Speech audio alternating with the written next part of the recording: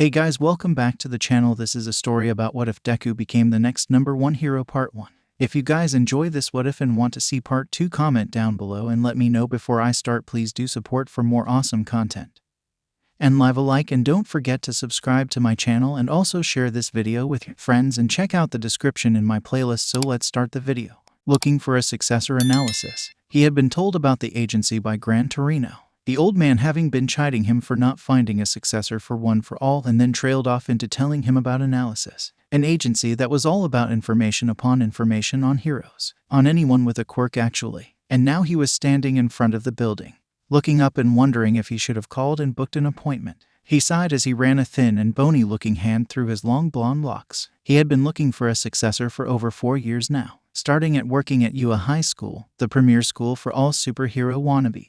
4 years of looking, for searching and researching and talking and watching, all for nothing. He hadn't been able to find a successor in the 4 years of working at the school, though he had come close. 𝗵𝗲, or 𝗵𝗲𝗧𝗏, who had been the intern for 𝗧𝗏𝗍 and a third-year student when he had arrived, always smiling, always pushing forward, and always willing to sacrifice himself for the greater good but still come out in mostly one's piece. He had actually asked him if the situation was possible, if he would take one of the greatest quirks of all time and be able to carry on being a pillar of peace. The firm and fast reply of no had come as a shocker and stunned him completely. "I'm doing this because I want to prove I can do this," 𝗵𝗲 had explained with a wide smile, sitting on his bed after a run-in with some mafia guy. He had lost his quirk and 𝗧𝗏𝗍 had passed from that same mission. He thought this would be the perfect chance to try and get this kid to be his successor, only to have it blow up in his face. So 𝗵𝗲 went on being quirkless and he had gone on looking for a successor. He hadn't found one on his own in all these years, not from searching the web or watching the new students come and go and get stronger and better. None of them spoke to him to be a successor at all. It only got worse when the League of Villains came into the picture. That first year he worked at UA, he wasn't happy about those first years getting involved, but it proved redundant in the end to worry as they all held their own. He watched that same class continued confronting that league and win each and every time. He smirked to himself as he remembered that time Katsuki Bakugo had sent Tamura Shigaraki flying with an explosion. The villains were still at large though. He huffed as he shook his head and brought himself back to the present, looking up at the building that had a simple hanging sign outside proclaiming the name. Analysis. The building was 3 stories and looked like it had seen better days. Some of the windows had plastic over it where glass once was. Holes littered the building's walls that were also covered in plastic, and he was pretty sure he could see support beams poking out as well. This building had obviously been hit with different types of quirks in the past. He hoped the owner was okay. He sighed one more time before he walked over to the door, taking in the cracks in the window of the door and the peelings paint, opening it and walking in. The tinkle of the bell over the door seemed rather ordinary for such a worn building, but that seemed to calm him. Something small and ordinary like that was just a balm to his shattered nerves. Too much hero shit and villains in this whole successor search. He needed the ordinary once in a while after all. The room was obvious a waiting lounge, though the furniture was just as wrecked as the outside seemed to be. Some of the furniture had been split in half and there was splinters and dust all over the place. He also noticed burn marks and stains of some sort of liquid. The only thing not touched was the reception desk where a girl of about 9 sat behind it, her long blonde hair held up in a ponytail and a little yellow horn poking out of her forehead. She wore a pink long-sleeved shirt, and when she stood up on her chair to look at him, he saw a black skirt with black Mary Jane. "Can I help you?" she questioned with a smile on her face, staring up at him. Though the chair made her taller, it was almost impossible to match his 7-foot stature. Do I need an appointment?" he questioned. "I don't want to intrude unnecessarily," he explained at the tilt of her head. "Well, that's nice of you," she said with a smile before jumping off the chair and walking around the desk. "But not needed. You can go and see 𝗬𝗍𝗵𝗲 right now. He's got no one else coming in anytime soon." Well, that's great," he mumbled as he followed the little girl upstairs that was behind a door. It was the second story, where most of the holes were invisible from the outside. "I just don't want to take up any important time from this place. It'll be fine. 𝗬𝗍𝗵𝗲 can always pause your meeting long enough to deal with idiots or just leave and have your meeting elsewhere." She skipped 2 steps and then 3 with an impossibility that shouldn't have surprised him but did. She was a tiny little thing. "𝗬𝗍𝗵𝗲 is right in here," she said with a smile as she opened the door that had the same name of the business, though in an elegant calligraphy. He nodded to the girl in thanks before entering the room, staring in astonishment at the complete disaster the room was. Everything looked like it was soaking wet with patches of scorch marks. There was also papers all over the place that were almost completely or partially burned. The lights were flickering above him, as if they were having problems staying alive while the emergency fire sprinklers were still dripping from being used earlier. The desk was still there, though completely burned black, while he assumed the rest of the furniture had been burnt to ash. Even the metal filing cabinets were burnt to piles of goo. Forgive the mess. I had a client earlier that threw a fit because I refused to give information out on a certain hero, a voice said, startling him from his inspection of the room. His sight turned to look at a person that entered through a door just behind the desk, staring at him with a crimson eye and an emerald one. He stared in curiosity of the figure, wondering how this young man could have so much information on quirks all over the world, though he could see how some of the women could complain about their seduction techniques not working on him. A white button-up shirt with the sleeves rolled up to his elbows, with a black dress vest buttoned up, matching black slacks, and then shiny black dress shoes on his feet. The first couple buttons of his shirt were undone, showing off a hard, hairless chest. Black gloves rest upon his hands, and he couldn't figure out why. His green hair was cut short but showed curly hair, had the right side gelled back, revealing a massive burn that consumed half of his forehead, that led down around the right crimson eye and then trailed down his right cheek to fade off into the hairline. Faint scarring was also along his neck, disappeared under his shirt, until it reappeared on his right arm and trailed beneath the black gloves. Both eyes glimmered, though, as they stared at him with amusement. "Have you finished analyzing me yet?" "Oh, yes, I have, my boy. Forgive me. I wasn't expecting someone as young as you to be running this business," he admitted as he ran a hand through his hair nervously. The man shrugged as he walked over to another door, opening a closet where he pulled out a collapsible folding chair that had large cushions on the seat and settled it in front of the desk. He pulled out another one and settled that one behind the desk before waving at the chair for him to sit down. "That's all right. Most don't," he admitted easily. 19 is rather young to be an information broker, but there have been younger doing more dangerous jobs. He raises a brow at him and earned a chuckle and a nod. "Anyways, what does one such as yourself come here for?" All-Might sputters for a second, wiping a bit of blood from his lip as he gulped down the pool of it that wanted to fall from his mouth. What are you talking about? I'm not All Might. He's big and strong and I'm small and scrawny," he shouted as he waved his hands around to try and prove his point. The teen just raises his eyebrows at the hero before sitting down in his own seat, while All Might just stands there looking uncomfortable and uneasy. "Look, I'm an information broker. I've studied every person in the world with a quirk thanks to the Registration Act of 2067 that required quirks be registered. I can also put 2 and 2 together after seeing you walking about you in both forms. But I'm not All Might." He tried again. "Right. In this form your name is 𝗧𝗵𝗲 𝐔𝐩𝐽, a man that is missing most of his stomach and parts of his lung. But when you use one for all, you transform into All Might, the Pillar of Peace." The kid had the audacity to smirk as he reached into his desk and pulled out a file of All Might's information. It was just standard information with nothing about his quirk or his malnourished form, but still, the amount of information there was terrifying. "Now then, would you like help looking for a successor or continue playing an idiot?" 𝗧𝗵𝗲 frowned for a long moment before sighing and collapsing into his chair. "How did you know? Like I said, I'm an information broker. My knowledge is my money." He put away his folder on All Might before looking at the hero with a serious eye. "I know what you want, but unfortunately, the one you want." The slamming of a door below caught both of their attention. 𝗧𝗵𝗲 flinched at the thought of being seen like this, while the other sighed in frustration. "Did you have an appointment?" the hero questioned as curses rose to them while screeching of the female variety appeared next. "No, I gave up on appointments when they just barge in anyways." The kid sighed as he waved his hand towards the door behind him. "Go in here and stay on the stairs. I'll be there in a second to bring you back out," he stated as he rose from his chair and opened the door. "It's better if you aren't in here when this one comes up." The stomping and cursing worried the hero, but he figured that this man could handle them, even if the building took more damage than before. So he quickly hid behind the door and listened to what seemed to be a soon entertaining or interesting conversation. "Deku," a somewhat gruff and familiar voice shouted. He knew it because he had taught that same young man back in UA not too long ago. "I want my fucking information, you shitting broker." "What information would that be, Kaken?" This young man had balls of steel to talk to Ground Zero like that. That kid had always had a temper, though it had gotten better over the years. He still had triggers that could send him in a rage. "You fucking know what information I'm looking for. Give it to me, you shitty, useless, quirkless Deku." "Oh shit." 𝗧𝗵𝗲 stood up to intervene when he heard that, gaping as he realized that he had just left someone defenseless against someone powerful. "I already told you, Kaken. I don't hand out information on heroes to other heroes or villains. If you're looking for a villain profile, I will have it for you for a price. You will not get a profile on another hero, as you are supposed to work with each other and not against." He could hear the steel in that voice and then shuffle. He wondered if the kid had settled in his chair or maybe had moved to be ready to dodge. The sounds of something akin to firecrackers went off and had 𝗧𝗵𝗲 ready to transform. "Do you really want a repeat of what happened last time, you fucking wimp? If you mean that I send you out of here soaking like a fucking tissue after a masturbation session, then you're in luck. Endeavor was here already and I've already used up my water usage for today." The hell was this kid doing giving that kind of information away? That was a weakness he couldn't afford. Silence for what seemed forever before a cackle filled the area. Fucking wimp. Giving free fucking information to me all the goddamn time. Footsteps, and it was obvious Ground Zero was heading straight at the kid. I'll take that information now. More silence before the sound of a drawer opening and rummaging came to him. Do you really think I only have one plan to stop you? How you underestimate me is really disgusting. Toshinori couldn't explain what happened next.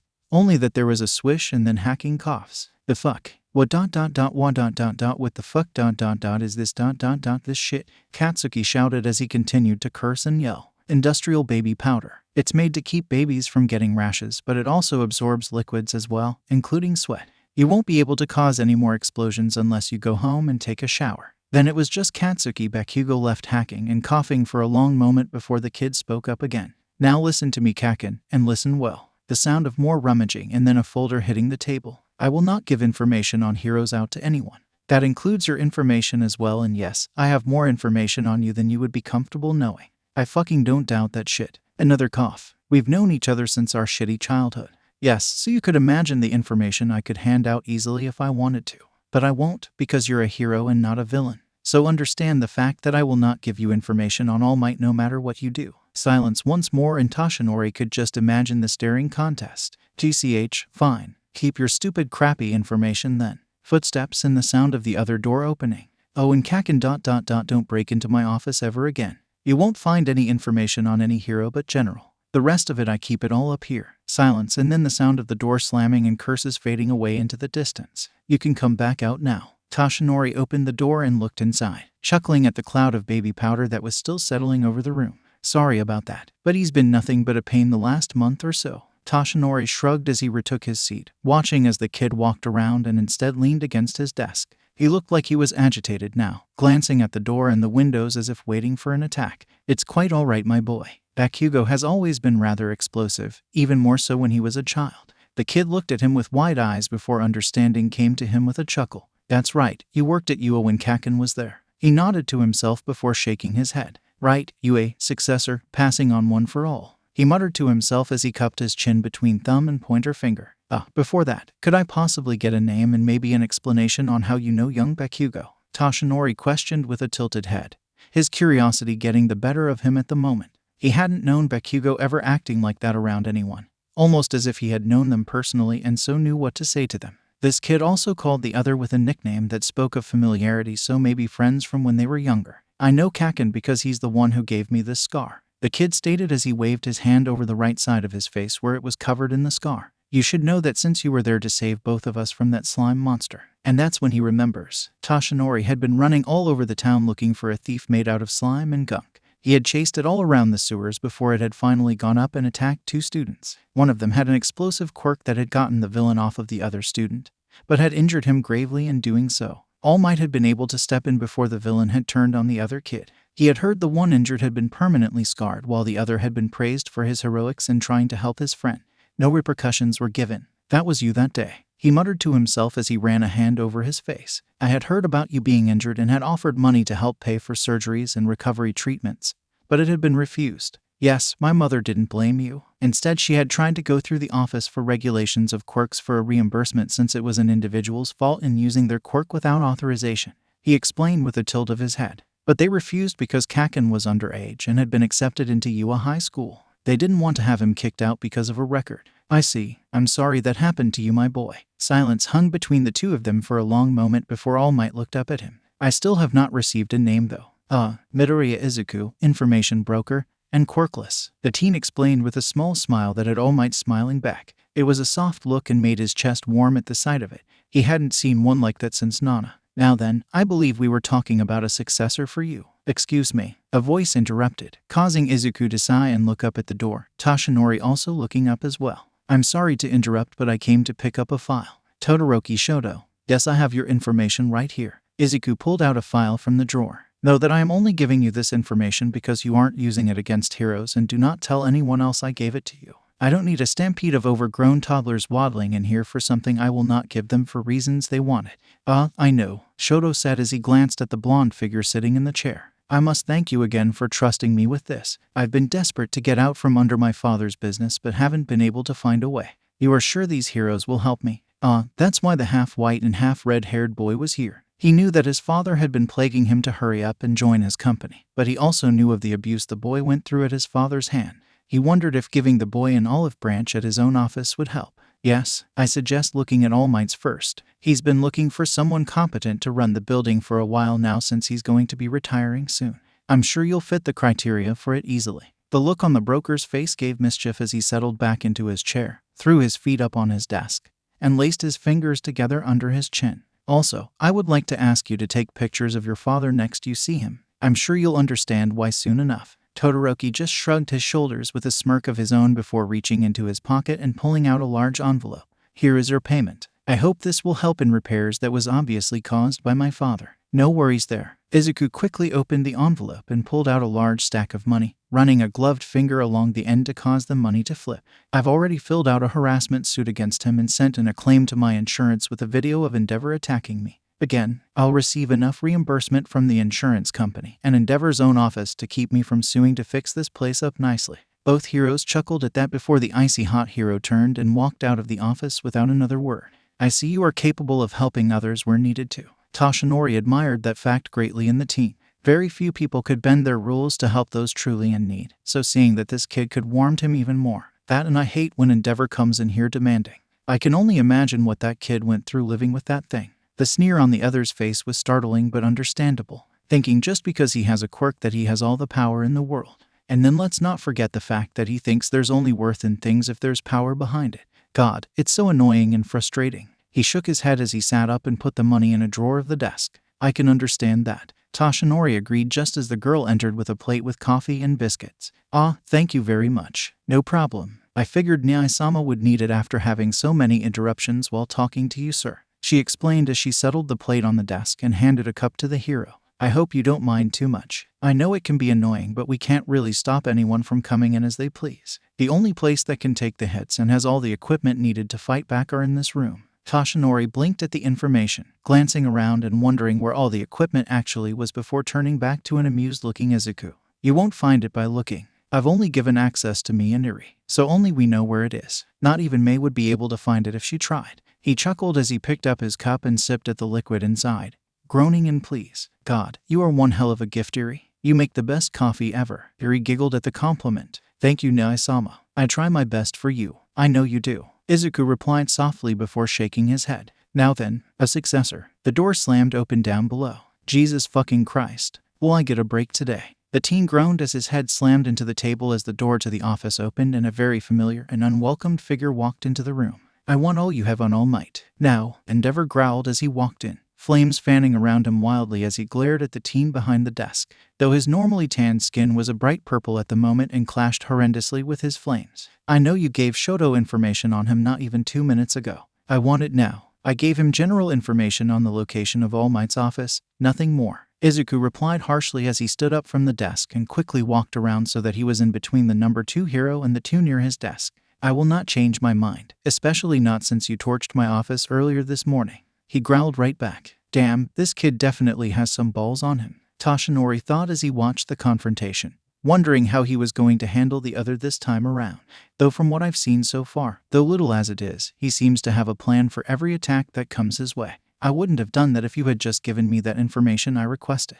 The flames around him flared him wildly as his temper flared. Obviously, this was a regular occurring argument between the two. And if I had the choice, I wouldn't have been left in a burning building with my mom while you walked right past us. Izuku shot right back as he crossed his arms. I'm sure the media would love to hear how the number 2 hero left a child and his mother to burn to death. Silence hung in the office for a long moment before Toshinori stood up from his seat, a glare on his face as he looked at the other hero. You did what? Endeavor looked at the blonde for a long moment, realizing just now that it was not just the brat and the girl in the office now. It is none of your concern, citizen. Back down. I wouldn't worry about this trash, Toshinori-san. He'll be leaving now before I call the cops, regulation and control of quirks, and his office about the continuing harassment. Izuku informed as his cell phone appeared in his hands. Endeavor looked at the kid for a long moment before huffing and turning, leaving the office where Toshinori was left glaring after his fellow hero. I'm sick of this. Eri, go grab your jacket and we'll go to that coffee shop you like so much. Come, Toshinori-san, I'll treat you and we'll finish our conversation there. Izuku said as he pulled out his own black jacket from the closet with the chairs, putting it on as Eri did her own light pink one. Toshinori could only stare in amazement as this kid walked out the door. Analyzing potential, why are you chasing me? He screamed as he ran down the path that had been his main route home for as long as he could remember. He'd have to go under the pass and through the tunnel, but he'd get home this way. At least he hoped he would. Fucking DAKU. Get back here and let me blow your fucking shit up. One Katsuki Bakugo shouted as he chased after the other boy, many explosions erupting from his hands as his blonde hair waved in the wind.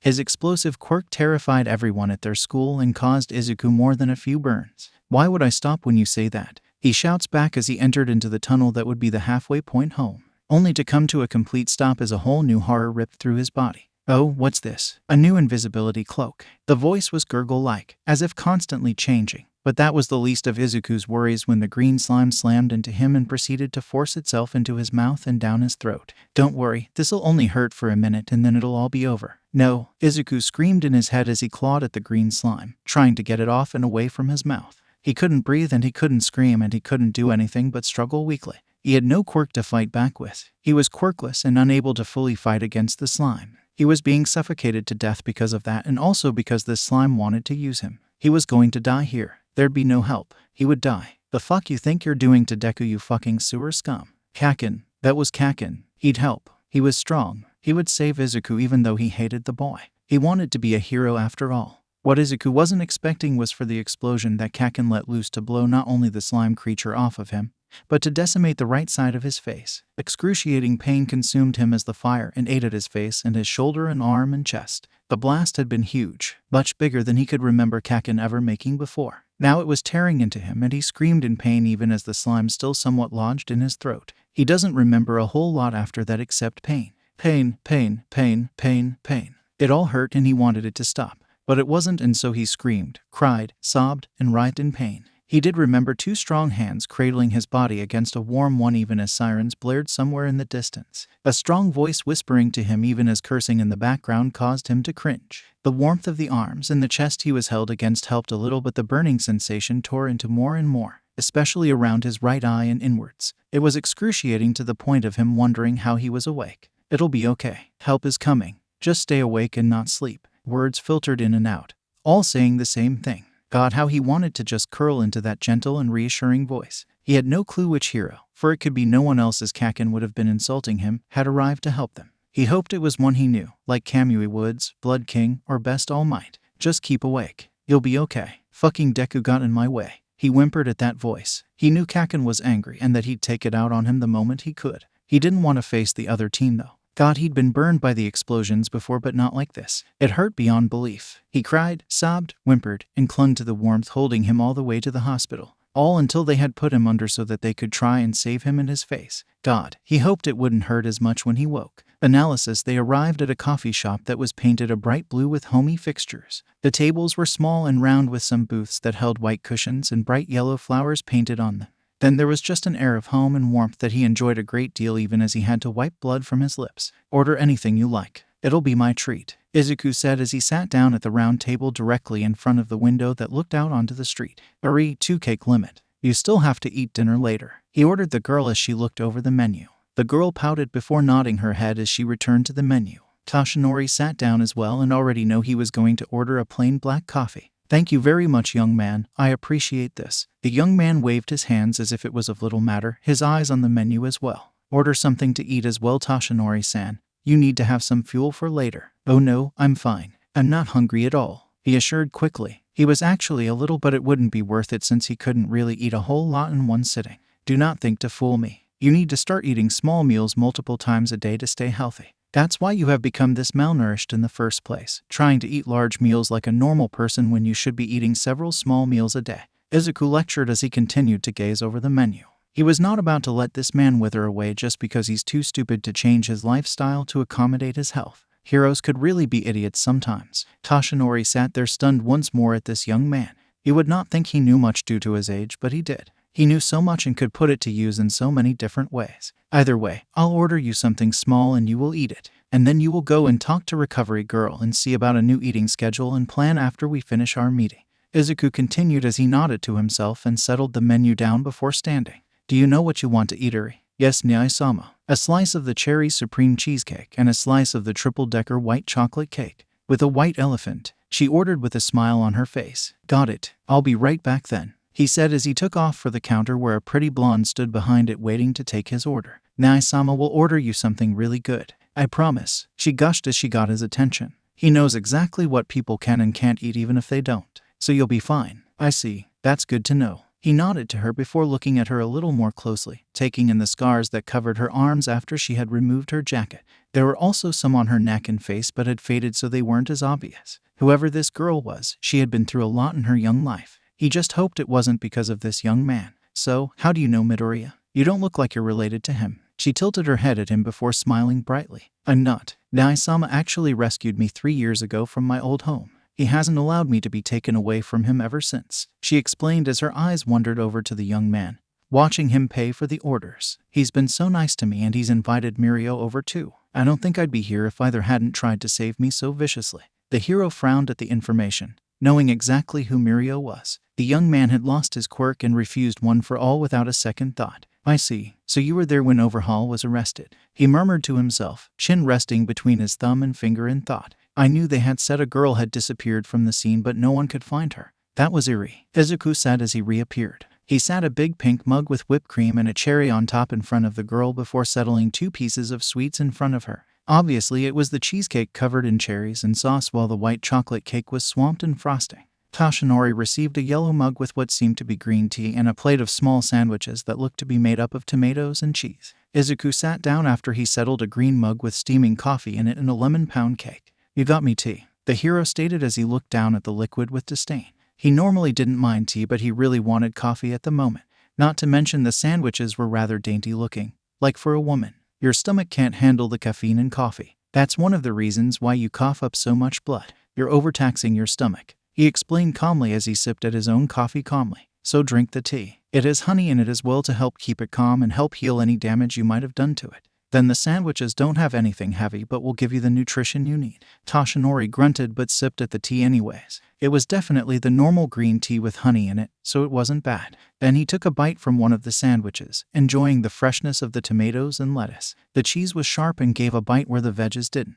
Not bad, he muttered as he took another small bite. Good. Now that we are out of my office and hopefully away from any more interruptions, Izuku said as he pulled out a folder from his jacket and settled it on the table. I've been looking for a suitable successor for you for some time now. Unfortunately, I came up with only one, he explained, taking a bite of his own cake while Eri tore into her own. Unfortunately, how is that bad? It sounds like you might have found someone I could use. He tilted his head to the side and thought. There weren't many that could handle his power and he had always been picky about it. He wanted to be able to connect to his successor and not just be like, here, have this quirk and use it wisely. It could end disastrously. It didn't matter what Gran Torino or Recovery Girl or anyone else thought. He needed to make sure there was that connection with his successor so that it would all work out for everyone. Because the only person I can find that fits the requirements for one for all ... has already refused it. He flipped open the file to reveal Lemillion's picture. And at that moment, Toshinori despaired at ever finding a successor. Someone to take his power and use it to help other people like he had been doing for years now. What was he going to do? There's no one else, he questioned. Izuku's grim face told him all he needed to know. Though it didn't stop the young man from reaching over and laying a hand on the blonde's forearm as his hand still held a sandwich. I know this is disappointing, but people like Mirio are only born every decade or century. You've been All Might for over half a century and no one else has appeared yet. It could be a few more or it could be another century. Izuku smiled at him then. That soft and warm smile that sent warmth into Toshinori's chest and calmed him. But don't give up hope yet. I'll keep an eye on all the new registrations and those appearing in schools all over the world. When I find someone that fits your requirements, I'll let you know immediately. That was a relief that Toshinori couldn't even explain, though it helped that this young man was willing to help him out no matter what. It was refreshing and made his heart calm and stop beating harshly against his chest. Thank you. I can't even imagine a way I could ever pay you back. How much will this cost? He questioned as he quickly pulled out his checkbook to pay at least a little for all this young man had done so far. Nothing. That caused a pause and the hero could only stare in astonishment at the young man. Izuku sipped at his coffee before looking at the man with a smile. I remember that day, when I was attacked by the slime guy in that tunnel with Kaken, he explained. Toshinori remembered too. He had been too late to safely save the young man. His friend had decimated his face and body trying to save him with his explosions. The burns had been bad and the boy had lost his eye. He still regretted not being there for him. I am sorry for arriving too late. No, you showed up just in time. I was gonna die if you hadn't showed up either way. Even if 𝐭𝐿 hadn't been there, I would have died. Izuku mumbled slightly as he rubbed the back of his head. So you saved me that day, and so anything you could ever need is on the house. I'll never turn you away, and I'll do all I can to help you, he explained with that smile again. Toshinori could only stare in amazement once more. This kid who had suffered at his friend's hands, and because he had been too late to save him didn't blame him. If anything, this kid admired him, which sent more warmth through him. I can't always have you do things for free though, he stated sternly as he looked just as stern. At least allow me to help fix your office with more durable furniture and windows. You don't need to be replacing things all the time. Izuku stared at the smirk that now laid on his all-time favorite hero's face before returning that smirk. You have to make sure that it'll endure Endeavor's flames and 𝐭𝐿's explosions. Otherwise it'll be pointless to replace things with anything super expensive. It'll just be destroyed the next day. I know a guy. Toshinori sipped at his tea with a hum as he realized his stomach wasn't constricting as painfully as it normally did. Maybe changing his diet did have some benefit to it after all. All right then, I'll have to recheck some things at the office, but as soon as I find someone, I'll let you know and you can go and meet them. Izuku sighed as he pulled out his phone to check the time and see any messages he might have gotten. An explosion blasted the window they were sitting in inwards, sending all three flying away with such force that it stunned them. Izuku gasped as he quickly sat up from the floor, looking for the familiar pale Haraviri, only sighing in relief when he saw her kneeling next to a coughing Toshinori. Blood pooled beneath the hero, but Izuku knew he would be fine for the moment and quickly turned towards the window where he could see a confrontation happening outside. Ground Zero stood in the middle of the street facing a familiar slimy figure. Fuck, Izuku groaned as he quickly crawled over to the two and proceeded to drag them behind the counter. Luckily, they had been the only ones in the cafe at the time and so were able to move quickly. Stay here, he ordered Eri with a stern glare before looking at the old male and taking in the pool of blood coming out of him. He grimaced, already knowing he needed to get the other to Recovery Girl but would be unable to at the moment. He glanced over at the workers in the back of the cafe, making sure they were all okay before turning and looking over the counter to the fight outside. 𝐭𝐿 was strong, he knew that, but he wasn't always coherent in battle as his rage and adrenaline took over. He was as much a danger as the villain, though he would pay attention to civilians as much as he could. Still dangerous though. That fucker came back, he hissed to himself as he watched 𝐭𝐿 send a blast at the villain, though the other just reformed and sent a giant fist at the hero, who dodged out of the way. A crater was left behind as the villain continued his attack. I'm not sure he can keep himself steady and calm enough to beat him. He completely lost it the last time we faced him, and that's when I lost my eye and was burnt completely. He mumbled under his breath, trying to figure out what to do. That villain ... you're talking about ... the slime one? Toshinori questioned in between coughs and sputters of blood. The one that I saved you from years ago. Yeah, that's the one. He nodded as he crouched back down to take in the hero trying to stand up.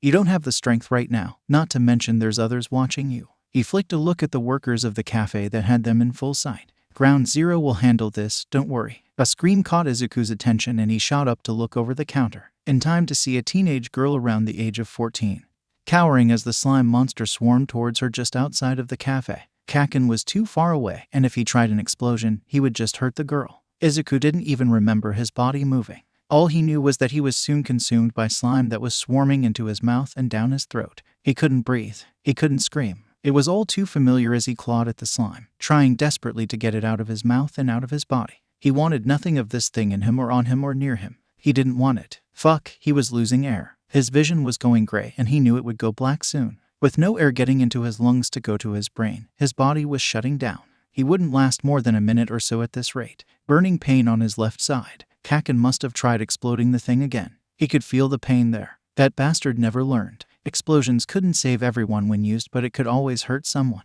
God, how he hated 𝐭𝐿 sometimes. Do not fear. Wait ... that couldn't be. That idiot was hurt. He was just going to make it worse. For I am here. A great gush of air, and soon Izuku was laying on the ground, gasping for air and sucking it in as much as he could. His limbs shook from the adrenaline running through him and the fear of dying. He hadn't been that close to death in a while, but boy did he not miss it at all. Deku, fucking useless piece of shit. Tell me you're alive. 𝐭𝐿 was standing over him now, glaring down at his face even as worry flickered through his eyes. I knew you cared. He got out with a weak smile, gasping as the other growled and hauled him up on his feet before grabbing his left arm and looking at it. Fuck, I got you, damn it. Piece of shit. What were you thinking, you 𝗂𝗵𝗲 𝗵𝗃? He questioned as he stared at his childhood friend. His crimson eyes glared fiercely through his black domino mask that was ragged along the edges. Don't ... no ... my body just moved, he said as he rubbed at his throat tiredly before looking around.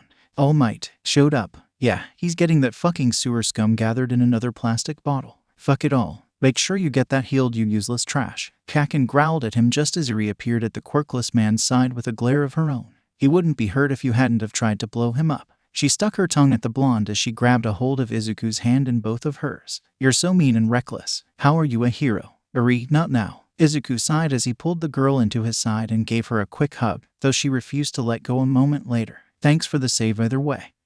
He paused as he cringed at the memory. It was just as horrible as the first time, if not worse. He wasn't sure he was going to get any sleep that night. Actually, he wasn't even going to try to sleep that night. Fucking stay out of the way and you wouldn't need rescuing. The hero huffed before he turned and stomped away to where police officers were now showing up and taking statements. Izuku knew that he would have to stick around and make sure he and Eri gave their statements as well. They wouldn't be leaving anytime soon. That was rather brave of you, a voice said from behind the two, startling them. Izuku whipped around with Eri pushed behind him, but calmed when he saw Toshinori in his malnourished form. Gave the police the slime guy already? He questioned, grimacing at the pain in his throat and how hoarse he suddenly sounded. Guess his injuries were starting to make themselves known. Yes, and I left before they could say anything else. I can't hold my hero form for very long anymore and have to save it as much as possible for emergencies, he explained as he leaned against the cafe building they still stood in front of.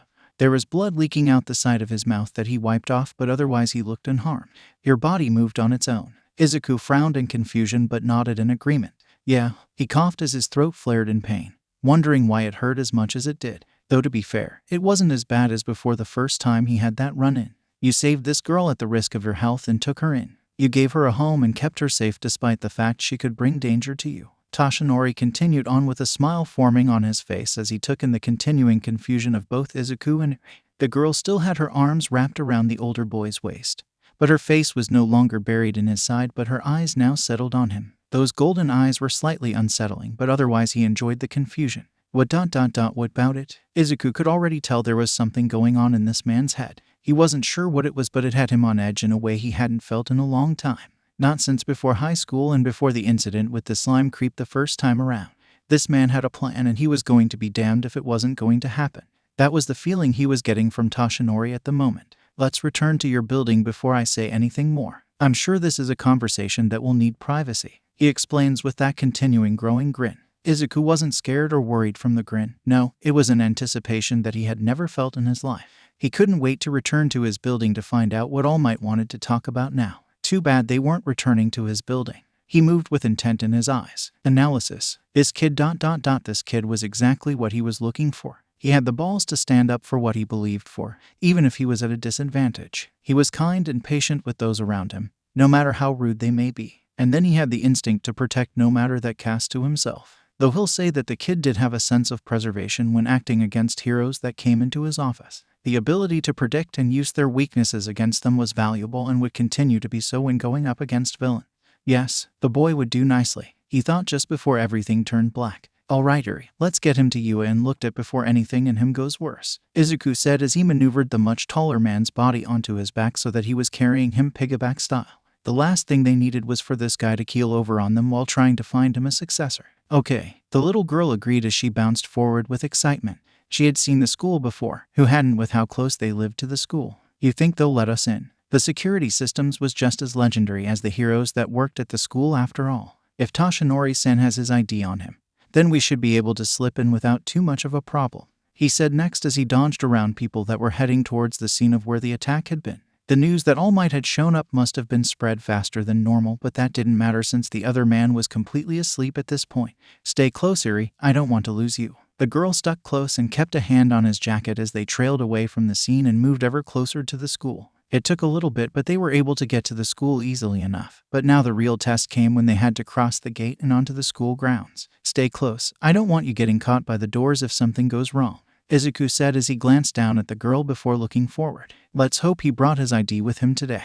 With that, they stepped across the imaginary line of the outside world and the school. He paused for just a second, just in case he needed to jump back, but sighed when he realized nothing was going to happen and so moved forward. All right, keep close. I don't know what heroes are here or if they'll see us as threats. Eri held tight to his jacket as they moved into the building and then through the halls. Izuku was incredibly happy that they hadn't run into any heroes that would attack first and ask questions never. He knew how horribly impatient some heroes were and wasn't looking forward to dealing with any more that day. Endeavor and Kakin were more than enough. Then he had to be thankful that it was just after lunch, so all the students should be in their classes. This would make it easier to get the stubborn idiot where he needed to be without any students asking pesky questions, and the chance of losing Eri decreased as well. All of which disappeared when a feeling of utter and complete darkness descended upon his shoulders and almost knocked him to his knees. Eri had come to a complete stop and was sat on her butt due to the pressure exerting on her little body. It only got worse when Izuku felt a dribble of liquid cover his shoulder where Toshinori-san's chin was resting. He knew the other man felt the pressure and most likely was leaking blood again. There was nothing to be done about it though at the moment as he finally gave in and allowed his body to sink to one knee. He gasped for air and clenched his eyes shut, trying to keep his body from keeling over. Damn it, there's only one person who could exert this type of killing intent, he thought, and forced an eye open to stare straight at the person that was causing him to struggle to stay standing. He wasn't sure how much longer he'd be able to last either. Now then, can you explain to me why a stranger, unauthorized and with a child, is on the premises of my school with one of my teachers on his back? The principal of Ua High School questioned calmly, hands behind his back with his tail stuck high into the air. It was obvious he was on both the defensive and offensive. But it wasn't just the principal Izuku had to worry about now. No, it was much worse. Pro Heroes Midnight, Eraserhead, Present Mike, Blood King, Snipe, and Ectoplasm were surrounding him and his charges. There was no way for Izuku to run away even if he wanted to, and then add on to the fact that if they thought him a danger, he would be down and out before he could blink. He gulped and went to speak, but stopped when a familiar and unwelcomed feeling snapped awake next to him. His head whipped to look at a curled-up Eri, the child sobbing as the little horn on her forehead grew out into a spiral. Eri, he gasped out in horror before his eyes snapped to the one hero who could stop the oncoming disaster. Quirk, he gasped out at the yellow goggle-wearing hero. Use your quirk. He coughed as the pain in his throat reared its head again. Thought how he wished he hadn't had to swallow that stupid slime again. Stop her now. Eraserhead either got what he wanted or he was going to stop the use of the quirk anyways as his hair raised in the air and Eri's energy disappeared as she collapsed in exhaustion. Now, there'll be no such foolishness, Eraserhead said with a sigh as he kept his quirk activated a little bit longer before releasing it. Just come along quietly. Izuku scowled at them before looking directly at Nezu, the strange little principal that held the high-spec quirk. You call off your guard dogs. He coughed afterwards. He was sure his throat was starting to swell and close with the trouble he had breathing now. The pressure wasn't letting up either. He wouldn't last much longer. Tell me why you're here first and I might. Nezu said politely but did not move an inch. Izuku coughed as his vision blackened and his body gave up. Too much happened too close together, it just couldn't handle it. Just as his body slumped forward and the weight on his back pressed into him fully as he fell to the floor, he could see the heroes move forward. Damn it all, he thought as he felt his face connect with the floor and All Might's weight disappeared from his back. I just wanted to get him to Recovery Girl. With that he fell into darkness, committing to the power to think you put that much pressure on kids. Aizawa muttered as he looked down at the face of the little girl. She was young, maybe 7, at the most 8. He looked over to Midnight, who was dragging the young man behind her by holding onto an ankle and letting everything else drag. Snipe had Toshinori on his back, still passed out and blood dribbling from his mouth. You might have done more damage to the blonde idiot too. Well, they were in a place they needn't be with a colleague of ours incapacitated, Nezu stated with a sadistic look in his eyes. I'd rather be cautious than allow a danger to enter our school willy-nilly. But still, Aizawa sighed as he shifted the girl more comfortably in his arms. To think to use that much pressure on a child that hadn't fought back, against a young man that had all but begged him to use his quirk to stop the girl. The care the young man had taken to make sure the cargo he had on his back didn't hit the floor. He had caught the slight change in grip as the teen fell forward, to keep the older man from falling sideways and hitting the floor. We'll take them to Recovery Girl to be checked over. Looks like Toshinori-sen could use it anyways. Keep the young man restrained, and then find out why he's here. Midnight shrugged her shoulders, ignoring how the man's head hit the corner as they turned it. No big deal, right? Only it is. Snipe cut in. He got onto the school grounds with only Toshinori-san's ID. That's a huge weakness in our security system. That was a good point, Aizawa had to admit. They had several security breaks in the past, mostly back when he had that troublesome class a few years back. That had come to a stop though after they had graduated on to becoming pros, many of them already making their names in their area of expertise. Though Ground Zero, Katsuki Bakugo, was still on the edge for many people. Otherwise his best class had graduated last year and he couldn't be prouder of them. We'll fix that, no worries, Nezu said with ease as he continued to walk down the halls, obviously heading towards Recovery Girl. To be fair only I know that. The voice was rough and low, obviously in pain. A grunt a moment later spoke of another wall hit. Could you stop that please? He was pretty sure that kid probably had a concussion at this point. No. I don't think I will, Midnight said as she swung her hips that made the kid's body slam against the wall. So mean, was the grunt that came out, but the kid didn't try and struggle, though he shifted his body so that he wasn't hitting the corners and walls as hard as before. 𝐒𝐭𝐚𝐲-chan, I have some new patients for you, 𝐒𝐬𝐳 exclaimed happily as he waltzed into the infirmary. Really, Principal, you shouldn't have done such a thing. Recovery girl sighed as she swirled around in her chair, staring for a long moment at the three heroes carrying ... or dragging their charges into the room and led by the principal. She sighed as she waved to the two open beds. Put Toshinori-san on the first bed, the girl on the second bed, and let the boy sit on the chair there, she ordered, ignoring how the boy was tied up in Midnight's whip. Since we're here now and those two are getting taken care of, let's get you talking, boy, Midnight said with a smirk as she settled the boy into the chair. Izuku looked at her with an unimpressed look. What? I've only ever got that look from Aizawa, she complained as she turned away. Izuku rolled his eyes at that before turning to the principal. You know, you could ... have just ... asked ...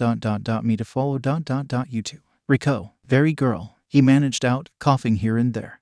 Well, I didn't want to take chances. You are unauthorized to be on the school grounds and you had a teacher on your back. We have to be overly cautious instead of disastrously relaxed, 𝐒𝐬𝐳 explained with that ever-present smile and polite manner. I'll remember to put sadistic and paranoid to your file back at the office, Izuku informed deadpan before smirking. Oh wait, I already have that. With that the whip snapped and he relaxed back in the chair, a thin blade in hand. He coughed and rubbed at his throat. Ask your questions. Izuku scowled a moment later as a familiar scarf wrapped around him tightly. Don't think you'll just be left free, Aizawa stated as he walked forward and took the knife away from him. Now then, why did you bring the idiot here, on your back, passed out? I can answer that, Recovery girl interrupted as she stepped away from the blonde hero. He had 2 broken ribs and his already damaged lung had been perforated. Idiot probably didn't notice it at all due to the little bit of lung he had left on that one, she explained. Also, the news. With that she flicked on the TV that was in the corner to reveal a news channel going over that afternoon's villain attack.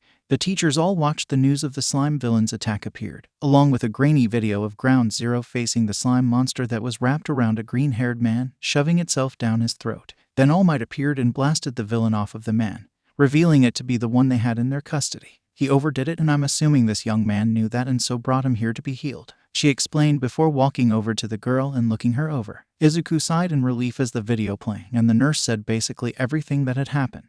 Maybe now he could actually be really a ... The scarves tightened around him, making him grunt in slight pain. Or maybe they'd just be even more suspicious about why he was here. Damn it, why are you here? Aizawa questioned with his eyes glowing red. You could have just left him where he was. You didn't need to bring him here yourself. Izuku huffed as he glared at the hero. It was annoying when he had to deal with heroes who all think they knew everything. First of all, using your quirk on me is pointless. I'm quirkless, so save it for something more important. He coughed more, getting really tired of having to deal with it even though he knew there was nothing he could do about it at the moment.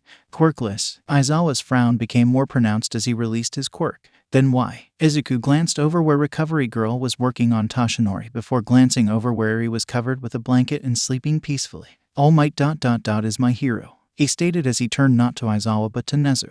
I've ... been following him since I was young. Frowns on all the heroes' faces proved he had gotten their attention. He ... came to me ... for information. 𝐒𝐬𝐳 said as he raised a finger in a light bulb moment. The heroes turned towards the principal in confusion even as he turned to Aizawa. Release him, please. We don't want to be getting on the nerve of the greatest information broker in the world. It was silent for a long moment before Izuku let out a sigh as the scarf unraveled and released him. So, you figured it out finally. I was wondering if the high-spec quirk worked into you was still at high proficiency. 𝐒𝐬𝐳 watched the young man as he leaned forward in his seat towards the mouse dog-like creature. An emerald and ruby eye stared into the dark eyes of the principal. It ... is ... even higher than it ... was when you ... were created.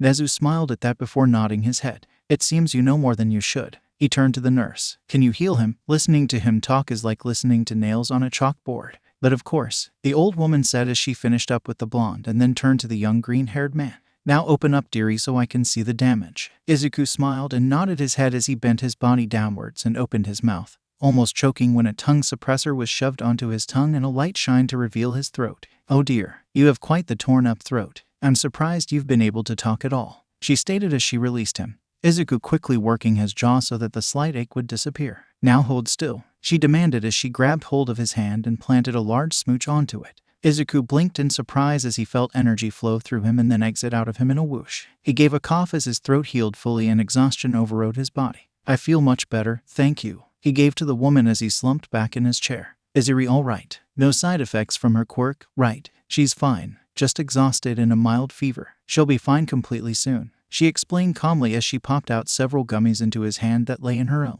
You'll be fine as well. A good sleep and you'll be right as rain again. Thank you very much, ma'am. The young man popped the gummies into his mouth, enjoying the flavor and the boost of energy they gave him. God, if only I had access to you before shit hit the fan. When he say that, she chuckled before turning to the rest of the group of heroes. Now then, they'll all be fine. Get on out of here and get to where you need to be. You can question them later when they're well rested. I'm sure you know they aren't a danger to this school after all. Nezu met the woman's eyes before nodding in agreement. All right then, everyone back to your stations. He whipped around and turned to the door with the confused heroes watching him. He came to a stop at the open door though, hands behind his back as his tail lashed behind him viciously. Though know that if you step 1 millimeter out of line in my school, I will know, and I will make sure you will not live to see another mistake. Izuku felt a shiver run down his back before he grinned at the little creature, super possessive and protective as well. Izuku stated, I'll make sure to make those primary notations in your files. Do keep those to yourself though. We don't need another creation like me getting around. Nezu's tail slammed into the ground and Izuku watched the formation of a crater from that simple flick. No worries, they'd have to get past my barriers and security measures to get that information. You have the files on how I was made. The creature's voice wavered for a second as the tail froze. Of course, Izuku watched that tail. He knew what it could really do. Only I have the information now, and that was only because I recovered the files that survived that night and then I burned them. His grin widened as the tail began to swish again, this time lazily and calmly. I watched them turn to ash and then mixed it into paint that now covers my completely destroyed office thanks to Endeavor. Then I won't worry about it. Nezu sing-songed as he walked out of the room with all of his teachers but one behind him. Going to babysit me then? Izuku questioned as his dual-colored eyes turned towards the scarf-wearing hero. Don't you have a class to teach? Unless you expelled an entire class again. Expelled them all. A voice said from the side of the room with the beds. He hasn't found another class movement, and the two watched as Toshinori sat up, recovery girl at his side in a nanosecond. Coughing had Izuku and Aizawa sighing together before walking over to the man's bedside to watch as recovery girl did a little more work. Seems like you're all right then, Aizawa drawled. I'm all right, the blonde hero said with a grin. Nothing that can keep me down for long. Not if you keep doing stupid shit like that, Izuku stated with a sigh and ran a hand over his face. Which reminds me, you will sit down with recovery girl and let her teach you what you can and can't eat, drink, or do anymore. He glared down at the blonde hero. Eraserhead was able to watch in amusement as the young man with green hair tore into the #1 hero even as he bounced to talk with recovery girl about possible treatments to help make his life less arduous. It seems that you found a babysitter of your own, Yagi, Aizawa stated as made eye contact with the other man. However, will you be a hero when you have a guardian? Not a guardian, Toshinori stated as he looked at Izuku with a fire in his eyes that Aizawa hadn't seen in years. A fire that burned and warmed the body of the person it roamed in. He's much more than a guardian. The scarf-wearing hero's eyes narrowed as he straightened his back. What are you getting at here, Yagi? Eyes flashed red in irritation. I'm kinda wondering that as well, 𝐒𝐭𝐚𝐲 said as she climbed into her spinning chair and settled into it. This boy ... he's the information broker of analysis. He's the one who gave me the information needed to find a successor of my own not too long ago, which she was thankful for. Kikaya was a marvelous young girl who had a quirk similar to recovery girl's own, able to heal using the other person's energy, though she didn't have to kiss but merely touch them. Soon 𝐒𝐭𝐚𝐲 would be able to retire and leave the school in more than capable hands. Yeah, I remember that girl showing up out of nowhere, Aizawa said as he remembered the girl as well. Kind and sweet, powerful with her quirk as well, especially in the medical field. It was lucky they got to her when they did. She lived in the slums of New York City, used by one of the gangs there, Izuku said as he leaned against the wall between the two beds. He looked down at Eri's sleeping face, used for her quirk to heal the gang members, one after another, a gun to her head or a needle to the arm to get her to comply. He remembered that girl exceptionally well. I went and picked her up myself. Earned myself a souvenir from that trip. He grinned as he pulled up his shirt to reveal a long scar that started at his belly button and wrapped around his stomach to his back where it disappeared from sight.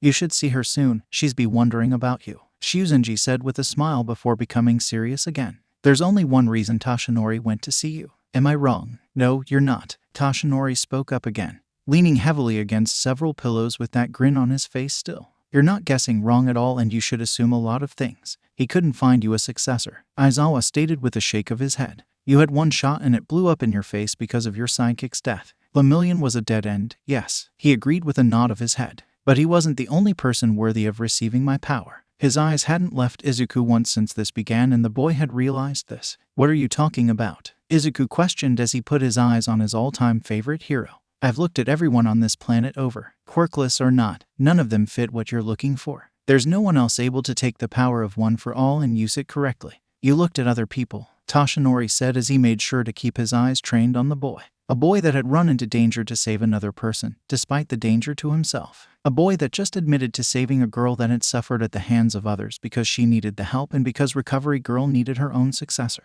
A boy who had saved another little girl from another gang because she was scared and hurting and needed the help. A boy who had gone out of his way to help an old hero looking for his own successor and had done everything to help him find them. All of which had happened. This boy had led him straight to his successor, without ever even knowing it. I hate it when you get that look. Aizawa's hand ran through his hair before staring at the hero that still had his eyes only on the boy. A look that spoke of determination, stubbornness, and anticipation. I hate that look. You hate it, but I love it. He remembered that look himself. From that very same video that showed the debut of his favorite hero. That look that said everything would work out and everything would be okay. That he was there and that nothing would happen to you. He had seen it over and over and over again. Ever since he was 3 years old and knew how to work that computer, he would watch it over and over again, just so he could see that look that kept him entrance his entire life. So, who is this great successor then? Aizawa questioned with a raised eye. Toshinori's grin widened as he raised a hand and pointed it straight at the 19-year-old boy next to his bed. Analysis, he's not here, a familiar deep voice said as they wandered around the room, looking at random files and going through cabinets to see if they could find anything useful. I didn't know that Midnight's favorite color was purple. A high-pitched giggle. How he hated that giggle, though at the same time he enjoyed what that giggle meant. Manic and evil and viciousness normally followed that giggle, and he couldn't wait to see what she would do next. All this information in this building is general, well-known, nothing of important. A voice called to him. I have a feeling that he doesn't keep anything of important here at all. Kurogiri is still looking around on the next floor. We got that newbie looking around downstairs as well. What was his name? The girl asked. 𝗵𝗃, the other boy said with a shrug. Super powerful but lost to overhaul each and every time. Will he be able to do what we want though? I heard he lost to that really fat hero that looks like an orange marshmallow. 𝗵𝗃, that's what the girl's name was. He remembered now. She liked blood. Yeah, he would have won against Fat Gum if that rock-hard boy wasn't there with him. 𝗬𝗲𝗏, fire. A lot of firepower to that boy indeed. He was one of the more useful players in this game of his. Sensei even agreed with that as well. He'll be useful later on. Well, that's good to know. Silence for a second before a squeal. This is me. That got his attention. A file on you, he questioned as he stood up from the desk to look at the girl in a schoolgirl's uniform. She hadn't changed at all in the last 4 years since they met up. Are you the only one? Nope. She popped the P as she pulled out several more files. 𝗬𝗲𝗏, 𝗵𝗃, Kurogiri, Tamura, and even Sensei was in here. All the members of the League of Villains, free or otherwise, were right here. They were all basic profiles, pictures included, but these were even more detailed than the police profiles that were made for only a handful of them. But here, they were all here, every single member of the league, right there in front of his eyes, even those that he had kept hidden in the dark and out of the picture until the time was right. There was even profiles on Namu, all of the Nomis. How is this possible? He muttered to himself as he ran over the basic information on himself. His eyes narrowed though when he found information on his parents. They died during a villain attack and he had been left behind by all the cops and heroes. Sensei had found him afterwards and took him in, taught him all he knew. But it was a name next to his father's name. A name he recognized from his teachings of Sensei. A name that shouldn't be associated with his at all, since it was a predecessor of One for All. Nana Shimura, the 7th successor and once upon pro-hero. She was apparently his grandmother, another secret hidden from him by his sensei. One he wasn't sure he agreed with or liked at all. One thing was for sure, he'd be having words with his sensei about this sooner than later. Is there anything we've found here at all? Shigaraki barked out as he threw the file down on the ground and turned to his party. Anything we can use or put to use? Nothing here, 𝗬𝗏𝗏 said with a shrug. Just general information that anyone can get off of the internet. There is nothing in the rooms above. Kurogiri appeared next to him from a portal. Just bedrooms with pictures of, I'm assuming, the one who runs this place and a girl. There are pictures of a young boy with a woman with similar looks as well. He pulled out 2 pictures, one showing the young boy with green hair and freckles and a woman with green hair and green eyes. She was chubby and short while the boy towered over her with a smile despite being a teen. The second picture showed a young man with green hair that was slicked back on one side. the side that had a horrific burn that trailed down part of his face, down to his neck and disappeared under his shirt. A nice white button-up dress shirt with the first few buttons undone with a black suit vest. He also wore nice black pants with shiny black shoes. In his arms was a little girl, her arms around his neck with a shy smile.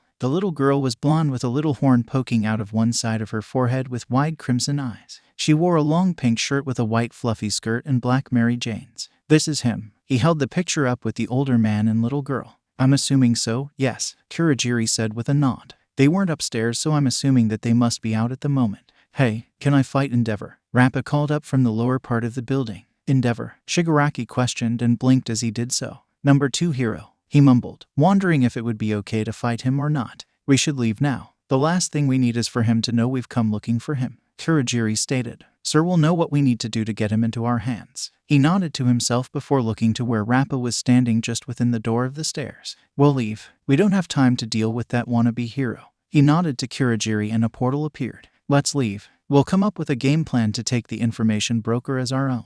With that, he led the group through the portal and back to the bar that was their headquarters. Analysis. Izuku looked behind him, but the only one there was a passed out Eri and the window to the outside. Then he looked back at the finger pointing directly at him. He then raised his own finger at his face and blinked in confusion. Toshinori nodded his head in agreement and big grin on his face. You have got to be shitting me. Aizawa glared at the man before looking at the boy. He's an information broker. He has information on Principal Nezu that no one else does, and you just want to give him one of the most powerful quirks of all time. Toshinori blinked and turned to his fellow teacher. And yet I've seen him refuse to give information to Ground Zero. 𝗵𝗲𝗏 gives simple information and an olive branch to another that needed help. He has taken in a little girl who needed help and then saved another one. Has he asked for anything in return? Has he turned that little girl, he pointed at Eri, in a weapon that could destroy the world? Aizawa stood there with a glower on his face and hands clenched tightly. This kid ...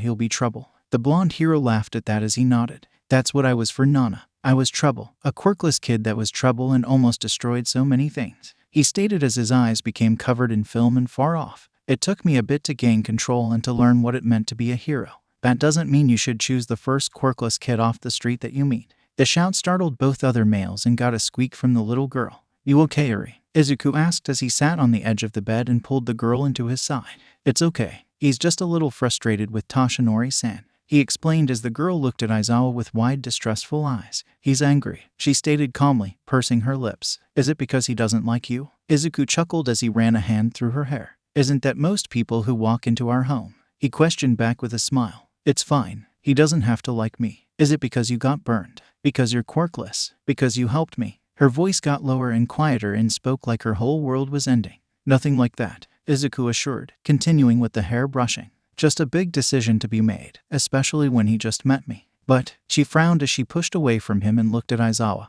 both meeting eyes and holding stern. You saved me. You haven't done anything wrong. You constantly come home injured because you have to save a cat from a tree and fall out of the tree doing so. She just about screeches as her horn extends and a glow begins to form. Izuku's eyes widened at this and he turns to Aizawa. Work, now, he shouts as he leaps away from the girl. Aizawa doesn't wait to ask questions but just does as told. His hair flies up and his eyes glow red. The light disappears and the girl falls forward. The boy doesn't even wait a second and scoops her up into his arms and cuddles her to his chest. Hey, are you okay? He whispered to her as he nosed her hair. I'm fine, she mumbled as she snuggled into him. I just don't ... like it when people judge ... you ...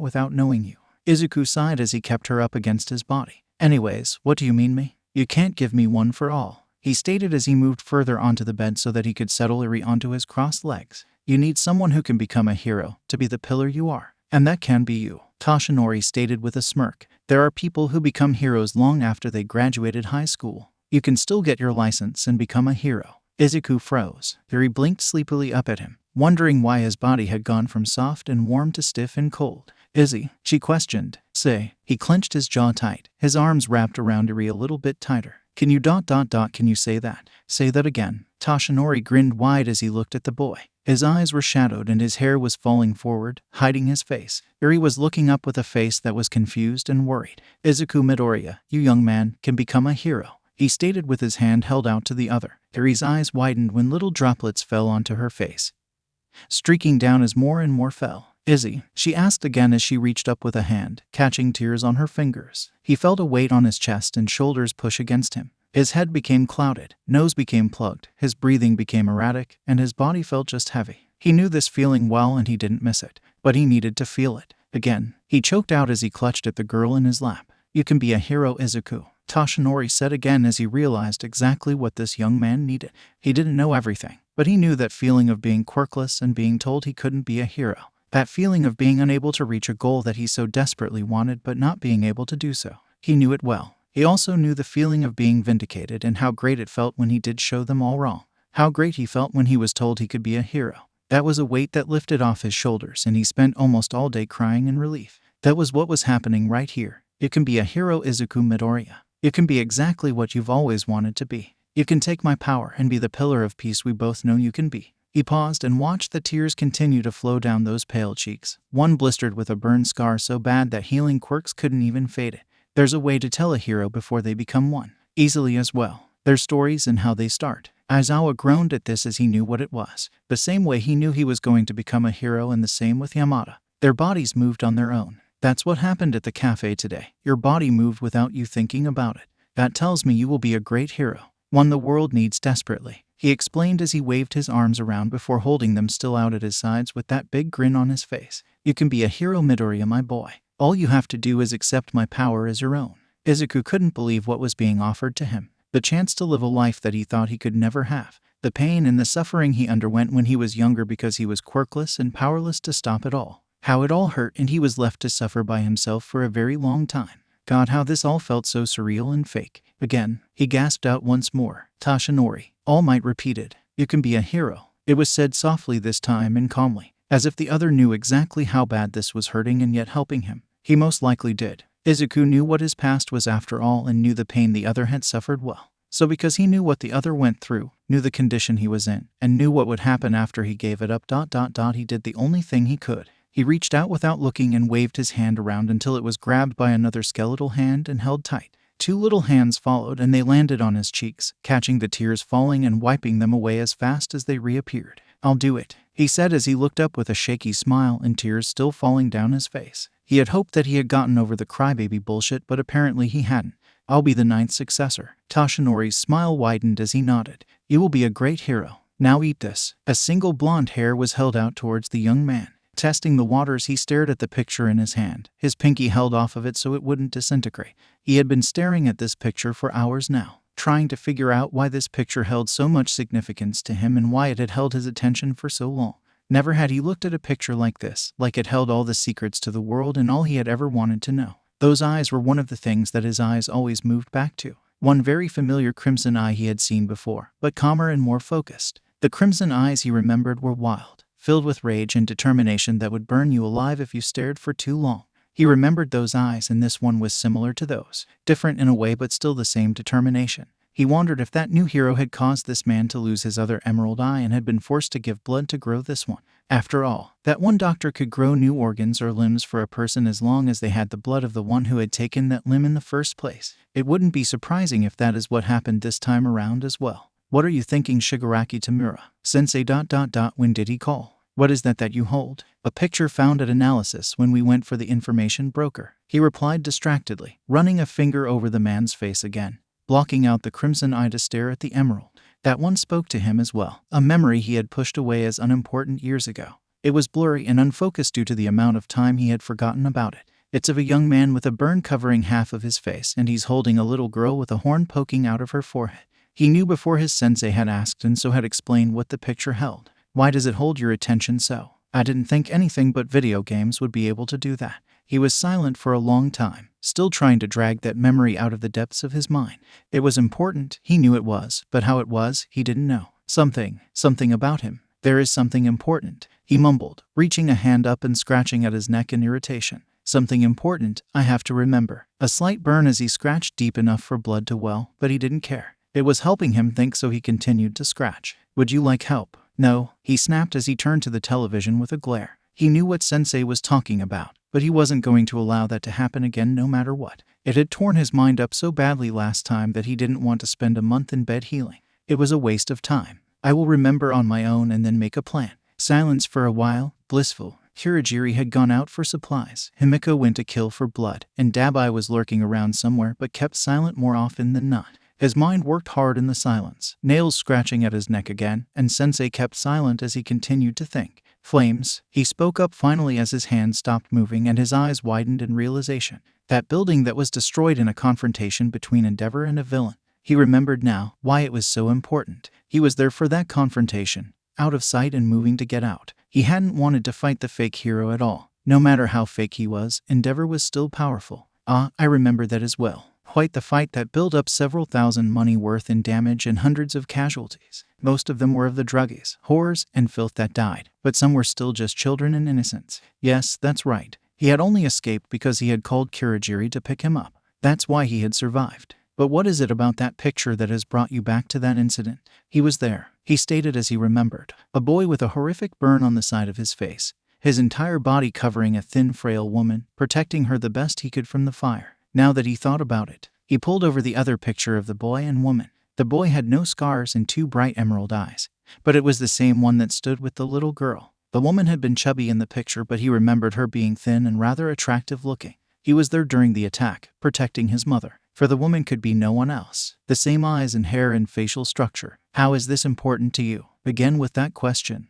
He had gotten it from Kurogiri, Himiko, Jiren, twice, and Mr. Compress. It was getting really annoying having to ignore this question, and just because it was Sensei, he'd answer it. Those eyes, he stated calmly as he remembered those eyes at that time. 1 ruby and 1 emerald. The reason why he went after Ground Zero when he was just a kid was because of those eyes he saw so long ago. Eyes filled with rage, hatred, and strangely enough envy. They were full of hate, even as he tried to protect that woman with his own body. He reminds you of that man then. He blinked as his mind brought up a man with short black hair and kind brown eyes. Despite his own looks coming from his mother, Shigaraki knew that the man was his father. The hand on his face was his father's hand, and he would never forget about him. His father had protected him from a villain's attack even at the cost of his life. He had used his own body until someone had shown up to destroy the villain. It wasn't a hero who had saved him. It wasn't a policeman who had saved him. It wasn't another villain who had saved him that day and then left him with the bodies of both of his parents. Sensei had found him not too long afterwards, even as the police had milled around processing the scene.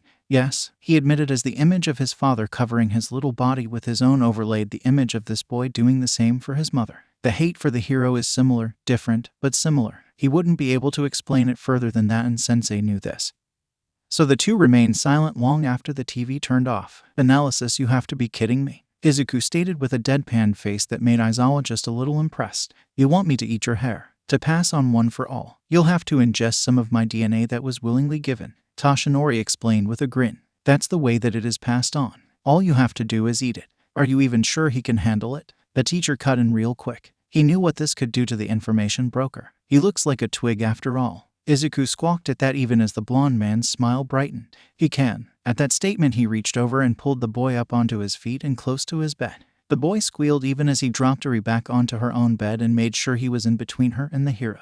Before the boy or teacher could ask what was going on, Izuku's shirt was ripped right open, scattering buttons all over the room even as his vest buttons ripped through the actual vest. It was silent in the room for a long time after that as everyone in the room took in the situation.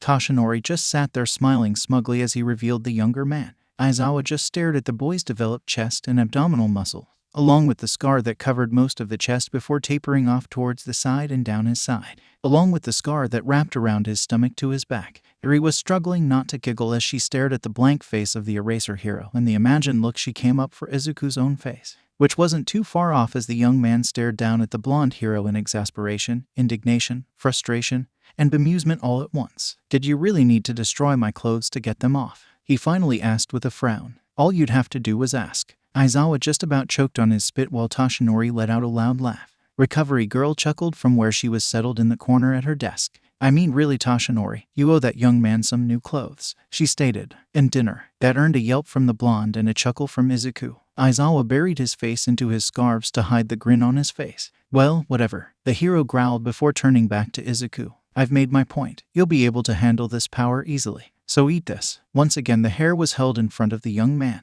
Izuku went to say something but was stopped when the hair was shoved into his mouth, and then a long and thin skeletal hand covered his mouth and nose. Izuku gulped on reflex in his surprise, almost gagging as he felt the hair slid down his throat at the same time. Good, now that's done. You'll have to start training for a hero license quickly. Aizawa rolled his eyes at the scene before sighing. He can go through UA to get it.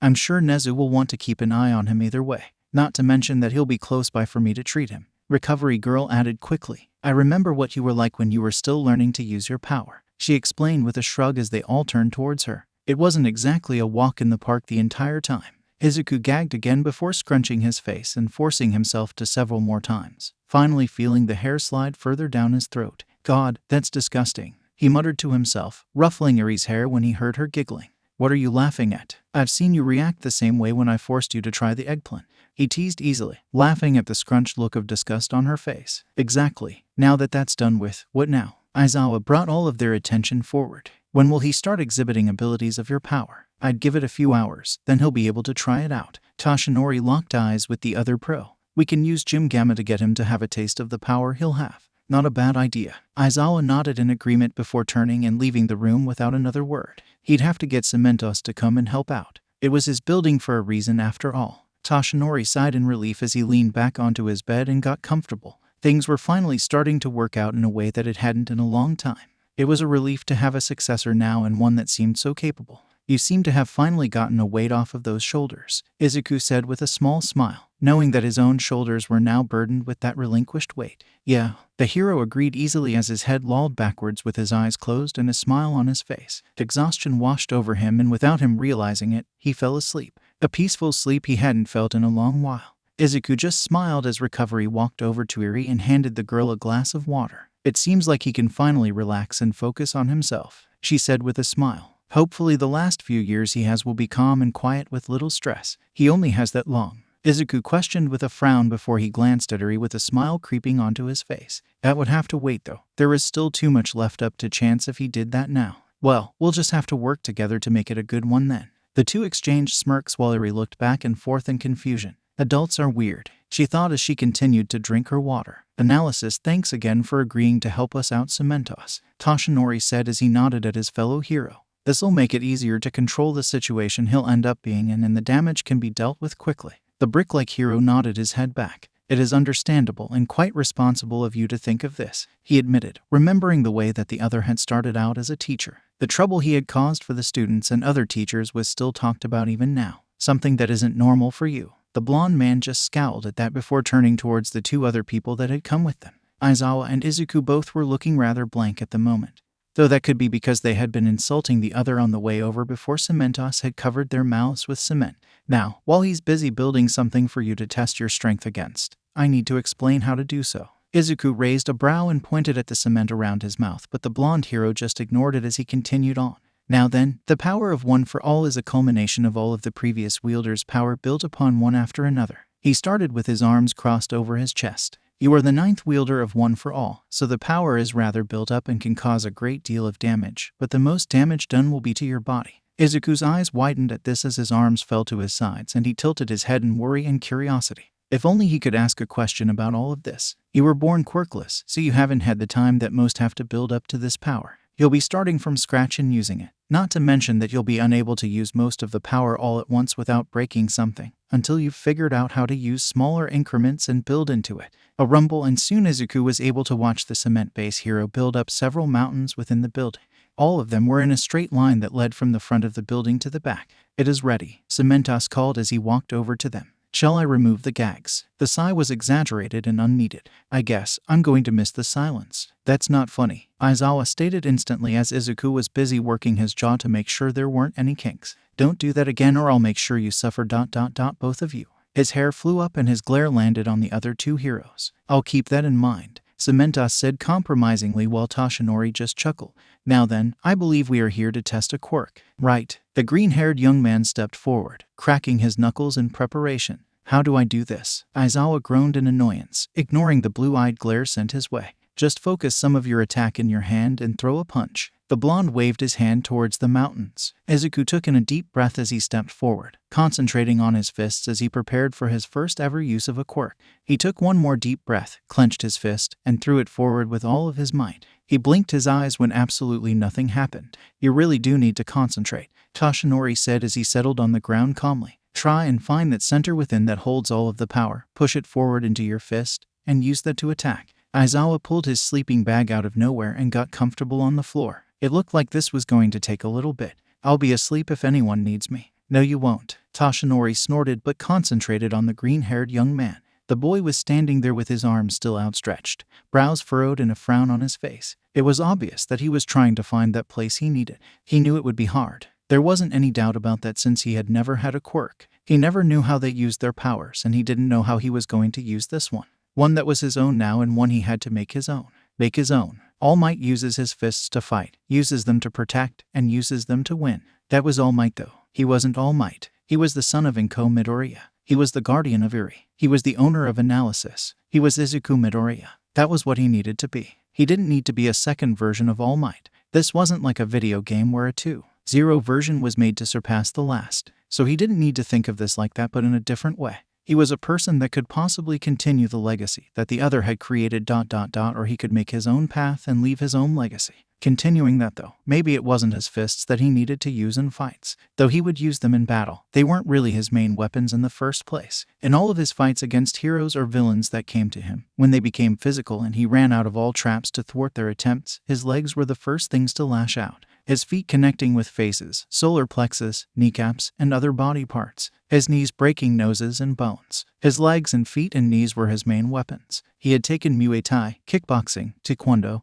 and so many other martial arts. He had to be strong in body and mind when he had nothing else. That was why he had been able to hold his own for so long against quirks of all kind, because he could fight them. And that was how he found out that his greatest weapons had been his legs. Deadly to a point, and more so after he started wearing steel toe boots, shin guards, and metal knee pads. It helped that his legs had been strong from years of running away in all shapes and forms. He had to be faster than those who wanted to torture for the information in his head or to kill him for having that information. So his fists weren't his main weapons. No, it was his legs that were. So he had to keep that in mind when he pulled forth that power that was crackling underneath his skin. He could feel it there, in his core near his heart. Pushing it into his fists hadn't worked because they weren't the first things he thought about when he got into a fight. No, it was his legs that he used first. He adjusted his stance in an instant, eyes beginning to glow as he called upon the power that rushed through his veins. The three teachers all stiffened when they felt the air charge with power, all eyes turning to the man whose stance had changed completely. He isn't going to kick, is he? Aizawa questioned with a frown. He had rarely seen All Might kick, always attacking with his fists. It seems that is exactly what he's going to do.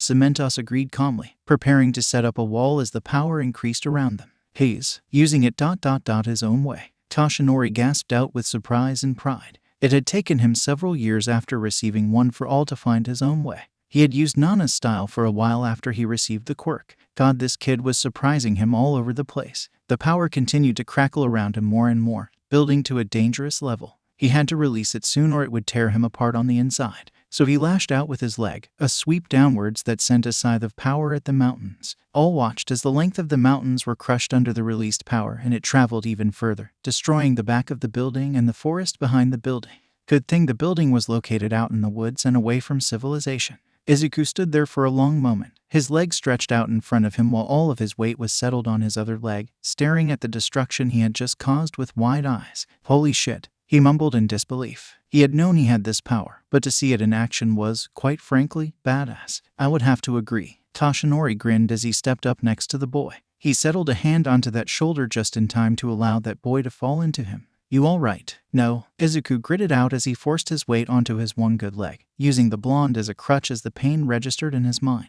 He thought it would be worse, honestly. Let's get you to recovery, girl, Toshinori said with concern, even though he knew that this would happen. Don't want you walking around on a broken leg after all. Not broken, he grunted out as he settled weight on his leg, hissing at the pain but holding it.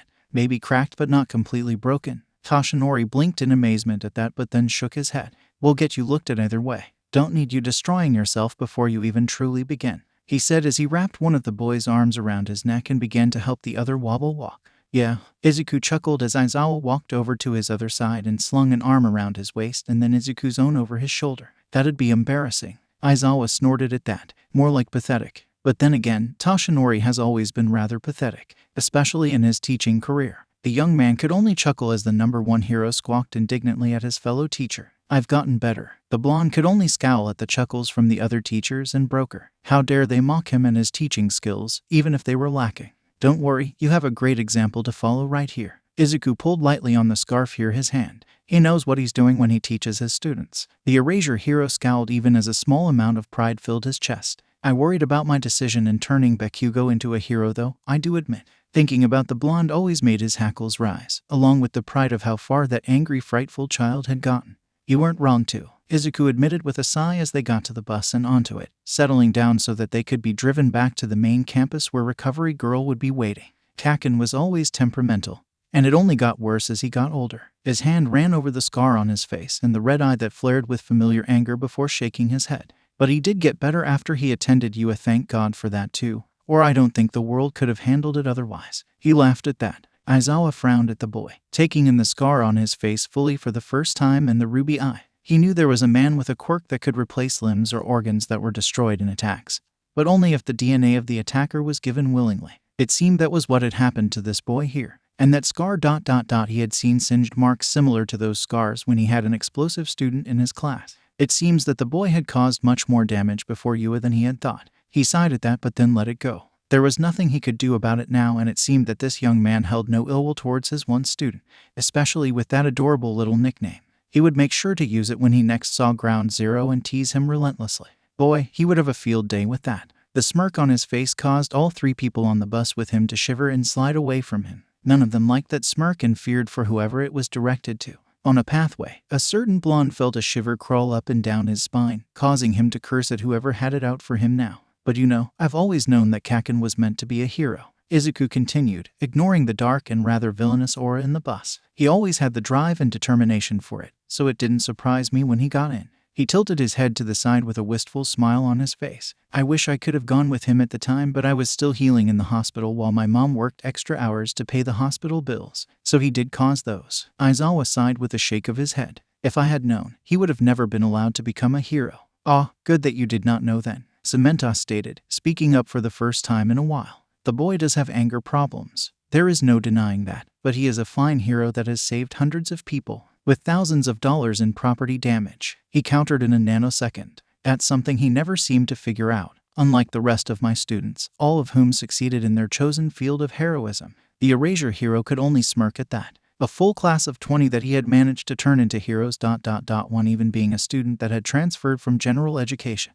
That was something to brag about. Yes, we all have heard you commend all of your students before. 𝗬𝗵𝗲 rolled his eyes as the other two chuckled. Yeah, and all of them have made a pass through my office as well, so I can say I've met all of your students, 𝗧𝗏 revealed a moment later. They're all rather interesting, though 𝗵𝗲 kicked out after he made a few too many lewd comments. His eyes narrowed and all three heroes got a sense of danger before it disappeared. I think my favorites were Todoroki, Uravity, and Ingenium. They were all rather polite and kind, even made appointments unlike some of the others that just walked in. He shrugged as Toshinori chuckled nervously and scratched at his cheek. Not like I'm not used to it, and you at least asked to see if you could make an appointment before we sent you up. Meanwhile, Aizawa growled lowly to himself. He had thought he had taught those brats manners, and to hear that only a few had been polite to a civilian pissed him off. He didn't expect it of 𝗵𝘃𝐲, but the others all knew how he thought they should act when interacting with someone that could be helpful to them. Being rude and demanding information was not the way to go, and he hoped that most of them asked for information politely even if they just barged in. We're here, he grumbled as he stood up to get off the bus, 𝗬𝗵𝗲 and Toshinori helping the boy off and towards Recovery Girl. I want all the names of those who didn't make an appointment with you from my class by the end of the day, he stated to the teen as he took off, done with them for the moment. He needed a break. Sure. 𝗧𝗏𝗃 nodded his head to the man's back as he was led off to where Recovery Girl and Ri were waiting for them. Hopefully this doesn't take too long. I have to get back to my office and see the damage from whoever's been there, he grumbled tiredly. Yes, well, depending on the break, you may be staying the night, the cement hero warned carefully. He knew how people could get, especially younger ones, when it came to having to stay in one place for too long.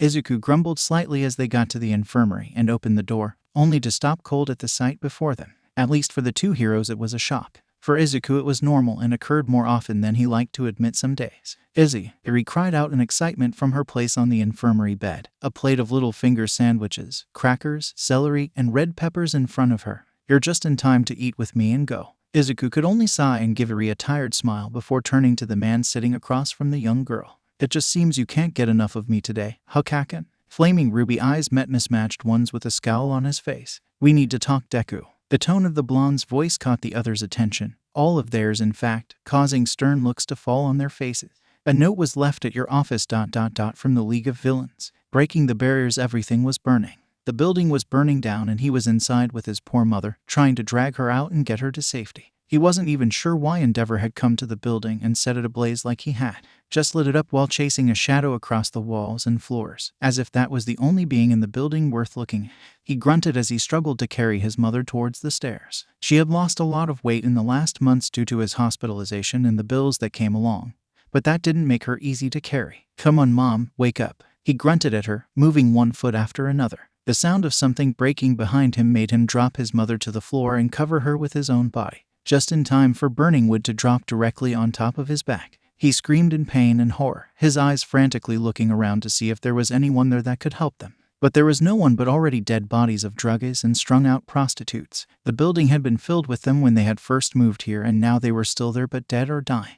All because of a hero. He growled as he struggled to get out from under the wood, ignoring the burning that came along with the fire. He had to get his mother out of there. She didn't deserve to die like this. She worked so hard to get better and had just barely paid a little over half of the hospital bills. She was almost free. She didn't deserve to go out like this. Footfalls were coming near them as he coughed and struggled. He turned his head to the side to watch as white boots came into view. "Help!" he cried out as 𝗵𝗲 walked by. The hero stopped and stared at the boy over the woman. He sneered at them as soon as he took in their position and situation before continuing on as if they didn't exist. Izuku's eyes widened in horror as he realized what was going to happen. They were going to be burned alive, and all because that jackass wasn't bothering to help them like a hero was supposed to do. He growled as anger pooled in his stomach at the rejection of a hero, someone supposed to protect and save them, only to leave him to die here with his mother in a fire that the hero had caused to begin with. He wasn't going to allow it, so he pushed. He pushed with all he had until he felt the wood on top of him shift and then slide off of his back into the ground.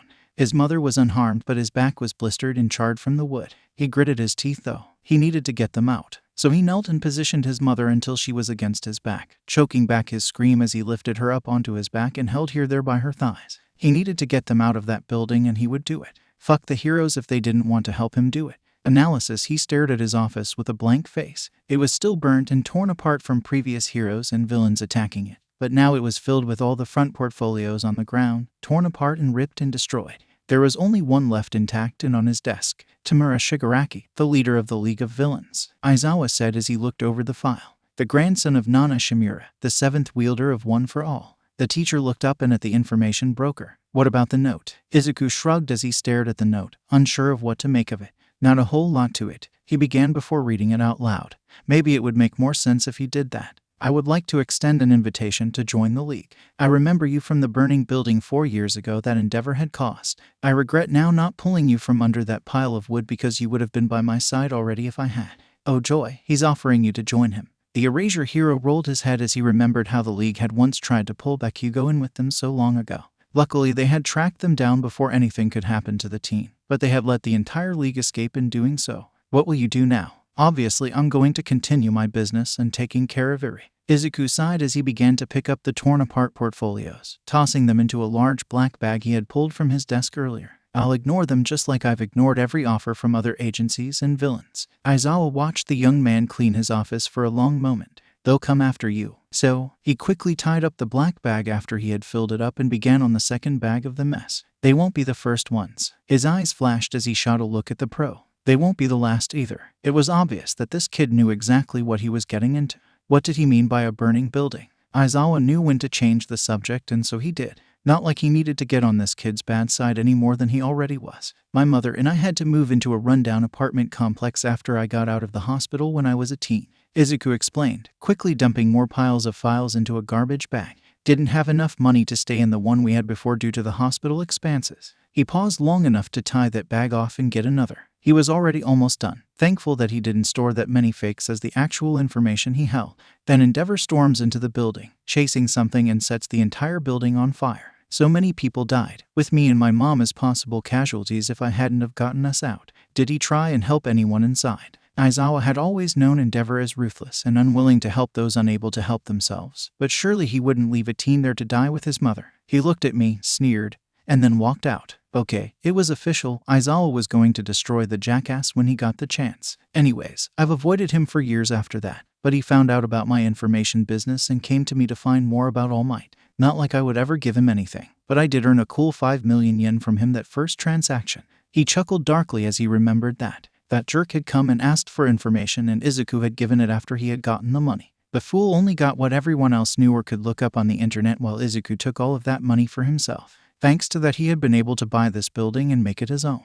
Though a good portion had been used after Endeavor had come and burned a portion of the office before Izuku could activate the water sprinklers. A good portion of that money was used to fix the building just after he had gotten it. The pro whistled, impressed with this kid. No one hardly ever got one over Endeavor like that, especially those that the flame user found beneath him. Nothing in the upper part of the building. Bakugo growled as he stomped down the stairs. It was left intact as well, nothing out of place. No hidden cameras either. Present Mike added on as well with a wide grin. You'll have to replace the desk and drawers downstairs, but otherwise nothing out of place as well. All Might added on just before he puffed back to his skeletal form. He coughed and hacked up some blood but otherwise shrugged. Whatever they were looking for, they didn't find. They never will. Bakugo turned to stare at his childhood friend as he crossed his arms over his chest. The shitty nerd never keeps anything on actual file. You want information, you pay him or be a telepath. And even then, a psychic wouldn't work on me. Izuku informed with a cold smile at the blonde explosion maker. The one time one tried. They spent a year in the psychiatric ward at the hospital and was retired from hero work.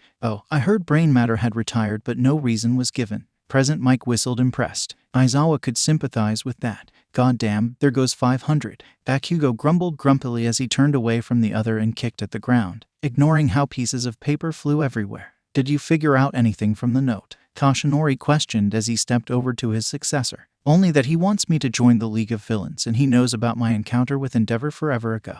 Izuku informed with a shrug. Other than that, no, nothing. Do you think he'll come after you anytime soon? Mike turned to look at the teen, watching him closely. Maybe. Izuku paused and placed his chin in his hand to think, mumbling to himself as he thought. They could come anywhere between tonight to a month from now, but no more than that. They're eager to recruit me, most likely because of my information gathering skills and the information I already hold, though that could also lead to me being killed because the file on Shigaraki held information no one but a few knew about. What information would that be? All Might questioned in curiosity. He had known about Shigaraki since he had attacked the USJ back in Bakugo's first year at the school, but otherwise there hadn't been a whole lot of information on the teen. He was the grandson of the one Nana Shimura. Izuku threw out carelessly, walking around his office. He was what? All Might shouted as he transformed and held the green-haired young man by the collar of his shirt. Izuku blinked in surprise before understanding entered his eyes. You didn't know that Nana had a son that had a son of his own, he stated before sighing. Put me down, Toshinori. I'll explain. All Might took a deep breath before releasing the young man and returning to his weakened form.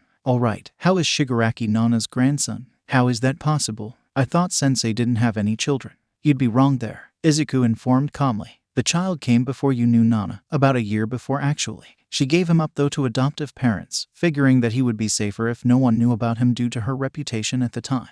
Yes, Sensei was always so strong. So strong that people purposely targeted Toshinori and Gran Torino because of their connection to her, hoping to weaken her in some way. To think that if they had tried to use her child against her, then yes, it was possible that child would have been hurt greatly if not outright killed. So how did he become a villain? The cops didn't care. The heroes didn't come. A child left alone to suffer under the loss of his father, Izuku said after a moment of silence, not facing Toshinori as he spoke. Shigaraki had to watch as his father was killed directly in front of him by a villain and then no one helped to try and save him. They all just said a hero would come to help, that they'd leave it for a hero to deal with. More silence as the truth of the situation fell upon them all. What the fuck? Why are you all mopey all of a sudden? Bakugo questioned as he looked at the four other males. His eyes narrowed as he watched Izuku's head whip around to stare at him with wide eyes. What? He growled at the green-haired idiot. Izuku looked at the stunned faces of the three older pro-heroes before turning fully to face the blonde.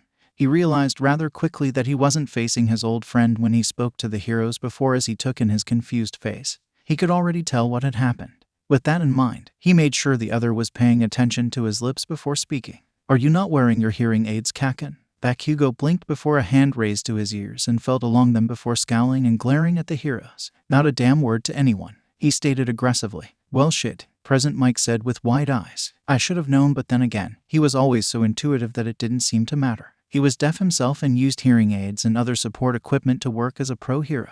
It was one of the many things on his profile that anyone could look up and he didn't really mind other people knowing. Though it seemed that Ground Zero had kept it a tight secret, so much so that not even Aizawa had known about it.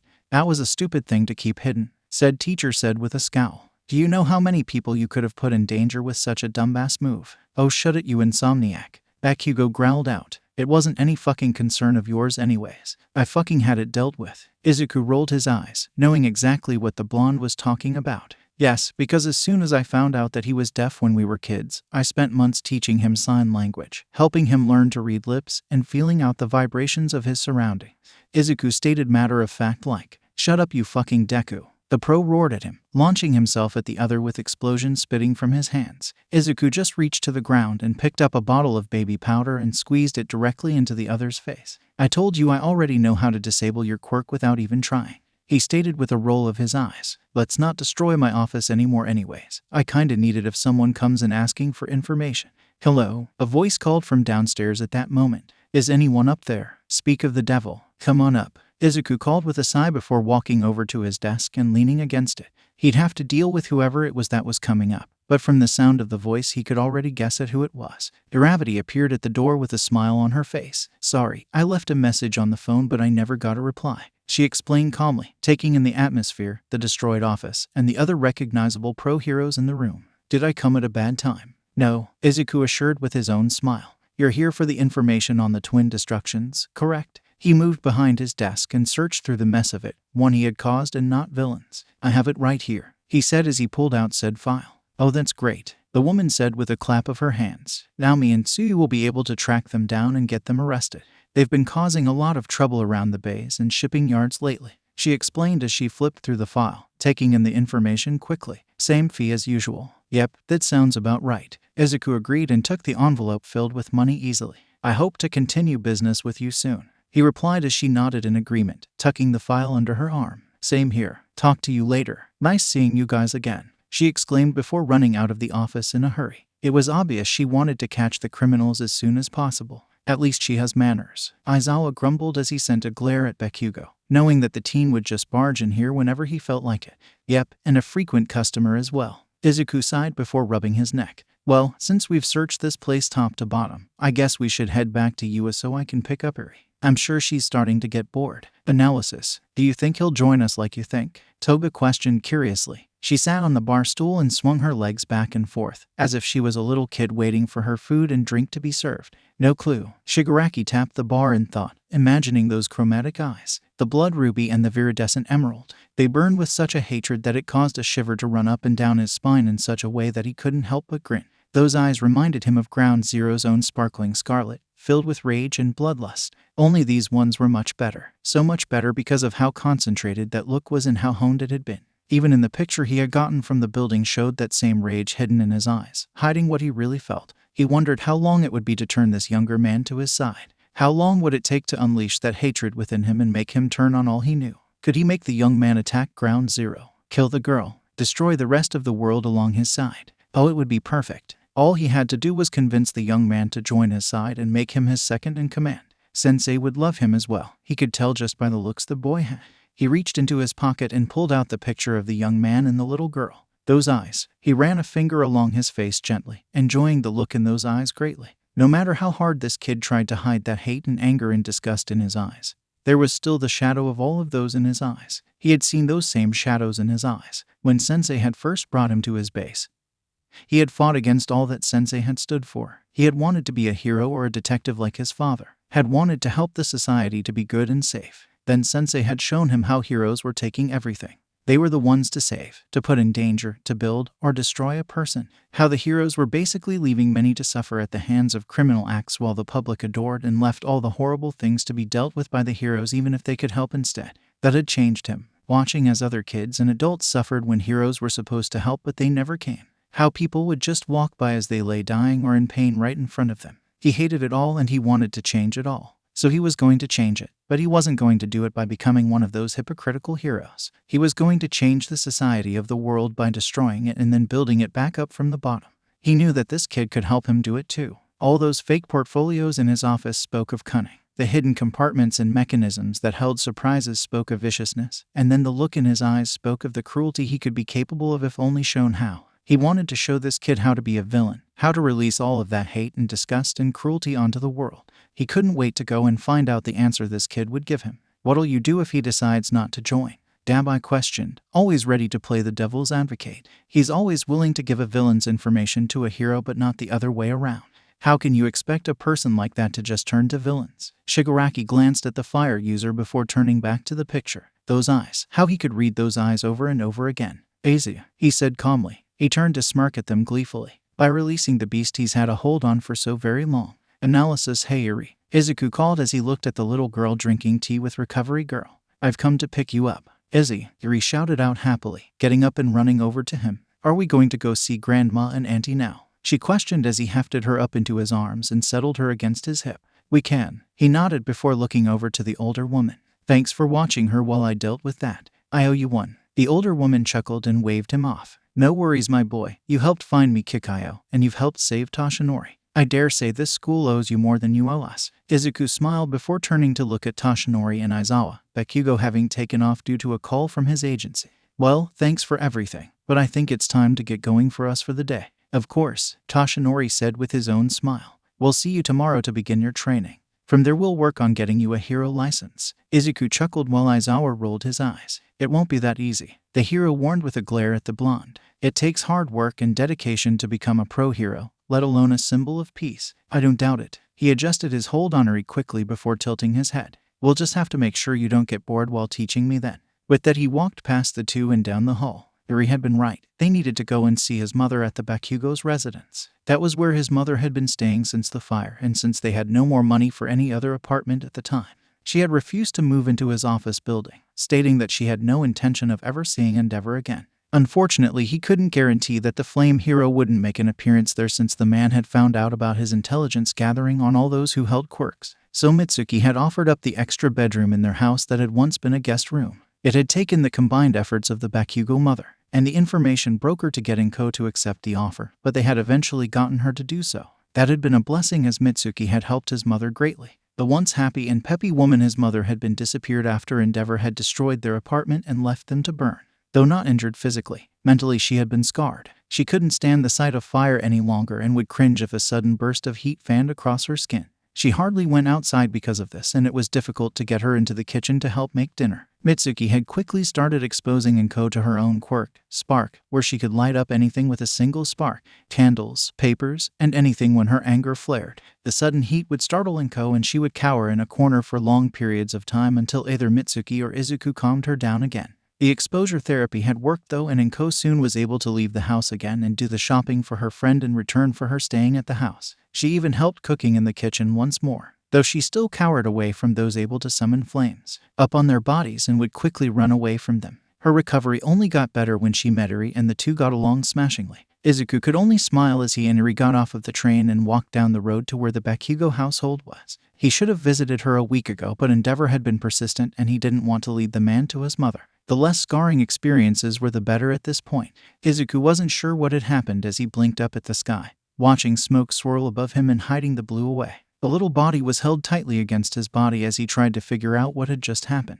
He turned his head to the side, watching as the buildings there burned under bright and hot flames. He turned to the other side and stared at the flames leaching at the buildings on that side as well. The little body in his arms moved, and he looked down to stare at the white blonde hair with the little yellow horn poking out of the forehead. Eri. He was holding Eri in his arms as buildings on either side of him and that a flaming piece of something was flying straight at him. Shit, he grumbled as he rolled onto his stomach, protecting Eri with his body as the burning piece of metal slammed into his back where he lost his breath. He gasped heavily as he tried to keep conscious, but the pain was too much and the weight against his back put pressure against his lungs. There was no chance of him fighting against unconsciousness at the moment. Analysis. God, did it all hurt? He groaned as he came to and wished he hadn't, because the pain was right up there with when he lost his eye. What the fuck ... hit me? He grunted out as he peeled his eyes open. A fucking car. Oh, Bakugo was here. That was nice. Right at your dipshit face that was just begging to get fucking teabagged, your shitty ass nerd self. Great. He groaned out as he sat up, ignoring the paramedic that tried to keep him down. Eri. All right. He nodded to the side. Izuku turned his head to stare at the little girl asleep underneath the bright orange blanket. Went into shock for a bit, but is all right. Izuku sighed at that and nodded before remembering where they were. Mom, Auntie, and Uncle? He questioned next with wide eyes. He had just been down the street from their house when whatever happened had happened. He prayed none of them had been hurt and that his mother was all right, especially with all the houses on fire. Fine, Bakugo replied. They got out and gathered with the other pieces of trash of the neighborhood. Minor injuries though, but otherwise all right. Izuku was going to say something but stopped when a familiar voice sounded just outside the door. pulled that monster down. I don't need it escaping and causing more trouble. Don't even. Bakugo started but was easily ignored as Izuku stood up, ignoring how his sides were screaming at him to sit back down. Deku was growled, but again he ignored it. He walked out of the ambulance, ignoring the arms trying to pull him back and smacking his blonde friend in the face to get him to back off. Once he was outside, he took in the burnt buildings all around him and the officers struggling to hold down 𝗵𝗲.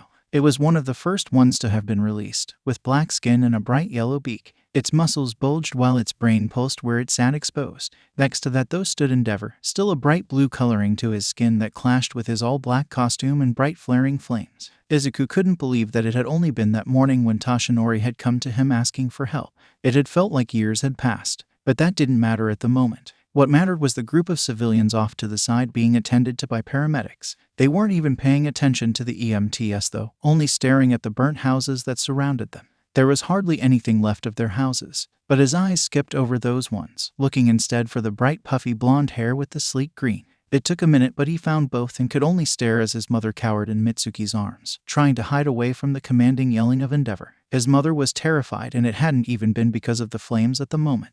No, it was because of the hero that had destroyed a neighborhood due to carelessness. Again, 𝗵𝗲 had cost people their homes, and he had wondered how many died because the hero hadn't stopped to help save them. Anger roared through his body, and he felt power crackle around him. He didn't notice how silent it became, how the 𝗲𝗻 stopped moving, and how the officers all turned to stare at him in amazement. He didn't notice how Bakugo stepped back so that he stood in front of the ambulance that held her. He didn't notice how those off to the side noticed him and the lightning jumping around his body. He did notice when that loud and deep voice turned towards him. "Information broker, what business do you have here?" He felt his eyebrow twitch, felt his body tremble with the force of will it took not to go after the jackass in front of him. Then he heard it, a whimper full of terror. He knew that whimper. That was his mother whimpering in terror because of this jackass that has done nothing but cause him problems since their first meeting.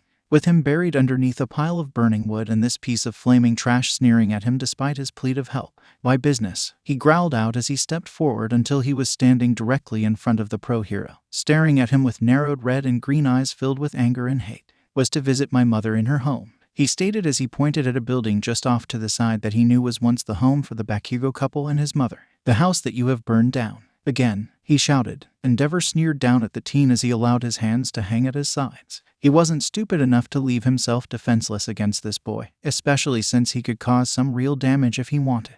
"I may have caused some damage here, but as I keep telling you, I've never met you before I came to you for information," he stated. "I've never met you before then." Izuku growled as he allowed one for all to flow through his veins as he glared at this man. "Maybe because the first time I met you was when I was buried underneath a pile of flaming wood trying to protect my mother from being burnt to a fucking crisp." 𝗵𝗲's eyes widened at that, his mind racing back to the time he had left a kid laying over a woman to die. He had at that time thought the teen had been paying a prostitute for sex and wanted to beg for his pathetic life. He was apparently wrong about that though. "You left me and my mother to fucking die that day." Izuku glanced over to where his mother was being held by Mitsuki, the Bakugo mother staring at him with hard eyes, nodding at him. "You left us there to fucking die in a building that you lit the hell up in the first place." His eyes whipped back to the hero. "You were supposed to be a hero. But ever since that day, you're nothing more than a piece of shit villain in my eyes." The snarl that ripped through his throat stunned 𝗵𝗲 and others flinch. "And now you put my mother in danger again because you're careless and don't pay attention.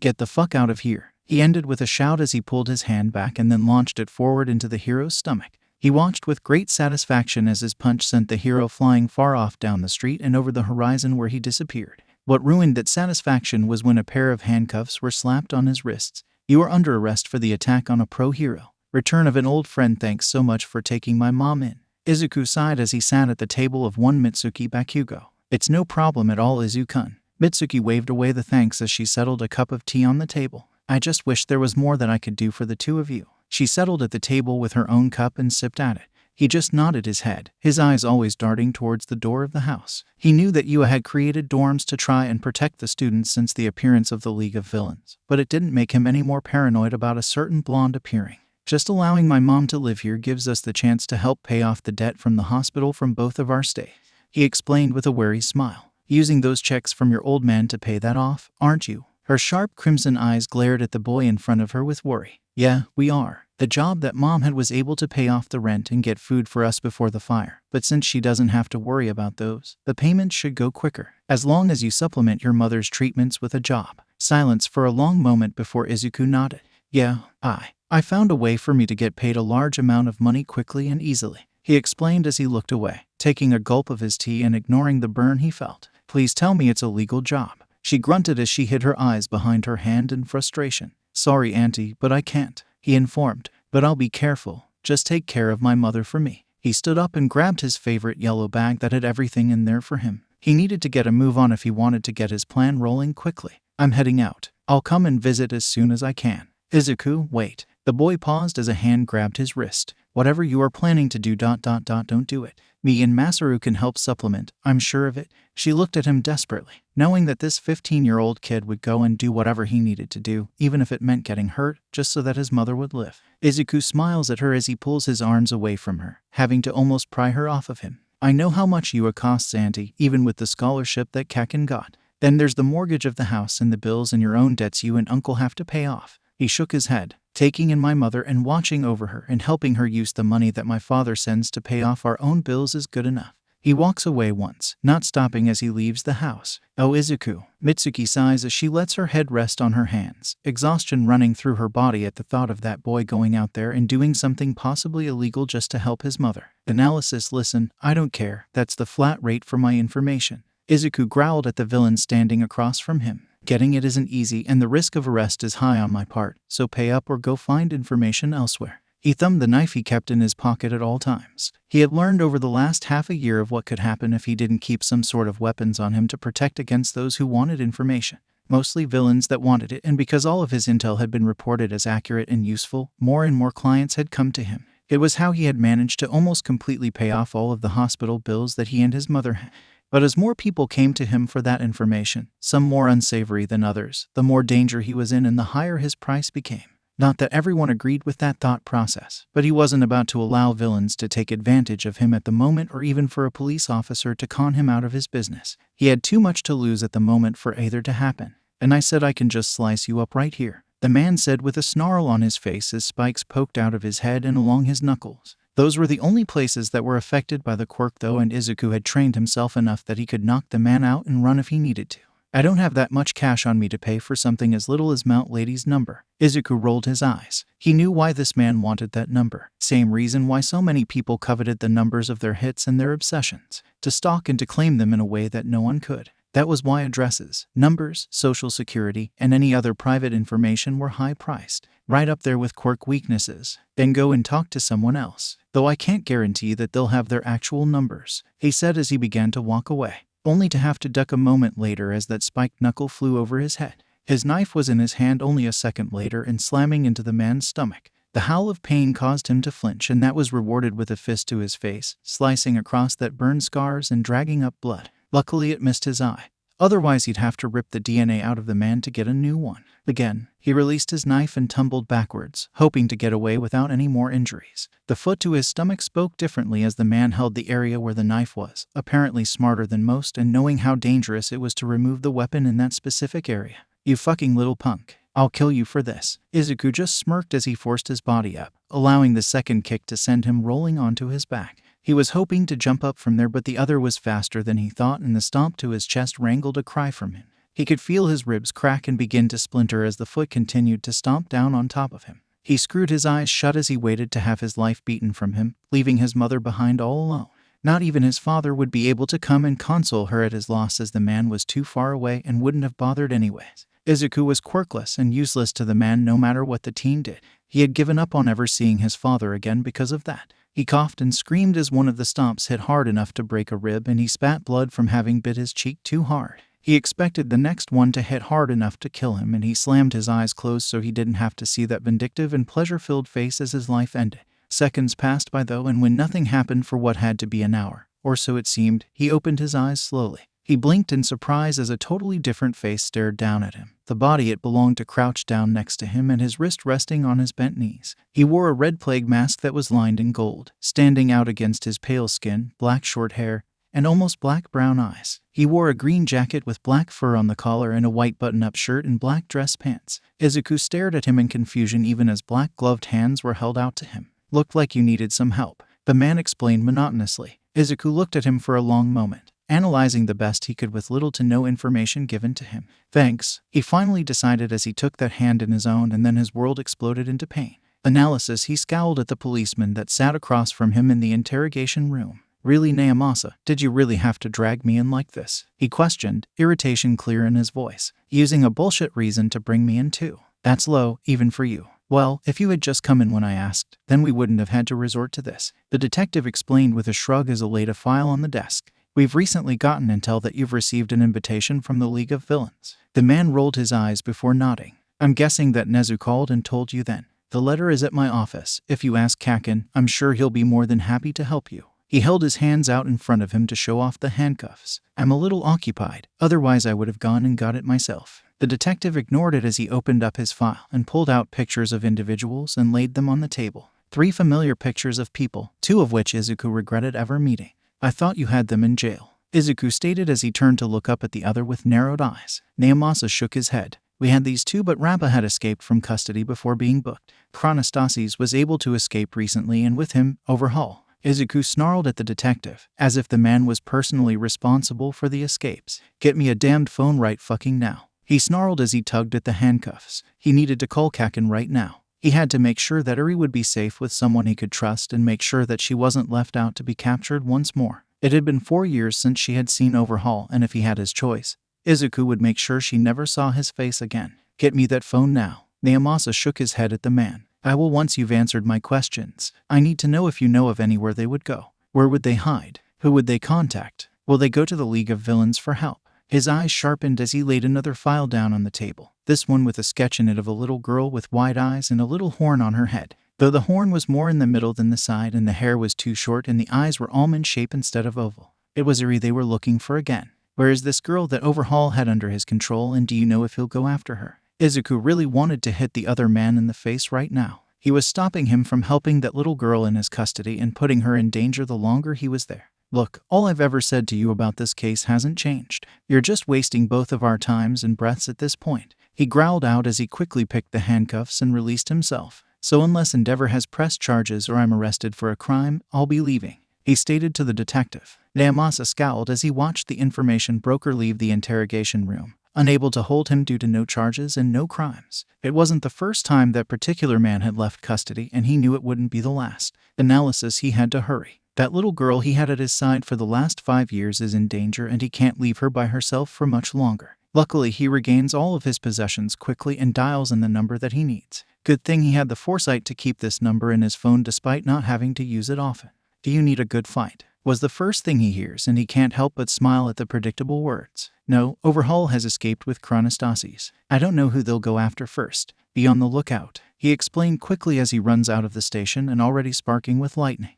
Damn, was it great to have an actual quirk he could use to get around, especially as it allowed him to jump up to the roofs of the buildings and run across them. How long has he been out? No clue. I was just told about 10 minutes ago. I'm heading for Eri now to collect her and then hide her somewhere. He hasn't put his phone down, and from the rustling sound on the other end, his friend is already getting things together to head out himself. Should I call Red Riot and Fat Gum? And there was the next predictable thing about this guy, his obsession with those 2. Though, in this case, it would be useful. Call and inform them. Make sure they know not to move yet and to keep their eyes peeled. At this point, it's a waiting game. All right, I'll get moving them. With that, a click and the phone went dead. 𝗂𝐽𝐼 could only sigh as he kept running. Hopefully Eri was still with 𝗭𝐻𝐿. He knew that the blonde could protect the little girl with a ferocity that could at least keep 𝗂𝗏𝗏 and 𝗧𝗵𝗲 at bay, as long as that man hadn't gotten his hands on any more bullets. If he did, then hell was going to break loose, and so many people were about to lose their quirks whether they wanted to or not. He couldn't allow that to happen. Not while he was alive, and not while Eri was alive to suffer from the consequences of what was done to her.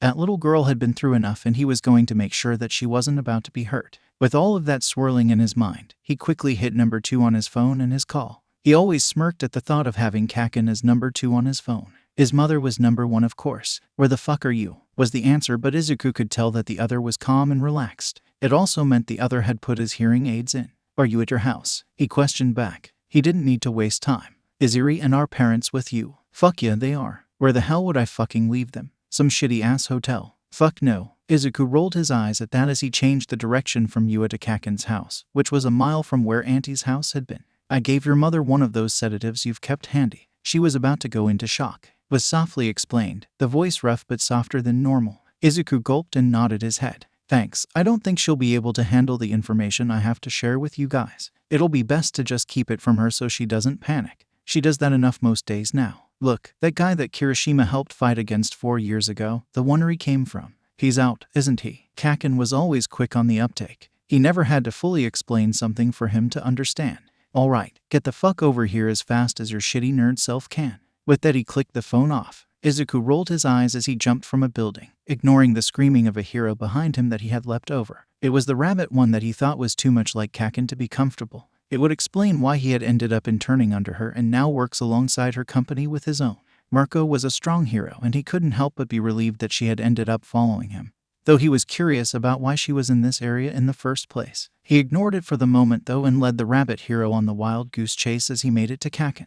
You shithead, get back here, Marco shouted as she landed on the ground behind him and prepared to leap on him. Izuku didn't waste a second though as he slammed into the 2-story house that was painted a dark green with orange trim. Hey, I brought a friend, Izuku shouted as he ran into the kitchen where Kaken was sitting with Mitsuki and Masaru. He could hear the TV in the living room and knew that Eri was in there was a cartoon. They didn't have cable at his place and so only watched movies or Netflix. Hey there punk. Kaken stared blankly at the rabbit for a moment before sighing and glaring at Izuku. You shitty nerd. He's a friend Usagi, he explained as he stood up and went to the cabinet where Izuku knew coffee cups were. Would you like to stay and listen to what's happening though? Fuck knows I'm going to need all the shitty help I can damn well get. The woman blinked in confusion before taking a seat at the kitchen table in agreement.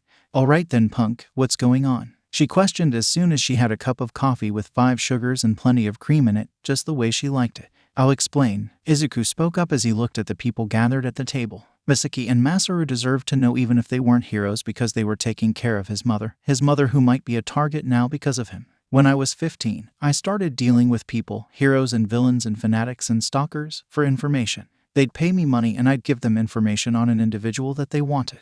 Analysis. Now I know where I recognize you from. Mirko chuckled at that. I remember having to stand off to the side and listen to Endeavor complain about you. Said you were withholding information from a hero in an investigation. Bunch of bullshit of course. She sent him a wink. Izuku smiled back before continuing. Well, because of that a certain man found me and took me into his group. A bunch of Yakuza people actually. There he taught me things and I helped him gather information in return for payment. I gave him a lot and I helped research and move along experiments as well. There was a frown on the woman's face now. It seemed she was starting to put the puzzle pieces together. She'd be the only other hero aside from Kaken, Red Riot, and Fat Gum that would know about this. He'd have to have Fat Gum talk to her too, so she knew what was really going on behind the scenes. But he wasn't very nice to begin with and I found out what was going on. What he was doing. His fists clenched around the mug of coffee as he thought about walking in just as Eri died. Her body blown apart and put together, and then resuscitated so that experiments could continue. I couldn't let it continue. Fat Gum and several others attacked a Yakuza base 4 years ago. Marco said grimly. I wasn't part of the operation but I remember hearing about it. About a man who was making bullets that could wipe out quirks from within an individual. That's right. Kaken stepped in. Fuckface here was there for it. That infiltration that was put together by several agencies was used to obtain the base and rescue those trapped against their wills. They found the Yakuza boss there, completely disabled. He's still in the hospital on life support since no one can fix what was done. Mirko continued on. All the goons were gathered up, along with Overhaul himself. Though I can't see why people were so scared of him, she mumbled grumpily. He came out with a single bullet wound in the shoulder. Didn't fight, not even his right-hand man did from what I've heard. Izuku and Kaken shared a glance before the greenette shook his head. Overhaul is dangerous in a capacity that most people wouldn't understand, he explained calmly. His danger lies in the fact that he's smart. He doesn't make a move unless he knows it'll benefit him in some way. He watches and he waits and he'll lure you in when he's ready. His eyes were shining with such a serious light that Mirko could only stare. Do not underestimate him because he doesn't have a quirk. That makes him all the more dangerous. There was silence for a long moment before Mitsuki cut in. What does that fucking shit have to do with Eri though? Dual-colored eyes snapped to her and she raised a brow. Katsuki was all worried about her when he couldn't find her right away. She'd gone to use the bathroom and he completely lost his shit until he could see her again. Izuku flicked his eyes at the blonde hero who was blushing at the moment. He wasn't going to rub in his face though because Izuku would have been the same way if he had been told that the person who had hurt a loved one was out and could go after them. It was a terrifying situation in general, but he wasn't going to hide it from these two, especially if they were going to be around Kaken and Eri more now that they had moved in with the pro. Overhaul is the one who had kept Eri prisoner and tortured and experimented on her, he stated bluntly. He used her quirk to create a bullet to decimate quirks from Eri's quirk by using her blood and so much more. He gritted his teeth and caught himself just as a crack appeared in his mug. "I see," Mitsuki said as she looked over towards the living room where he was probably sprawled in front of the TV on her stomach. He knew that was her favorite position to take. She hated laying on her back on any surface, it brought up bad memories. So we need to make sure she's never alone and that there's always someone who can fight back with her. Masaru spoke next with a serious grimace on his face. "What's the plan?" Izuku smiled as all of the Bakugo family leaned forward with Mirko right behind. This could work. They could protect Eri and keep up with all the going on of the villains moving against them. He could rely on them to protect the little family he had created, even though it was created in a dark place. Analysis Eraserhead. "It has been a while," Fat Gum cried out with a smile as he walked into the teacher's office. The big man was still wearing his bright orange hoodie and black mask. He was at full mast, so that meant he was ready to take a hit at any time. Aizawa raised a brow, along with the other teachers, as the man entered the room. "What do we owe the pleasure of you gracing our school?" The last time the man had been here was when Kirishima had graduated and he had invited him to join his agency as a fellow hero and apprentice. "I wish it was under better circumstances, but I got informed just recently of an escape of a villain we helped put behind bars 4 years ago." Dark brown eyes turned to stone as they turned serious. "Overhaul has escaped with his right-hand man." "Fuck." Aizawa groans at that. "You can't be serious." He runs a hand over his face in an exhaustion that had nothing to do with his lack of sleep the night before. "Unfortunately I am." He sighs as he pulls out a bar of candy from his pocket. "I've already called the rest of the attack team and informed them. They're all gonna start looking for him in Chronostasis. My own has already started, along with all my contacts." "Great. Just what I need." Aizawa stood from his chair and looked at the other teachers in the room. Azashi was staring at him with a frown that spoke of worry. "I can rely on you guys to help out as well." But of course, Azashi is always the first to jump up and help him. He never doubted that that man would put his life down to help Aizawa, and he would do the same. "We'll all do what we can," Midnight said as well with a smile. She was always willing to help as well. And soon all the teachers were pitching in, letting him know they would call up favors and old students to work out. After all, they all knew the danger that Overhaul could create if he was left to his own devices. They had seen the bullets and the video records that had been kept on file during the man's experiments. They couldn't allow him to continue. "Who informed you?" he questioned as everything calmed down. If he knew who had found out first, then he could start questioning from there. Fat Gum stared at him for a long moment before shrugging. Apparently he didn't see any harm in informing him. "An old friend of mine in Red Riots." He had gotten a call from a friend of his own that told him, "They're already on the move to counter what they can. Can you get us in contact with them?" Nimari asked as she settled onto Hazashi's desk so as to better speak to the former policeman. "Maybe they have more information that we can use." The former policeman shook his head at that though. "Sorry, but I can't do that." He threw another large bag of candy into his mouth before continuing. "Though I can tell you that you can trust me in knowing that the information he gives is correct. He'll get in contact with me if there's any more information that he thinks might be important."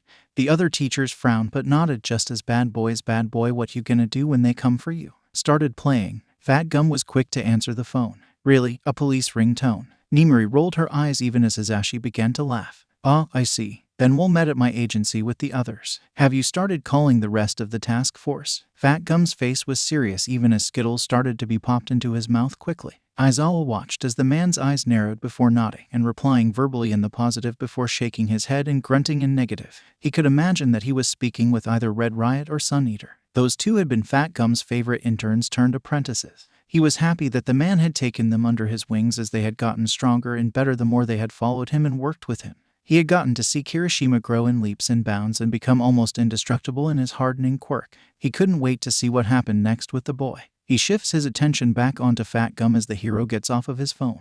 "There will be a few more additions to the group than I thought there would be," he informs them with a small smile. "You remember the girl that was said to have been with Overhaul at the time of the raid? The one that disappeared?" Aizawa questioned in confusion. "What about her?" "She hadn't been found after the raid had been completed and she hadn't been found around the compound.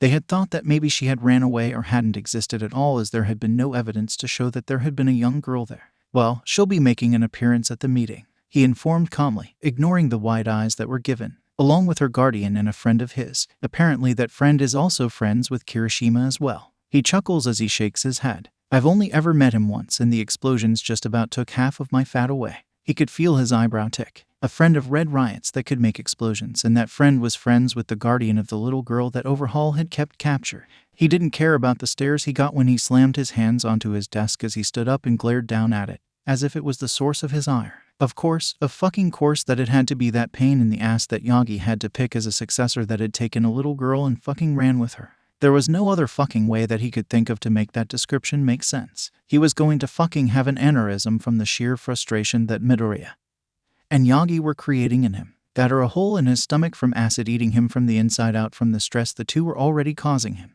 He didn't even try to stop himself from slamming his head on his desk as he collapsed back in his chair. This was going to be a long day and a year and a life. And it all started when Izuku Midoriya walked into his life. Protection squad, so what exactly did you want me to do for you? He questioned as he followed the man around the maze that was underneath the Yakuza mansion above. It was pretty extensive and he could see all sorts of equipment that was stored here. Most of it was medical, and then there were also things he thought might be used for torture. There was no other reason for the chains and shackles attached to the walls, though why they were only a couple feet from the floor confused him greatly. You're quirkless, correct? Overhaul questioned as he glanced back at the team behind him. Izuku just nodded his head as he adjusted the black medical mask to make sure it fully covered his face. The black gloves were awkward to wear and the suit he had been made to wear wasn't half bad, though he wished the pants were a little longer. I can't use you in my precepts of death, but I can use you elsewhere, especially with your analytical skills, he explained, which only leads so far. The teen shrugged at the raised brow sent his way. I have to see the quirk to analyze it and understand it. You can't just tell what it is or explain it, as I could miss a crucial detail that would leave out important information on that quirk. He could see the older man's eyes flicker with something much like appreciation or understanding. It was obvious that Chisaki Kai was a thorough man and would understand the need of complete knowledge, especially as Izuku's livelihood depended on complete information to use and sell at a hefty price. Don't worry, we have ways of allowing you to view any information that you please. They walked down several more hallways before coming to a stop in front of a door that they entered through. Izuku stopped dead as he stared wide-eyed at screens upon screens showing upon the walls. The entire room was nothing but screens, with a single console in the middle of the room with knobs and dials on it. But the biggest thing about the screens was what it was showing him. People using quirks all over the world. Each screen was split in 4 sections, and each section was showing someone using a quirk in some form in some way. He watched as one showed Endeavor and then one that showed Captain Celebrity, and there was Fat Gum, and then a woman was kneeled over another, her hands glowing green as a wound disappeared from the man's stomach. A boy squirting water at the side of a mountain. And so many more people. Fuck, he whispered as he looked around the room in amazement. There's no way. There are cameras almost everywhere nowadays, Overhaul said as he watched the boy marvel at the screens. We've hacked into them all. You'll be able to switch from whatever camera you want to watch. He pointed at the console. Is there anything you'll need to do this job? Izuku's eyes snapped to him as a grin split underneath his mask. Notebooks. Tons of notebooks and pencils. Analysis a week. He spent a week in that room and recorded more quirks down than he had ever done in the past. Notebooks upon notebooks had been filled with information as he went over the information to catalog in his mind. Once he had tamed all catalog properly, he would burn the notebooks. No reason to allow anyone else to use the books to their advantage without paying him for it. Not even Overhaul would be allowed to use those notebooks without payment, which he had gotten rather easily from the man, as he had allowed him information from the notebooks over the last week, mostly on individuals that he had requested. Best Jeanist, Fat Gum, Ryukyu, Sir Night-Eye, Bubble Girl, Centipter. He wasn't sure what the connection were between those heroes, but he currently didn't care. Not since he was making more money than ever and was paying off all of the hospital bills. Soon his mother would be free of all those things and would be able to relax. He hoped. But he needed a break. A week without a break. He was starving and thirsty as all hell. They had brought food and water to him while he had been in that room, but he hadn't really paid attention, too caught up in recording. He did remember nibbling here and there and drinking something that was thick and tasted like strawberries, though. He shook his head as he looked around the hall with tired eyes, wondering where the kitchen was. That was when he spotted red eyes staring at him from around a corner. Ah, hello there. He waved at her as he walked near her, only to blink in surprise as the wall just to his right exploded outwards with enraged yelling following it. Though Izuku missed that as rubble slammed into his head and all he knew was darkness afterwards. Analysis, wake up. A voice muttered from beside him. Izuku gasped out a breath, as if he hadn't breathed in a long while. Come on now, we got you all fixed up. Wake up. He groaned as his body ached and his head pounded, but he followed the voice anyways as he forced his eyes open. It was just lucky that the base of the 8 precepts was dark enough that his eyes didn't burn at all when he opened them. What? He croaked out as he turned to stare at the mask of a plague doctor. He blinked rapidly, hoping that he wasn't seeing things when he looked at the black mask and white hood of the other. Rappa got into another fight with Overhaul, was explained as the man reached out and grabbed him by the shoulder, hauling him up so that he was sitting, rammed right into the wall and destroyed it completely. You were unlucky enough to have been caught in the middle of it all. Izuku nodded his head as he rubbed his head. Name. He got out as he scrunched his nose up before looking at the other with one eye open. He hadn't really been introduced to the others here yet, but he knew he would meet them at some point. 𝗧𝗵𝗲, I'm Overhaul's assistant, he explained calmly. Come, let's get you up and get some food in you. I seem to remember you only eating a bit while in the surveillance room. Izuku grunted but nodded his head gingerly. He would go with him to get food and then a shower hopefully after. Some sleep wouldn't be misplaced either. Those thoughts didn't stop his emerald eyes locking in on crimson eyes of a little girl being carried away down one of the many hallways that he passed on his way to the kitchen. What's she doing here? He wondered to himself. Analysis. Izuku blinked back to himself. He had gotten lost in memories of the past, of when he first saw Eri, when he first started working with Overhaul, and when he started to turn down a path that would have ended up with him dead. He watched one of the many hidden screens that showed a little kid using his earth quirk to build a bridge from sand. Granted, the bridge was only about 2 inches tall, but it was still impressive how delicate and intricate it was for a child. He looked at another one that showed Earphone Jack using her quick to blow out a building fire. Impressive since she didn't destroy any of the windows of the building at the same time. He shook his head and sighed as he reached over and pressed a button underneath his desk that retracted the screens back deep into the walls of the building. The scorched and torn walls that hid them made sure no one suspected that they were there. He rubbed at his face before glancing down at his watch. 5 in the morning. He'd been up all night again. Not that it mattered as he looked up at the ceiling where he knew Eri's room was. She wasn't there. It was too dangerous for her to stay with him at their home. No, he had made sure she was comfortable at Kaken's house where the blonde's parents, his mother, and Kirishima were all located. Hopefully with 2 pro heroes at her location, that would be enough, especially since he made Kaken share a bed with the girl. There wasn't anything that could get past Kaken when he was on full alert, not even when he was asleep.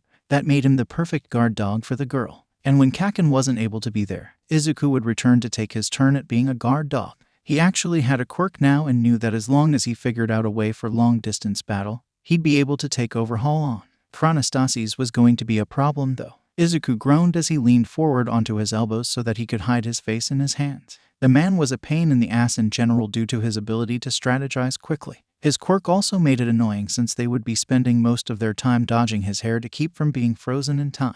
That was the main reason 𝗧𝗵𝗲 was Overhaul's second in command. His quirk complemented his so well and it gave him time to get in close to touch his target and destroy them. Izuku had watched the other man completely obliterate people with a single touch, leaving nothing behind but a mist of blood. Those 2 working together was dangerous, and Izuku knew that one misstep would leave him as nothing but a mist to be blown away in the wind.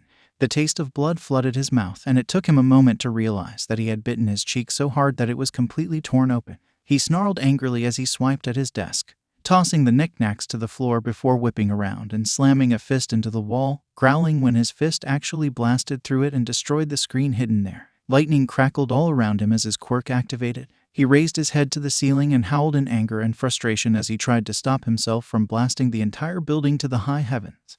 Seems your temper has gotten worse, a voice said from behind him, causing Izuku to whip around and glare at the man that had appeared in his home unannounced. Though, being up for a good 3 days wouldn't help either. Fuck off, Night Eye. He growled at the man as he stamped down the power that was roiling in his body. He had never felt this kind of reckless, uncontrollable anger in him before in his life. The man raised a brow at him before stepping forward to run a hand over the now empty desktop. I don't think I will, he said instead as he settled against the desk. One leg lifted up on the desk and his arms crossed over his chest so he could twist his body to stare at the younger male. It seems that you have a conundrum to consider. Izuku glared down at the floor as his nails dug into his palms. He was pissed beyond belief, but the older man was right. No matter what else, he needed to calm himself down and think. What am I going to do? Night Eye watched him with narrowed golden eyes, going over what their options would be. You know what you have to do, he stated in the end as he stood up and walked over to stand in front of the young man. You know who you have to call in and what is needed to protect her. Izuku gulped as he thought over the exact person he needed to call in. The one person who had refused to talk to him since that night so long ago. That night he took Eri and ran. That night he had been such a coward and more interested in saving Eri and himself than any of the pros that had come into the facility before. You need to stop holding on to your past mistakes, Night Eye stated strictly as he glared at the boy before him. You made them, but now it's your chance to look forward into the future and make it better. You already proved that you can change fate, so don't hold on to the past. Izuku didn't look up as he spoke next. You aren't even real, so why should I listen to an apparition? He didn't bother looking up as he knew that Sir Night Eye would no longer be there and instead pulled out his cell phone. He didn't even bother watching as his fingers typed in the number, nor when he raised the phone to his ear. He wasn't surprised though when the click sounded and he knew that the other had picked up. 𝐼𝐴 is out and he's coming for us. I know. I can't fight him myself. I'm not strong enough. I know. He'll destroy everything that we've worked for. I know. He'll break her apart. Silence. Tears filled his eyes as he knew what he needed to say next. What was needed to make the other help him fight against insurmountable odds that could end up with either one of them dead at the end. To leave Eri alone. To leave Sir 𝗏𝗏's legacy dead. Please, I know what I did. I know it ended up with him dead. I know that. I live with that every day and I regret it every day. Even if it kept Eri safe from others and their manipulations, I regret not saving him. He ignored the tears falling down his face and was so happy that he was alone. But don't let him take her. Not again. Don't let her be returned to the hurt and pain and anguish she felt every day with 𝗏𝗏. Please, help me stop him and save her. He sobbed as he fell to his knees. He hadn't faced the past in so long and ignored it for the most part. He only ever thought about that part of his life when it involved Eri in some way and she needed his help with it. Now he had to face it full throttle. Whether he wanted to or not, he had to face this person once more even if he didn't want to. Even if he wanted to run away and hide and take Eri with him. But he couldn't do that. Not with 𝗏𝗏 out there and his tenuous hold on One for All. He had to face this head on with the help of the one hero he knew that could stop 𝗏𝗏 once and for all. He needed that man. Please, 𝗏𝗏, help me stop 𝗏𝗏. Analysis fucking shitty nerd. Bakugo cursed as he glared at the food in front of him. The stir-fry was coming along nicely and the chicken in the opposite pan would be able to go in soon. It would have been a good dinner for him and his family. If it was only him and his family eating it. But no, it was going to be shitty hair. And the hero agency he worked at. Stupid Uzagi would be there too, as well as that shitty dragon hero with froggy, round face, and long hair. Then there was that fucking agency that had hopped in on this at the last fucking minute. He didn't know the people that were coming, but Deku had told him that Eri's safety depended on them coming. So he was stuck in his kitchen cooking food for all of those idiots that were coming to his house. Thank the fucks that he had thought ahead and gotten a place that was 2 stories with a basement. The basement was where they were going to meet, where he had his gym and then a private strategizing room. There he had a bulletin board that he could hang things up on if he wanted to. He used it mostly to track villain movements and whatever information he could get out of Deku after he paid a fucking arm and leg for it. He shook his head just as it was time to throw the chicken into the stir-fry and then he could leave it to cook. He had made sure that shitty hair would bring some refreshments and extra food just in case. He knew that giant orange of a boss shitty hair head could out-eat them all in a minute. A tug on his shirt caught his attention as he stirred the food together. Katsuki, Eri, he thought he had her set to have a movie marathon with his parents and auntie. He looked at her with a raised brow, waiting for her to say whatever it was. Is Izuku okay? Go figure, she was worried about that piece of shit. Though he could understand it since that shit stain had taken care of her since she was 5 and they 15. He sighed as he patted her on the head. That shitty nerd, has he ever given you a reason to worry? He questioned. Yes, was the immediate reply that had Katsuki pausing in surprise. He hadn't expected that answer at all. He never really eats when he gets stressed and he'll not get any sleep until whatever is bothering him is gone. She explained as she clenched her hand tighter so that he couldn't remove her from his side. He sometimes looks like I did before he took me away from. He didn't need her to finish that sentence. He understood who she was talking about. He also understood what she was talking about when she said that Izuku just stopped caring about himself. Tell you what, he said as he grabbed one of his tasting spoons from the side and loaded some of the chicken and rice onto it, holding it out to the girl. She looked at it before looking at him. He raised a brow and held it steadily towards her and didn't speak again until she had taken a bite of the food. I'll take care of that shitty nerd until this whole thing is taken care of. But in return I need you to do something for me. She blinked at him as she chewed the food thoughtfully, thinking over the offer and what it could possibly be that he wanted to ask of her. Normally he only did this when he wanted her to get Izuku to do something or another. Using Eri to get to Izuku was rather an effective way for Bakugo to get his way, though rarely used as it ticked the green out of extremely well. What? She asked after she had swallowed the delicious food. Bakugo smirked as he leaned forward as if they were conspiring a magnificent plan together. I want a picture of you and Auntie and the shitty nerd, he stated calmly. Eri blinked at that before a smile climbed onto her face. Though 𝐭 had taken to the girl almost immediately, they had never taken a picture together. Not from a disinterest in it but because Izuku had gotten so busy that they hadn't been able to. But making this deal guaranteed that it would happen because Bakugo always made sure their deals came to fruition. Only if you and Auntie Misaki and Uncle Masaru are in it too, she exclaimed excitedly. Bakugo sighed exaggeratedly before nodding his head. I think we can arrange that, he agreed before ruffling her hair. Now go in there and watch a movie with those old farts, he ordered. I heard that you shit stain, Mitsuki roared from the living room, earning a chuckle from Bakugo. Then shoot up and watch the movie, you old hag, he roared back with a smirk, listening to Eri giggle next to him. Go on now, I'll holler when food is done. Okay, she agreed as she skipped off to watch the movie with the adults, unperturbed that the adults were watching Brave with her. Izuku watched animated movies with her all the time, so it wasn't strange to have adults watch them with her at all. You've gotten better with kids, a voice said from the opposite entranceway, startling the blonde to the point his hands set off small firecrackers of power. Fuck you, Deku, Bakugo growled as he whipped around to face the other, only to freeze when he took the other in fully. Shit, when was the last fucking time you slept or ate? Izuku chuckled from where he leaned against the doorway of the kitchen, the house's entranceway right behind him. When did we meet here last? He asked in return. Crimson eyes glared at the other as a snarl formed on his face. That was 5 fucking days away, Deku. Sit the fuck down now before you fall over, he ordered before turning back to the stir-fry and grabbing a nearby paper plate. The food was done. He was just waiting for people to show up now, but he'd feed the idiot first before he passed out.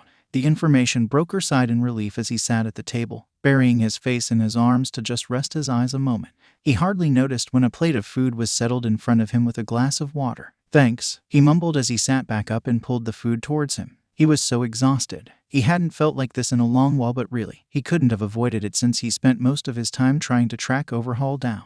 You need to stop fucking doing this shit, Bakugo growled as he watched the other slowly eat. For someone who hadn't ate for 5 days, he didn't act like it. You're worrying that girl more than she deserves. I know, but I can't help it. He pushed the food around his plate, mind racing through ideas and possible places that 𝐒𝐻𝑗 could be at the moment.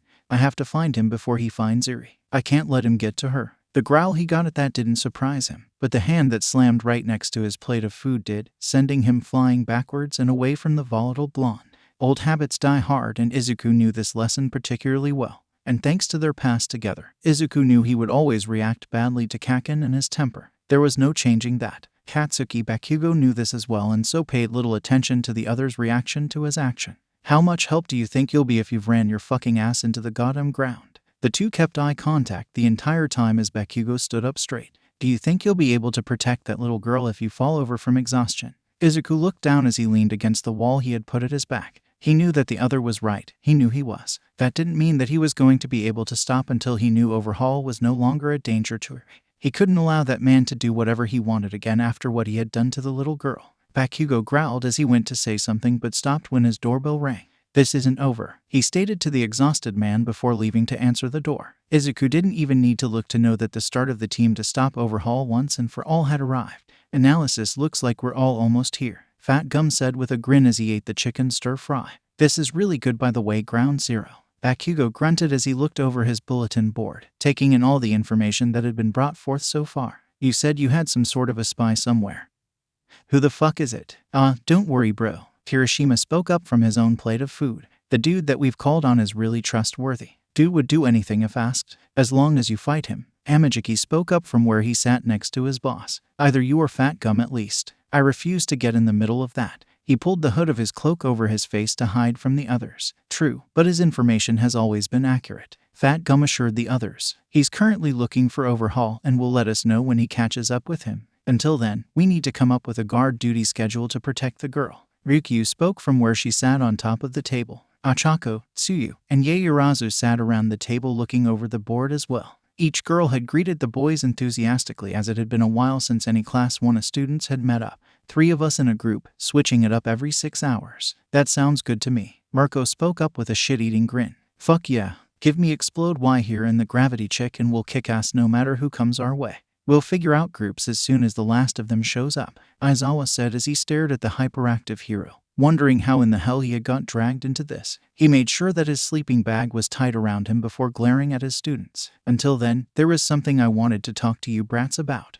What is it, sensei? Kirishima questioned in confusion as his brows furrowed. The girls all looked at each other warily while Bakugo turned fully away from the group, making sure that he wouldn't be seeing his teacher's eyes light up like a fucking Christmas tree. We're going up against a powerful opponent, he stated, pausing a moment, and then sighed as he pulled himself from his comfy sleeping bag and stood up. He shoved his hands in his pockets as he looked at them. I know you've been pro heroes for a good year now, with experience under your belts. Not to mention that this guy is someone you've been up against before. He looked at them all with serious eyes. Well, we've been up against his henchmen, yes. Yaoyorozu spoke as she held a finger to her chin. We also saw what happened between him and Mirio-senpai, but we've never actually been up against him. Ochako shrugged at this admittance. We were told to stay out of the way and act as backup if it came down to it. especially us three, as our quirks weren't especially useful at that time. Which was why we were surprised to be brought back onto a similar case, Kiro. Tsuyu stated next, bug eyes watching her teacher. The only ones who really did anything was Kirishima, Mirio, and Amajiki. I know this, Aizawa assured them,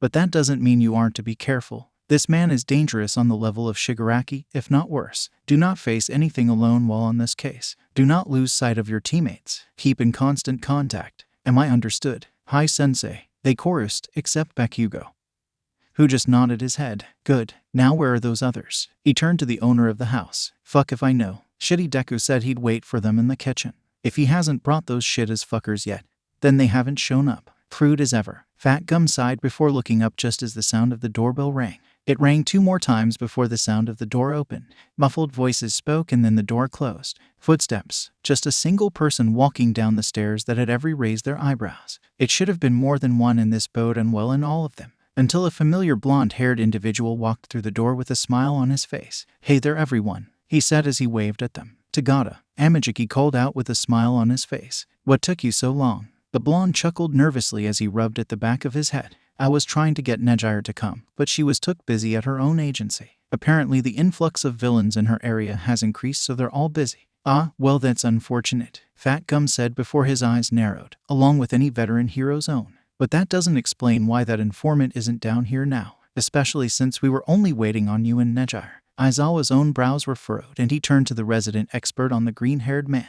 Bakugo, where did Midoriya go? Bakugo didn't reply though, as he kept his crimson eyes narrowed and on the newly arrived hero. You need to get over yourself, he growled out after several tense moments. Mirio's smile disappeared on his face and was replaced with a frown. His shoulders tensed and his fists clenched as they fell to his sides. You need to mind your own business, not when it could put a child in danger. I'm here to protect her, by sending her guardian away. Yeah, sounds like great protection. He's the reason she's in this position. He's the reason she has a family and control over her quirk. Mirio's eyes narrowed just as Bakugo stepped up so he could face the other head-on, back straight and arms kept over his chest. You have no idea what he's done. The crimson-eyed man just raised a brow before scoffing. I know what he's done, and I know that shitty nerd blames himself every day of the week for it.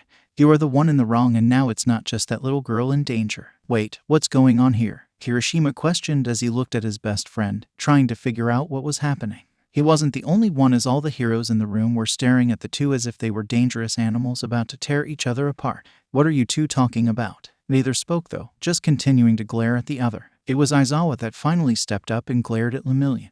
This has to do with the death of Sir Night-Eye, doesn't it? Mirio's eyes swung to the man, misted over as his cheeks turned red. He didn't say a word and instead bowed his head. Whether in shame or sorrow, no one knew for sure. Aizawa shook his head and instead turned towards Bakugo. You said it wasn't just Eri in danger now. Who else? Deku. Bakugo turned and looked his old sensei in the eyes. Deku used to work for that fucker. That's how he got the kid, he explained. Aizawa blinked, along with a handful of others in the room. You're saying that your friend is a villain? Well, Midoriya used to be a villain, Ochako said with wide eyes as the other girls all stared in horror at this new information. Ryukyu and Mirko both stared at their fellow blondes in surprise, but Fat Gum and Amajiki stayed silent and watched the scene. Kirishima slowly backed away to get out of the notice of others. Bakugo kept his eyes steady on his teacher. He didn't bother to try and sway them from Deku's failings because he knew the other had once been a villain. He was, but that's not the point right now. The point is that he's in just as much danger as Eri. He sent a glare at Mirio once more. As you fucking well know, asshat, that bastard is going to go after the one least protected, which would be Midoriya since he just walked right out of this house. Aizawa groaned as he rubbed at his face. Fucking problem child. Analysis. Izuku groaned as he sat down in the cafe's chair. It was moderately comfortable thanks to the fact that it was well known but worn from being sat in often. It didn't really matter though, as he was only here to grab a coffee and then head off to meet with some of his informants. Hopefully they would have something on Overhaul or Chronostasis at this point. He was running out of ideas and he knew that he had to keep going. He couldn't allow Overhaul to get at Eri no matter what. He didn't even care if that meant he would die in the process. He still remembered what Sir Night-Eye had told him so long ago. You shouldn't believe me still. He groaned again as he scrunched his eyes closed to try and block the other out. You should know by now that doesn't work. I want a black coffee, by the way. You're not real. I'm not wasting money on someone who isn't there. He really wished the other would go away, especially while he was out in public. Why are you showing up so much this week anyways? This was the 10th time this week he had shown up. Probably because he's come back. If an apparition could seem pissed, 𝗧𝗏𝗏 was doing the best job Izuku could have ever heard. Your mind is stressed and bringing me to try and keep your sanity together. Izuku couldn't help but lean his head backwards and let it lay that way as he laughed. He probably looked insane to anyone watching him, but he couldn't really give two shits at this point. Exhaustion was taking over and leaving him giddy. It seems that I'm not the only one who's tired. Izuku whipped up straight in his seat and stared at the place where 𝗧𝗏𝗏's voice had come from. The seat opposite him was no longer home to a hallucination but to a very real person. It's been a long time, Keikaku. Izuku gulped heavily as he stared at a black medical masked and dark onyx eyes. It has. Chisaki Kai. Facing pasts. God damn it. He growled underneath his breath as he ran along the path. He didn't have a whole lot of time to find her. That little girl that needed to be saved and cared for. He couldn't leave her here with that man. He had already wasted time running from the pros that were swarming the place. Though watching Rappa and Fat Gum fight was interesting to say the least, but it had wasted more time than what he should have used. He scoffed as he turned down the hall and took off in a different direction. He knew Eraserhead was down that way and he couldn't waste time trying to lose that one. It would only end up with him arrested. That was something he couldn't risk having happened at the moment. He owed that little girl ... and he promised her, and he wasn't about to let her down. He'd die before he did that. Come on now, you can't honestly think that saving her will do anything. He froze at that voice. His eyes whipped to the side where a brick was missing from the wall and a black cloaked rear end was sticking out of it. I'll be taking her back with me and there'll be nothing you can do. It doesn't matter what you think. That was a new voice, but if his intelligence gathering was correct, it would be that hero 𝗲𝗡, the one that came with 𝗧𝗏𝗏. Because I'll protect this girl with my life. Laughter. Overhaul was laughing, and that made his eyes widen as he realized who it was that was sitting at those bricks. Minamoto, he would have that gun. The gun with those bullets. He snarled at the thought of what would happen if he didn't do something right now. With that in mind, he grabbed the man by the ankle and gave an almighty yank. What the fuck are you doing? Minamoto shouted, and Izuku could feel the glare behind that stupid mask. You fucking idiot. Izuku shouted back as he slammed his fist forward and straight into the man's face, ignoring how his knuckles split and blood went flying.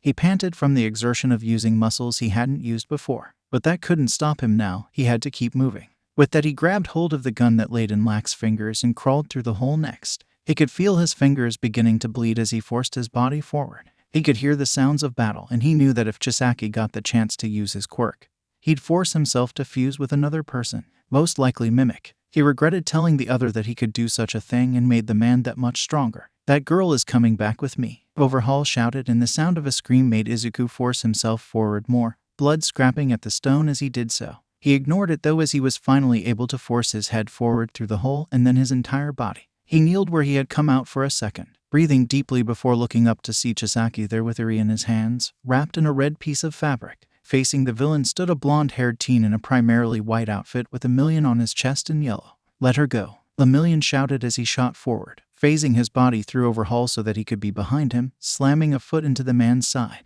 Chisaki had no choice but to release Eri as he was sent flying away into a wall. Izuku watched with wide eyes as a familiar figure began to appear out of the wall though, a malicious grin on his face as he reached for the Yakuza boss. He could hesitate as he raised the gun, hand shaking as he aimed the gun. His eyes closed as the bang sounded. Chisaki screamed in pain and Izuku screamed with him as his own chest burned with hurt. It fell silent not too long after and Izuku opened his eyes to stare at the other man, who was staring at him with wide disbelieving eyes. Keikaku, how? He shook his head as his eyes moved down to stare at his shoulder where blood was pouring out. You betrayed me, he stated. Izuku sat there, black medical mask hiding his lower face as the warm green jacket with fur that Chisaki had given him kept him warm. I'm sorry, Chisaki. I can't let you keep hurting Eri. He sobbed out. The gun was held limply in his hand and he knew that he wouldn't be able to lift it again. She's just a kid. I gave you everything. Chisaki roared as he stalked forward, ignoring Mimic and 𝗲𝗡. He ignored the crying girl that was laying on the ground, surrounded by the red cape of the hero.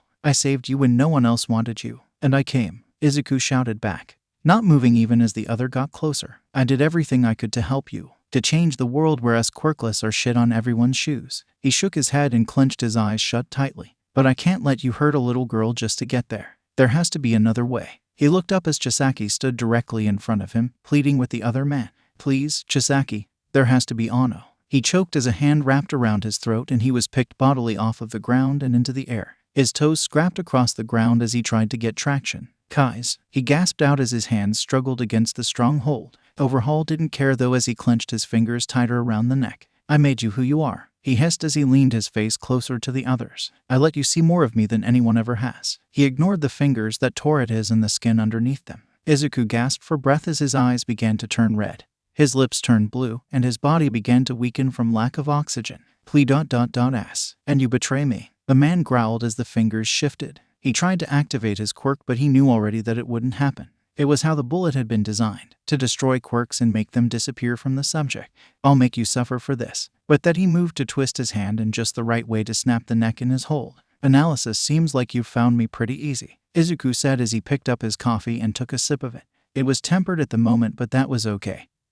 He'd survived some lukewarm coffee. The gun that was being pointed at him underneath the table was a whole different story, though. "I'm surprised you haven't gotten a hold of Eri with such intelligence," the man hummed as he tilted his head. Onyx eyes watching the young adult across from him. "What makes you think I want that girl?" That brought a frown to Izuku's face as he tried to think what the other's plan was then. "She was the central part of your plan. She was the way for you to create your bullet that was supposed to destroy all quirks," he stated as he thought about all the research and files and tests that had ever happened. He remembered all the information that he had searched for and snuck to get. He had learned to hack computers quickly and easily from several of Chisaki's men and had put it to use. "True," Chisaki agreed as he tapped the table with a black-gloved hand. The fingertips were darker than the rest and they seemed to be uneven. Izuku didn't like what the likely meant for what the other had done. Her quirk could reverse organic beings, and if I had been able to use it like I wished, then quirks would have been destroyed, leaving you with the only quirk on Earth. He had seen it all in the files. All the plans and missions the Yakuza had planned out. You would have been unstoppable with your quirk, destroying anyone in your way. Correct, though it would have brought a utopia where villains no longer existed and heroes were no longer needed. Onyx's eyes hardened and the sound of a click came to the information broker's ears. "Which was all ruined when you used that bullet on me. I couldn't let you keep hurting her." Izuku met those hardened eyes with his own. He remembered it all. The screaming and pleading and the pain in crimson eyes that shouldn't have been hurt like that. "I couldn't let you hurt a little girl. Couldn't let you keep killing her over and over again and then putting her back together afterwards. It would have been for the better of humanity." A hand moved forward and Izuku held perfectly still as those gloved fingers moved across his cheek. The feeling of something wet made him want to cringe away, but he held. "You would have been at my side, no longer treated like scum. You would have been the queen to my king. With all you could learn from our resources, we could have taken over the world and shown those who shunned you how wrong they had been." The sad thing about all of what Chisaki said, it was all true. Izuku had wanted all of that with this man and more. Had wanted to stand at his side and give him the world and all the information he needed to do so. He had found someone who had wanted him for his skills and talents and mind. Someone who hadn't minded the muttering and hadn't minded the fact that he was constantly pulling at his hair or tearing his skin apart when his mind was too much. It had felt like home. It had all been a lie. He gulped as he felt tears begin to fall down his face, causing the fingers to jerk away from his cheek. "Except I wouldn't have had that," he whispered, gripping the coffee cup tightly. The coffee had gone cold, just like a piece of his heart had so long ago, when he had found the video files on what was done to Eri. "We would have if you hadn't destroyed everything." Chisaki was back to hissing and Izuku knew the other was just barely holding back on pulling that trigger. "You cost me everything. You cost yourself everything." He intervened as he kept looking at his coffee, unable to look the other man in the eyes as tears fell from his own. He was looking more and weaker, but there was little he could do about it. There were other ways to do what you wanted. Not just by hurting a little girl that wanted a home and family. He glared down at the cup as he remembered that first year with Eri and how hard it had been to get her to trust him. Do you have any idea how horribly scarred she was mentally and physically? She can't even wear short sleeves because she doesn't want anyone to see the scars. She still struggles to control her quirk because she's so afraid of it. There was a pause and then a deep rumbling laugh made Izuku look up in disbelief. He watched as the other man raised a hand up to the air, gun under the table still trained on Izuku. "I see how it is now," the man said as he looked back at his once partner in crime. "She reminded you of yourself. It was like getting punched in the stomach by Kaken." That statement left him breathless and unable to reply as he stared in horror at the man. He knew that he had problems since he was little, all from being treated like shit by those around him. Half his fucking face showed the abuse he went through and even the one eye wasn't his own. But to have something like this shoved into his face, by a man that had caused just as much if not more to an individual, a little girl no more than 5. Well, he wasn't wrong. So Izuku smirked as he leaned back in his chair and crossed his legs before settling his hands together on the table. "Maybe I did," he agreed, startling the other man at the admittance. "So are you really surprised that I couldn't help but save someone from a similar situation?" A chuckle before a shake of the head. "I suppose I should have expected that after all." he agreed. Izuku went to move out of the way but gasped when something shoved sharply in his ribs and all of his movement froze. Then the gun raised above the table and fired 3 times. So you shouldn't be surprised that I would want revenge, Chisaki said as Chronostasis removed his arrow-like hair from Izuku's ribs as he stood up from where he was sat at another table. After all, you destroyed what I had worked for, so I'll destroy you in return. Izuku could only gasp as he looked at the other, eyes glazing over in pain as blood poured from his stomach where all 3 shots had hit. Blood moved up his throat and he coughed as his body slumped back in the chair, unable to move. Kai, he gasped out before coughing harshly. Blood splattered across the table. SHH, Chisaki said as he stood and walked over to the green-haired man. He laid a hand on Izuku's cheek, cradling it like he had once upon a time. You know I can't let you continue interfering with my plans, he whispered as he leaned forward, pressing masked lips against Izuku's gasping ones. Blood dribbled from the sides of his mouth as he tried to speak, pain overcoming his mind though as all functions tried to figure a way out of this. But nothing was coming to him, not even the screaming that had to be happening around them. They were in a public place, so he knew that someone had to have called a pro to come, or the police at the least. There should have been a pro already, but he was being left alone with the villain. Stomach wounds hurt like a bitch, but they were a slow death. There was a chance he could survive. The fingers against his cheek dug in, raking down and drawing blood that mixed in with the bloody vomit on his lips. Yes, I've won, the man stated as he looked into emerald eyes. Though I still have one thing left to do, he explained calmly as he moved the hand into his hair and petted him like a lover comforting another. I'll make sure Eri dies knowing you could do nothing to save her. Izuku's eyes widened in horror as he tried to move, to stop this man as he stood straight and looked at the dying one. No, he rasped as his arms sluggishly moved, reaching for the other to stop him from leaving. Anything to stop him from getting to that little girl he had wanted to save so long ago. The little girl that he had taken in as his own and had shown how to love and what a big brother should really be. He couldn't let her die. Not at Chisaki's hands. He couldn't let that happen. You don't have a choice anymore, Keikaku, Overhaul stated as he tilted his head at the other. You'll be dead. With that he raised the gun. Izuku didn't even feel the 4th bullet enter his body as everything else faded to black. Analysis, what the fuck do you mean he's in the emergency room? Katsuki shouted as he glared at the floor, trying to figure out what exactly was happening. His TV was turned on to the news, showing a cafe where a table and chair was surrounded by a pool of blood. He had sent Eri to his room with his mother and auntie and while Kirishima, Fat Gum, and Amajiki were patrolling outside. His phone was held tightly to his ear while he fought not to break it. The news he had just received was something he had feared and knew that it had come true. Overhaul wasn't going to continue on with his original plan. There was no way he could with the condition he was in. So he had gone with a different plan instead. Revenge. He was going to take out the ones who had destroyed his plan to begin with, and he had gone after the person who had destroyed everything for him. Now he couldn't even go to his room and tell Eri that her adoptive brother would be okay. Because he wasn't okay. Izuku would be hella lucky to survive this. Not everyone could survive 3 shots to the stomach and 1 to the chest. Fuck, what hospital is he at? He questioned, knowing that he would have to go there and protect the idiot. He'd also take Eri with him and the guard dogs outside. It would be better if they had everyone in one place instead of spreading everyone all over the place. It was better to not divide and get their asses conquered. The nurse quickly listed the hospital they were at, and Katsuki didn't waste a second as he began to move around the house. Call me the instant something changes with that fucker. Then he hung up. He then marched to his room where his family was huddled around his bed. His dad was at work, but his mom had taken time off to help with the care of the child there. We have to go, he stated. Where's Izuku? Katsuki? Inko questioned as she stood up. Eri settled against her hip. The woman was stronger than she looked, but he knew that holding the girl like that for too long would wear her out. Is he okay? Not now, auntie. We just need to move. We'll be taking my car while the others follow behind. I'll explain everything once we've arrived at our destination. He glanced to the girl and then back to his auntie. She nodded her head in understanding before following the man out of the room, his mother right behind them. Where are we going, Katsuki? She questioned as they all got to the garage and piled into the car. He ignored her as he pulled his cell out and dialed another number, quickly speaking into it as it was open.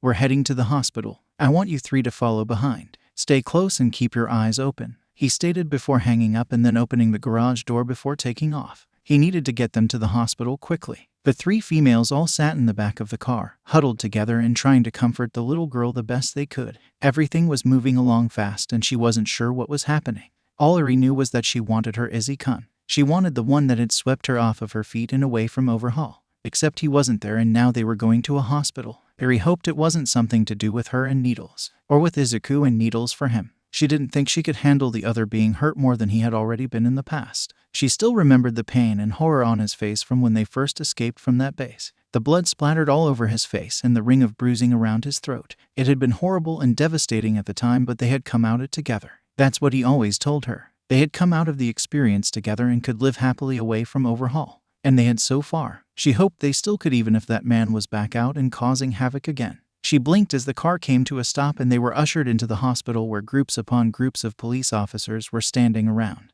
looking for something or someone, hands on their guns just in case they needed to pull them out. Izuku had taught her how to tell when things are bad by the body language of those around her. Everyone's, even Grandma Inko's and Auntie Mitsuki's, were stiff and strong tightly. Something bad had happened, and Eri was somehow right in the middle of it all, and that meant that Izuku was also there with her. The other had always promised whatever mess she got into, he would follow her into it and then beyond to keep her safe. So she knew that he had to be here somewhere, and that made her feel a lot safer. Though the last she had seen him had been a good 24 hours, and that was just before the meeting with the other heroes that had showed up. "Kaken?" Eri questioned as she looked up to the older man. Only he wasn't paying attention to her as he talked to a nurse. Her face was blank and serious as she spoke. Kaken's own face was drained of color as his face twisted up with worry. She couldn't hear exactly what was being said, but she knew it wasn't good when his eyes seemed to dull. That was the time he turned and looked to her, kneeling on the ground so that he could look at her fully. "Look, Eri, I'm going to take you back to see Deku," he explained as he glanced to the two older women but then back to her. "What you're going to see isn't good or nice. It's going to be bad when you go in." "But why?" Eri frowned as she clutched her hands tightly to the jeans she had put on that morning. Since she had heard Chisaki had returned, she had taken to wearing jeans and long-sleeve t-shirts and her hair in a braid. She didn't want to make it easy for the man to catch her again. "What's happened to Izzy-kun?" She could see the worry and anger in the other's crimson eyes. "Overhaul found him." That was all she needed to hear to know exactly the kind of state her older brother would be in then. "Take me to him now," she demanded with a stomp of her foot. "Let's go then." He offered her his hand and she clung to it with both of hers. "You two need to stay here, we'll be back," he explained calmly. "What about Izuku?" "Katsuki, where is my son?" Inko exclaimed as she glared at the boy in front of her. "I'll take you back to see him soon, Auntie," he explained, glancing down at the little girl and then back to her. "I need to take Eri back there first and then I'll come back for you, I promise. I just need you to trust me." The woman glared at the boy for a long time. "I trusted you when you were kids," she stated coldly. Katsuki flinched at that but nodded his head in understanding of the warning and displeasure. "I'm not a child anymore. I've learned from my mistakes." He held her eyes for what seemed ever before she sighed and nodded her head. "We'll be back." But that he took Eri and led her into the hospital, passing by droves of officers and pros wandering the halls. She clung tightly to his hand and hid her face when anyone got too close. She didn't want anyone to see and realize who she was. Izuku had hidden her for so long, and she knew all the tricks by now to make sure no one realized who she was. That meant she played the shy little girl and hid her face when she was around officers and pro heroes. Katsuki knew this, and so he said nothing as the little girl clung to him and held to her just as tightly. It seemed to take forever, but eventually they came to a stop outside a door where Aizawa and Midnight were standing, eyes peeled for anything. "Bakugo, what are you doing here?" Eraserhead questioned as he looked at the boy from behind his goggles. "I'm his emergency contact," Bakugo replied as he stepped forward, bringing Eri along with him. A hand shot out to block his way and the blonde scowled at the female pro. "Maybe you should leave the girl out here. He's not looking all that good in there." The snarl she got in turn actually made her take a step back. She may be the only thing that saves this idiot. With that, he dragged Eri into the room and the two stopped to stare at the figure laid out in the bed. Eri cried out as she ran forward, tears falling down her face as she took in all the tubes and wires coming out of her older brother. She could see the ventilation tube shoved down his throat and the machines that told of his oxygen and heartbeat and blood pressure. His eyes were covered by a damp cloth while his chest and abdomen were wrapped in gauze and bandages. They could see blood leaking from beneath. "Izuku," she cried out as she grabbed hold of the blankets of the bed but didn't dare try and touch the older boy. She didn't want to cause him pain. "Please, open your eyes," she cried. The boy had been in her life for what seemed like forever, always taking care of her and making sure always had food. He had even made sure she went to a nice school where she didn't have to explain her quirk. He was the warmth and the sun and all that was good in her life. She cried out as she saw the bandages continue to darken with his blood. She couldn't lose him. Not like this, not ever. She would just die if she did. Katsuki looked at the bed with his own teary eyes, but there was still something they could do. There was still something that she could do. He walked over and kneeled down so that he was on level with her and at her side. "Listen to me, Eri." He waited a second, but when the girl didn't look at him, he grabbed her by the shoulder and turned her forcibly towards him. "Listen to me," he stated as he gave her shoulders a little shake. She turned scared eyes onto him and he felt guilty at putting that look there, but he wouldn't stop, not now. What did he do to Izuku? Overhaul found him and shot him," he stated. He couldn't hold back now, not with a life on the line. He went after Izuku because he saved you. He's going to come back and finish him when he finds out that he's survived this long. He knew that man at this point. Izuku had made sure he knew everything about it, about Chisaki Rai and how Izuku had gotten tangled up with him. No, Eri screamed and shook her head, braid flying wildly behind her. He can't. All I have is Izuku. I can't lose him. You might before Overhaul even gets a chance at finishing him off. Katsuki explained. He turned back towards the asleep form of his childhood friend. He's dying, Eri. The doctors have done all they can, but they can't do anything else. He's too weak. He can't fight by himself. Then what can we do? She asked as she turned back to the bed and reached out, grabbing hold of Izuku's hand, careful of the IV that was inserted in the back of his hand. I don't want to lose Izzy-kun. This was the hard part, Katsuki knew, as it meant he had to convince her to do the thing that Izuku had been training to do. This is where you have to focus, he explained as he reached over and touched the little girl's hands that held Izuku's. You've been practicing using your quirk. Deku has been helping you to do so. She sniffed but nodded her head. Yeah, but I still can't control it fully. I lose my concentration when I get emotional, she explained as she looked at the blonde, wondering where he was going with this. Well, I need you to focus, okay? Focus the way that Deku had taught you. He moved so that he was kneeled behind her and kept his hand on hers. Focus on him, he urged. Eri gulped as she looked forward at the unmoving figure. She had practiced her quirk on plants and small animals that had been injured. She had never done it on another human before. She wasn't sure she could do this. I can't. She sobbed as she looked back over her shoulder. I don't want to hurt him. He could feel for her, he really could, but she had to do this. You need to try, he consoled as he nodded back to Izuku. If you don't, then he'll really die. Eri sobbed as she turned back to her adoptive brother, trying to focus. She had to control the buildup of energy that was occurring inside of her from all the emotional turmoil that she was feeling. She wanted to save her brother, but her control was tenuous at best when she was under control of her emotion. She wasn't in control of her emotions at the moment, and she risked making him disappear completely as she tried to undo the damage. She had seen it happen to that woman's boyfriend long ago and several of Overhaul's men as well. She didn't want that to be Izuku's fate. She cried all the harder at the thought of losing him like that. The explosive boy grimaced at the cries and how the horn on her head was growing rapidly. She was going to lose control at this rate, and this would end in the way that Overhaul wanted. He had to reel her back in and fast. Eri, tell me about the time Deku took you away. He flinched at that but smiled when he caught sight of a tentative smile. He took 𝗧𝗵𝗲 cape. She giggled as she remembered how the boy had wrapped her up tight in that red cape that later became a blanket on her bed. He crawled through the ventilation shafts. Tell me about that first night with him, he demanded next. I'd never slept in a bed before, she explained as she closed her eyes and remembered the warm arms that had wrapped around her and kept her close to a warm chest. It had been a motel room the older boy had rented at the time. It was soft and his eye was warm. Good, think of that warmth from Izuku. He led her as he watched her horn fully come out. Her power was ready to be used now, and as long as he continued to lead her, Izuku might have a chance. I want you to use that warmth as your focus and use it on Izuku, Eri sobbed before concentrating on the warmth she did feel in her chest, warming her, and then she allowed it to flow up into her hands. She didn't notice when Katsuki released her, but she did notice when she felt that power flow into Izuku. Her eyes closed as she focused fully on what she was doing. Remember, Eri, you need to pay attention to how much you are using at a time. Don't use too much or the plant will disappear. Use too little and it won't do anything. She remembered all of her lessons with Izuku. She used those lessons now as she concentrated on flowing the power into her brother. She opened her eyes as she watched the glow that spoke of her powers affecting her subject. She gritted her teeth and opened her eyes. She had to pay attention to how much of her subject she reversed or so could go too far. She didn't want to wipe out everything that had been her Izzy-kun by accident.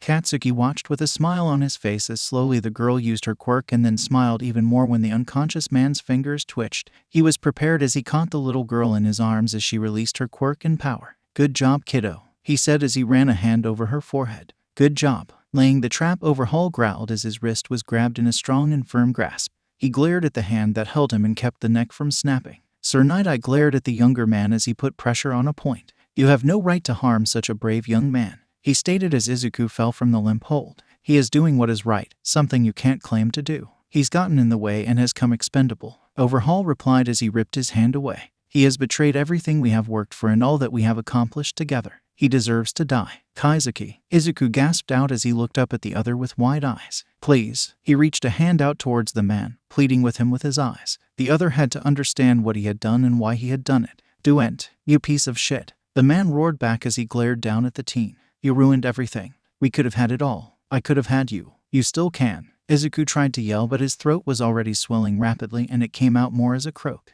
He croaked again as his hands wrapped around his neck, his breathing becoming hard to accomplish. You are the worst this world has to offer, 𝗵𝗲𝗄 shouted as he picked up the girl, holding her tight to his chest. Hurting this little girl and then hurting one of your own. That's the worst anyone could ever do. Izuku's eyes widened at the older teen's words before looking back to 𝐬𝐧𝐼. They had gotten on so well, and all because they had wanted something similar. They wanted a world where the quirkless were more respected and where the heroes were no longer needed. That was what they were supposed to do, and that had been the plan Izuku had worked so hard on. But it was apparently not what 𝐬𝐧𝐼 had truly wanted. It hurt him more than he would ever admit, and he knew that he would never truly recover from that. Not from everything he had felt and experienced with 𝐬𝐧𝐼. So really, hurting that girl, in Izuku's selfish mind, wasn't the actual worst thing 𝐬𝐧𝐼 had done. He could feel the tears begin to bead in his eyes and then fall down his cheeks. It didn't stop him from listening in on the conversation though. That girl is the way to destroy quirks once and for all. 𝗏𝗏𝗺 roared as he glared at the heroes. Then heroes will no longer be needed and the world will be cleansed of all the impurities that this world has. It wouldn't, 𝗧𝗏𝗍𝗍 stated simply, as if all of it was nothing more than a well-known fact. There would still be villains and there would still be heroes. It would just be like it was before quirks made an appearance. Nothing would really change, just make people more creative and determined to gain what they want. Not if there was someone there to control them. Clenched fists. And the sounds of knuckles popping told the teen that the older was truly made. 𝐬𝐧𝐼 only ever got like that when he was truly pissed off and about to go into a rage. Good thing Izuku had taken away his quirk then, or the entire city could have been destroyed. After all, the Greenette was brought here to analyze any and all quirks, which included 𝐬𝐧𝐼's own. No one can control that many people. It is simply impossible. Rebellion would eventually erupt and you would fall. Izuku wanted to gulp, but the pain in his throat stopped him. 𝗧𝗏𝗍𝗍 was scary as he pushed his glasses up his nose and hid his eyes from the light reflecting off of them. Now, since you no longer have a quirk, you are no longer a threat. We will be taking the girl and you will be turned over to the police. You can stay in jail for the rest of your miserable life. Izuku's eyes widened at that and he moved on instinct. Before he could stop himself, he was stood in front of 𝐬𝐧𝐼, arms spread wide out as he sent a glare at the hero. 𝐿𝐺HN. He garbled out as he shook his head viciously. He couldn't let 𝐬𝐧𝐼 go to jail. He'd never survive without a quirk now to back him up. The guards would kill him or worse. You need to stand down, 𝗧𝗏𝗍𝗍 said as he looked down at the teen with a sad expression. You are no longer in danger from this man and the charges against you will be minimal if any at all. Izuku just shook his head again before his eyes widened and his head snapped to look over his shoulder at 𝐬𝐧𝐼. You shouldn't have betrayed me, the man whispered into his ears as Izuku felt the gun press harshly against his back. He had forgotten all about his own gun, gifted to him by 𝐬𝐧𝐼 himself so that he could protect himself against others. Now die. He felt his body give a jerk to the side as a hand ripped him viciously out of the way of his gun. But the gun still went off and the bullet still pierced the chest of a person. Izuku was forced to see the pain-ridden face of 𝗧𝗏𝗍𝗍 as the man pulled him out of the way of his death and instead to his analysis. What do you mean he's dead? Sun Eater asked as he stared at the older hero in horror. The man sighed as he pulled his goggles off of his face and glared at the rest of the heroes. Look, he died from the wounds he obtained from his encounter with 𝗏𝗏𝗺. There was nothing that could be done to save him. Aizawa was sad to see the troubled child leave, but really, he should have known that anyone in connection with Toshinori would end up dead eventually. He had just wished the kid had lasted longer though. What was he doing even in a confrontation with 𝗏𝗏𝗺 anyways? 𝗵𝗲𝗄 questioned from where he stood with his arms crossed. I thought we weren't going to confront him until we had a solid plan of attack. Fucker found Deku. Ground Zero spat from his place at his table, head cradled in both of his while his elbows rested on the table. They were all back down in his basement with Nejire-chan up top with Yuri, Inko, and the Bakugo parents. Idiot left from our last meeting because of that shit for brains. He jabbed a thumb at 𝗵𝗲𝗄, chased him out of my house. He didn't expect to run into that fucking psychopath while out for a goddamn cup of tea. Well, it seems that we completely miscalculated 𝗏𝗏𝗺. Gum grunted as he looked over where Red Riot stood with his fists clenched tightly. Not that 𝗏𝗏𝗏, 𝗏𝗏𝗏, 𝗏𝗏𝗏, and the others were handling this any better. Does that mean he will kill the girl instead of just taking her? Most likely. Eraserhead agreed as he allowed the younger heroes to pull back and let them lead them in this situation. We'll have to make sure patrols are kept on time and that we up the amount. From what I've found about the shooting, 𝐬𝐧𝐼 had more than just 𝗏𝗏𝗏s with him. No one at the cafe was able to leave or go and call for help until they had left. What do you mean? How is that possible? Ryukyu questioned with narrowed eyes. How could they stop anyone from leaving or from calling for help? Someone took control of the area, he explained. We've seen it before with 𝗏𝗏𝗺 and none of us thought about it because we didn't even know he was no longer in custody. Mimic, joy. Bubble Girl groaned at the thought of that specific person. When did he get out too? We assumed the same time as 𝗏𝗏𝗺 and 𝗏𝗏𝗏s, though we still don't know how they escaped to begin with. The teacher continued as he leaned against a table. The investigation is showing that they escaped on their own, but there's still room for someone else to help them out. Doesn't really matter at the moment. 𝗧𝗵𝗲 spoke up. We know that they're out, and that is all we need to know at the moment. Once we have them in custody, then we can figure it out more. That's true. 𝗃𝗧𝗃 cocked her head to the side. So we know that chronostasis can stop time of an individual if his hair comes into contact with them. 𝗵𝗃 can take control of the entire area he merges himself with, but only within a certain distance of his original body. She laid out as they all turned towards the board. Then there's 𝗏𝗏 himself. 𝗏𝗏 frowned at the picture they had of the man, his booking picture. He lost his quirk, but that was only part of the danger he was. The thing about him that we have to worry about is how smart and psychotic he is. Once he latches onto a target, he won't let them go easily, if at all. He's the one we need to take out. He's the one with the plan and the one with the capability of destroying everything. 𝗏𝗃 stated as he chewed on takoyaki. But he's surrounded by others that have more power than we can just take out with the snap of a fingers. Let's not forget the League in this as well. 𝗃𝗧𝗃 inputted in with a concerned frown. They were trying to recruit 𝗏𝗏 before, and now that he's vulnerable, they might just try again. He does have the formula to make the bullets after all. They'd have to convince him to capture Eri and not kill her though. Ribbit. 𝗃𝗏's own face was blank and calm like always. No one could really read what she was thinking. He's more focused on getting revenge than remaking his weapons. The attack in Midoriya would show that more than anything. So we need to focus on the fuckface either way. Ground Zero growled as he looked up from the table. Then there's something we can do to make him appear. Eraserhead glared at the blonde as he knew instantly where he was going. You aren't going to use that little girl as bait. Dude, seriously, you can't just use a little girl who just lost her big bro. Not to face the man that killed him. Red Riot snarled at his friend, eyes flashing angrily. You think I fucking want to use the brat to bring out the bastard that killed my best friend? He roared as he stood up, huffing as his red eyes clashed with the others. You think I want to put that kid in danger after all the shitty trauma she's been through? Do you fucking think so low of me? The room was silent for what seemed a long time. The only sounds anyone could hear was the footsteps and TV from above. It was Eraserhead that spoke up as he looked at the group. I know that this sounds like a really bad idea. Aizawa, don't even. Ryukyu growled as she looked at the other man. But he's right, you know. Mirko drawled from where she was sat across from Ground Zero. Feet settled on top as she leaned the chair backwards. The douche will appear as soon as that kid is out in public. We set up the trap and make it so that it would be impossible for him to get her while it looks like it'll be a clear shot. Besides, it's not like any of you shitheads have fucking rights to her. Ground Zero added as he glared around at the others. The kid is in my custody thanks to the guardianship papers that I fucking signed when Deku died. A dead silence once more. Who the fuck is dumb enough to give Bakugo Katsuki custody of a kid? Gravity questioned with wide disbelieving eyes. Shut up, round face. Dude, you're so manly to take a lonely kid in like that. Well, I guess we have someone else to introduce to the rest of the class at the party coming up. No kidding, Ribbit. Why do I feel like this is going to be more trouble than it's worth? Eraserhead questioned as he pinched the bridge of his nose and took a deep breath. Probably because it's going to be. 𝗏𝗃 added on. Analysis no. Mitsuki snarled as she pushed Eri behind her and into 𝐒𝐭𝐻's waiting arms. Masaru wasn't there at the moment, currently at work to try and bring home the bacon.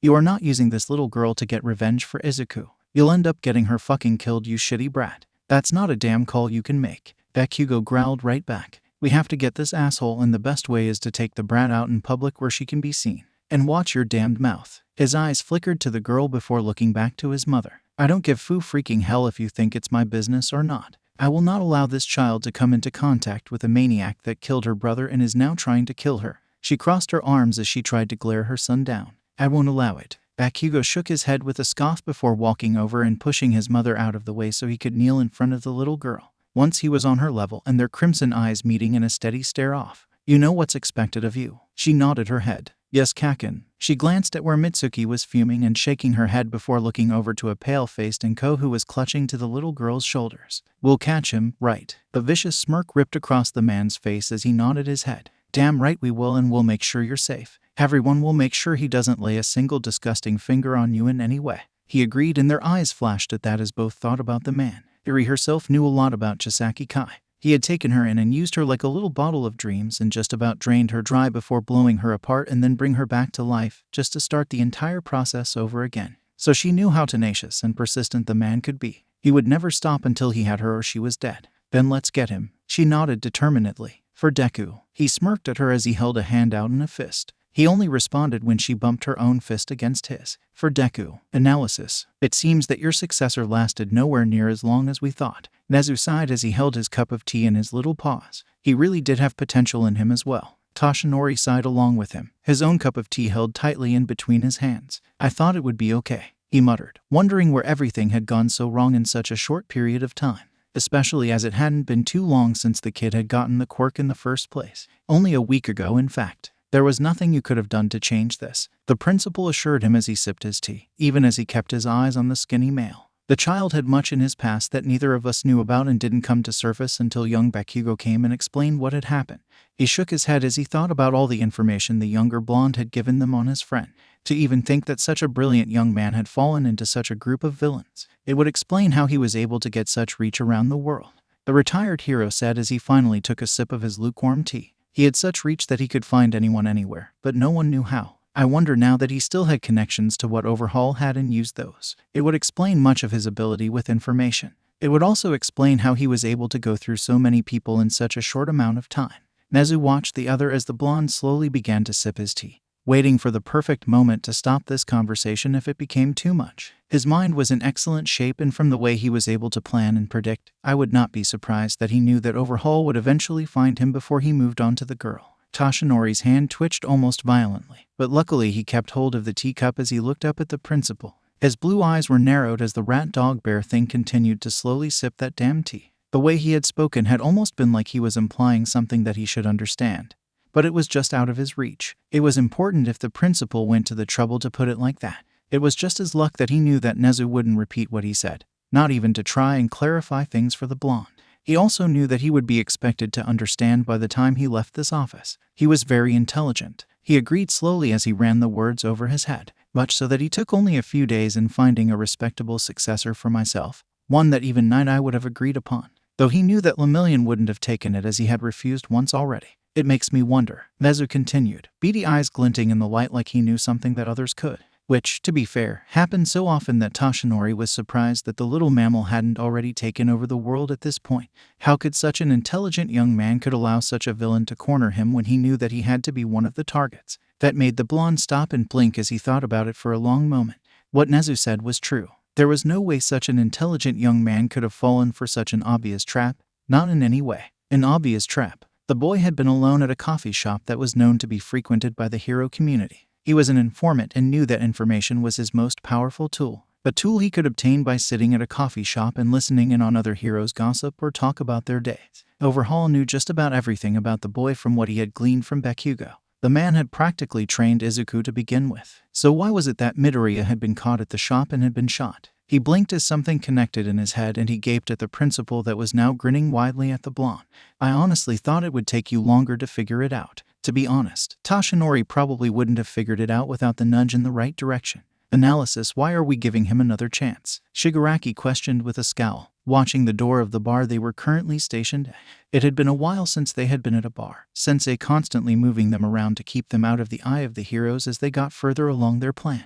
It would be too dangerous otherwise. The TV gave the annoying white noise before Sensei spoke, always low and deep but now accompanied with a slight wheeze. Despite everything the doctor did, All for One's body was still deteriorating and it wouldn't be much longer before he succumbed to his fatal injuries. Not even his eternal youth quirk would save him. He has requested help and his plans from the past can still be useful to us. That's only if we get the girl though. Dabai added with his forever blank face, which is out of his reach and her appearance is still unknown to us. But that doesn't mean he can't be useful in other ways. Kurogiri stood behind the bar, whipping down a shot glass. He is a scientist and quirkless. We can make him work with the doctor and make the Namu much stronger and much more deadly. That's only if he doesn't help us with the bullets. Sensei's voice filled the room, pressing down on everyone with the seriousness of the coming situation. I want those plans and finding someone to replace the girl would be easy enough. There is Eraserhead after all. Which was true, Shigaraki had to admit, even though he was loath to admit it. Working with this snob was a pain waiting to happen and he wanted to kill the bastard,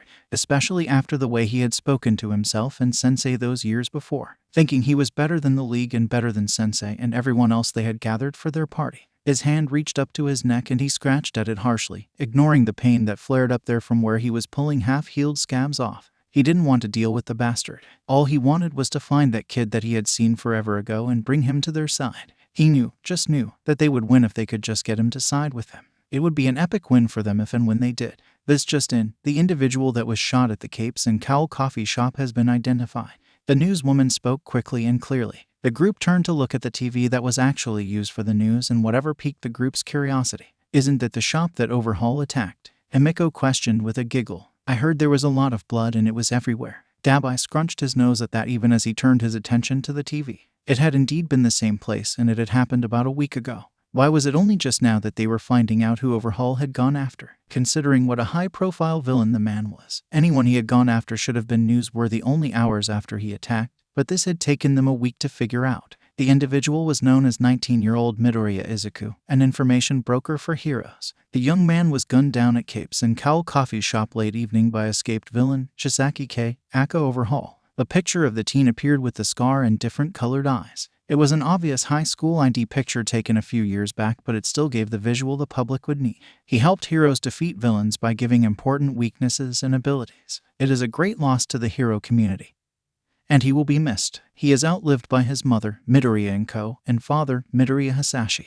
Before any more information could be gleaned from the news channel, the TV is disintegrated by a hand slamming onto the screen. "Son of a bitch," Shigaraki screeches as he then moves to viciously scratch at his neck, blood boiling up to the surface as everyone quickly moves away from him. No one wants to be near him when he has a tantrum, as those normally end with things disintegrating. "He fucking took him. Calm yourself, Tamura," Sensei chides as everyone moves to the edges of the room, well out of the way of those hands. "I know you wished for 𝗵𝗃 to join us, but that matters little now. He is gone and we must look to the future. It matters." He all but screeches as his eyes turns towards the door of the hideout and watches as it slowly opens. He would have been our way to victory. He knew that in a way that spoke deep in his gut and was something unexplainable. They had needed 𝗵𝗃 𝗧𝗑, but the bastard walking in the bar had ruined it completely. That was why he had moved to wrap his hand around the asshole's throat. He shrieked in fury when two portals stopped him from doing so, and a white arrow that dug into his stomach, freezing him in place, made it so much worse. "I see that I am not welcomed here," 𝗂𝐻𝐻𝐿 stated with a bland face. Though the black medical mask hid half his face, he wore a simple brown jacket with a furred hood and a white dress shirt and black slacks. He almost looked exactly what he had years ago, only without a quirk and without the stupid bird mask. Though his hair was a bit longer and swept at his shoulders and just about fell in his eyes. "Is our meeting cancelled then? You just appeared as we got some rather unfortunate news," Kurogiri stated as he used a portal to pull Shigaraki away from the other man. He is understandably frustrated. 𝗂𝐻𝐿 looked at the leader of the league for a moment before nodding his head. "I can understand the frustration of a setback. But as leaders we must keep our composures. If you are unable to do so, then our alliance will not work. You have nothing to offer us." Shigaraki snarled as he looked at the man. "We have all the equipment and potions. You have little more than sidekicks that my party can destroy in minutes." Which was true. Without his quirk, 𝗂𝐻𝐿 was at the mercy of others, even if he did have guns or other weapons on hand. "I have other ways to make sure we get out of here alive," was the return statement. "If you are talking about the one who can take over a building, then that plan can already be counted as nulled." 𝗬𝗲𝗿 spoke with a raised brow as he held up a hand covered in blue flames. "We don't mind setting this place aflame with you lot in here. No loss to us," he explained as he settled a hand on the wall, smiling maliciously as a yelp echoed around everywhere. "Do not think us fools, 𝗂𝐻𝐿," Kurogiri stated as portals appeared around the man and his right hand. "We have our own backups if so needed, though you would look great covered in blood," Toga stated as she licked the edge of her knife, eyes sparkling wildly. "I bet I could cover you in it and make you so good." 𝗂𝐻𝐿 snarled at the group before shaking his head. "This is not worth my time. It is obvious that you will not work with us. Then you can leave." Shigaraki snarled as he settled back at the bar. "We got what we wanted, so fuck off." With that he took the glass of soda that Kurogiri set in front of him. 𝗂𝐻𝐿 frowned at that before turning and walking right out of the building, wondering what exactly Shigaraki had meant. "Did you get it, sensei?" the man questioned as he calmed slightly, eyes sparkling maliciously and victoriously behind the hand on his face. "I did." Sensei frowned from his seat, wondering when he had become so predictable to his student. Then again, he had been raising the man to take his place when his body would eventually decide to fail him. "I will be sending the doctor all the information, and then we will see about getting what we need to recreate the bullet. We'll see about getting the girl," Shigaraki informed. "If not her, then I'm sure the hero Eraserhead will work just fine." They had lost one pawn, but now they had something else that could work in their favor. "It seems that maybe I won't be needed here after all." The voice spoke from the doorway. The villains all moved at once, surrounding the figure with their quirks at the ready. "Who might you be?" Kurogiri questioned from the bar where he was cleaning another glass. One would think he was the only one not ready to attack. but the portal directly behind the other spoke otherwise. The figure kept his head bowed, his facial features hidden behind a black hoodie, and he wore baggy blue jeans and bright red sneakers. His hands were hidden in the pockets of the hoodie, and so none of them could see if he had a weapon or his quirk activated.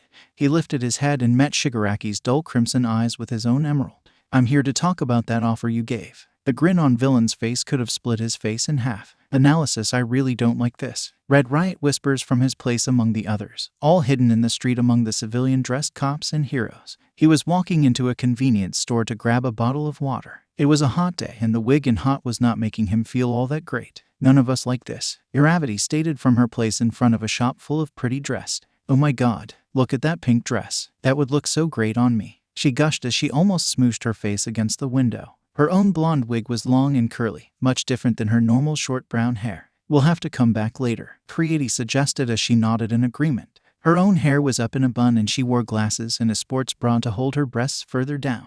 Her clothing was rather normal looking compared to her normally expensive clothing she was used to.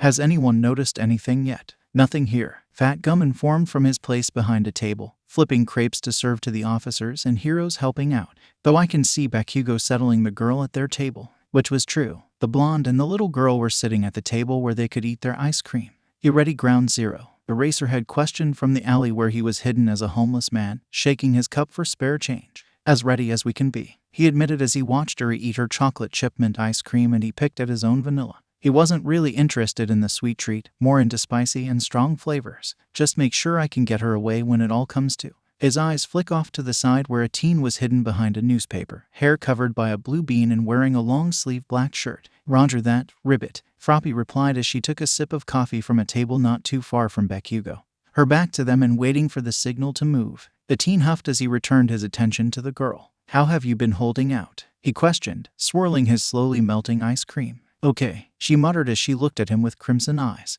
They were normally always full of curiosity and joy, but right now they were flooded with fear and sadness and panic. He knew that she was just barely keeping a hold of her quirk, and he worried that something worse was going to happen if they weren't all careful. "I'm scared." He nodded his head. "So am I," he admitted to her, ignoring the cooing from the earpiece. His concern was for the girl in front of him, not the people around him. They were all professionals, and so he knew where his concern needed to lay at the moment. "We'll be okay." He reached a hand out to her and smiled when she took it. "I wouldn't be so sure of that." A voice whispered from next to their table, and Bakugo's head snapped up as he glared up at the man that had killed his childhood friend. "Her life ends here." The gun raised and pointed at the little girl's head. "Closing one book, opening another, no." 𝐿 shouted as he leapt forward, knocking Overhaul away from his mentor and kicking the gun out of his hand seconds later. "You villain." He slammed his fist into the man's face, cracking him the mask and then destroying it in the second. He glared down at the medical mask underneath that did nothing to hide the smirk. "You're going to jail, and you'll stay there the rest of your miserable life," he snarled as he threw him to the ground. "This isn't the end," Overhaul growled as he pushed himself up to his hands, kneeling as he glared at the hero. "I will come back and I will destroy everything about this horrible world. You'll rot in prison for the rest of your life while my fellow heroes and I keep it safe." The teen returned as he turned to look at his mentor, laying on the ground with blood pouring out of his chest. He roared in anger as he saw the green-haired teen leaning over him and putting pressure on his chest. "Get away from him," he shouted as he ripped the boy away from 𝗧𝗏𝗏𝗏. "You have no right to touch my master." Izuku coughed as he held his throat, staring in horror at the blonde in front of him. He just wanted to help save the man that had saved him from the end that had almost befallen him. "Help," he gasped out. "You've done enough," 𝐿 stated as he pushed down on his master's chest, trying to stop the bleeding. "Stay with me, sir, we'll get you help," he stated as he looked into the other's eyes. "Just hold on." 𝐿.MIL.ION. Sir said as he raised a hand up to touch the other's arm, as high as he could reach at the moment. "Don't be in GRY with him." Izuku cried at that, knowing what the other was saying. He must have used his quirk on him without him knowing. He had known there had been a brief moment of skin touch between them when he had been pushed out of the way, but he didn't think the other would activate his quirk. He was terrified of what he would see. "He's go odd an ally," the man stated as he turned and looked at Izuku. Good. He row. His eyes flicked over to where he sat, wrapped up in 𝐿 bright red cape. Pro.TCT. The teen cried heavily, coughing as his throat refused to allow a full breath of air, but he nodded as well. He knew now what the other wanted, and that was something he would do. He would follow the last wish that 𝗧𝗏𝗏𝗏 had for him. He would follow it as far as he possibly could. With that thought in mind,